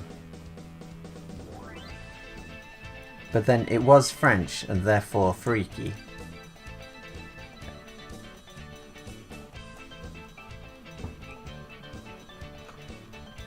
Excellent.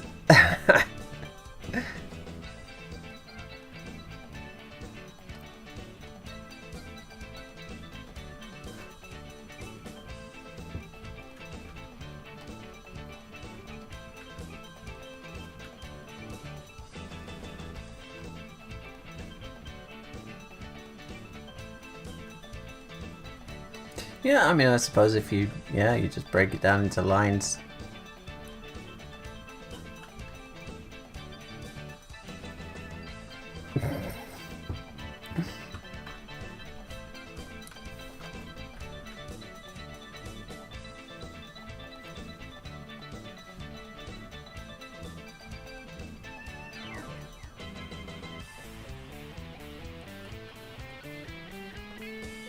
I've seen a bunch of clips of it that are just like, what were they thinking? Who were they appealing to in this shot? It's got like every fetish you can imagine of. And some that I would never even have thought existed.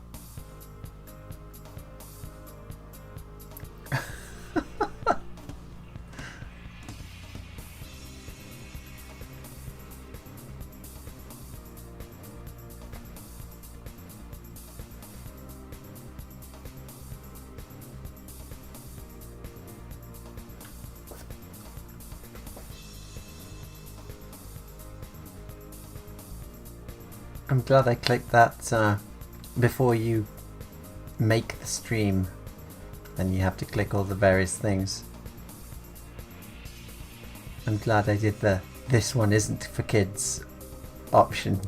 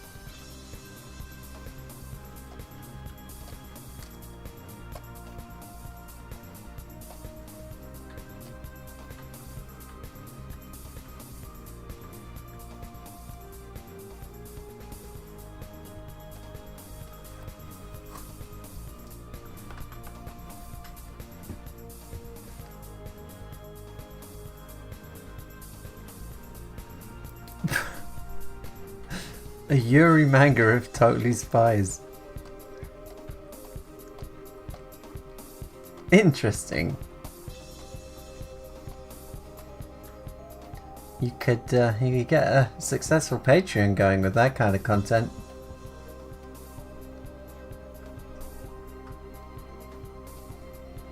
But yeah, the pain of the lost hard drive. I think everyone's felt that.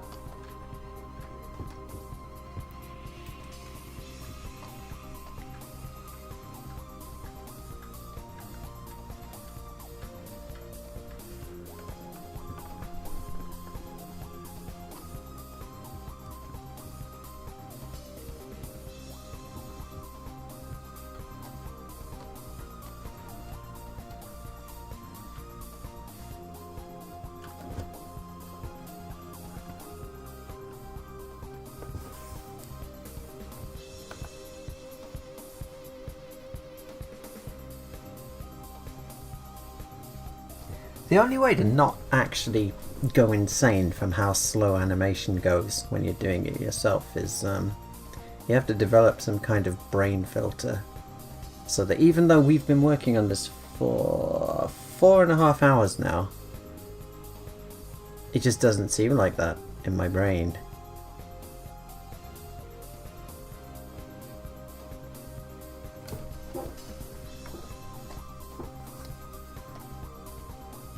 "4.5 hours? Really? Shit, yeah, it has been."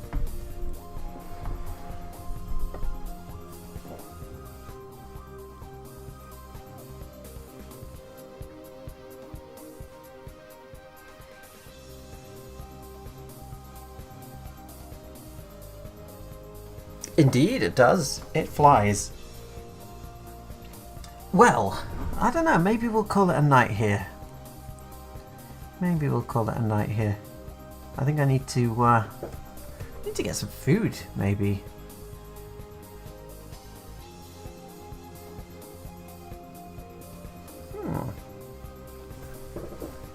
Well, Zentron, if you're in the... Hold on, let me check. Hold on.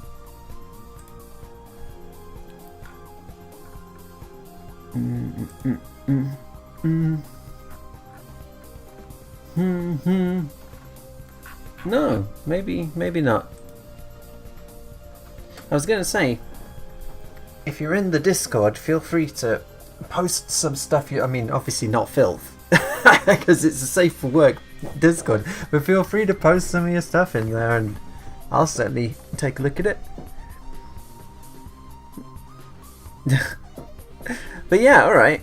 Thank you everyone for joining me and for donating sandwiches directly into my face. Very much appreciated. Have a good night. Stay hydrated. And I guess I'll see you again next time. Okay, post filthy art. Polestar, alright, I'll look it up. But yes. Good night. See you again. Thanks for joining me. Bye.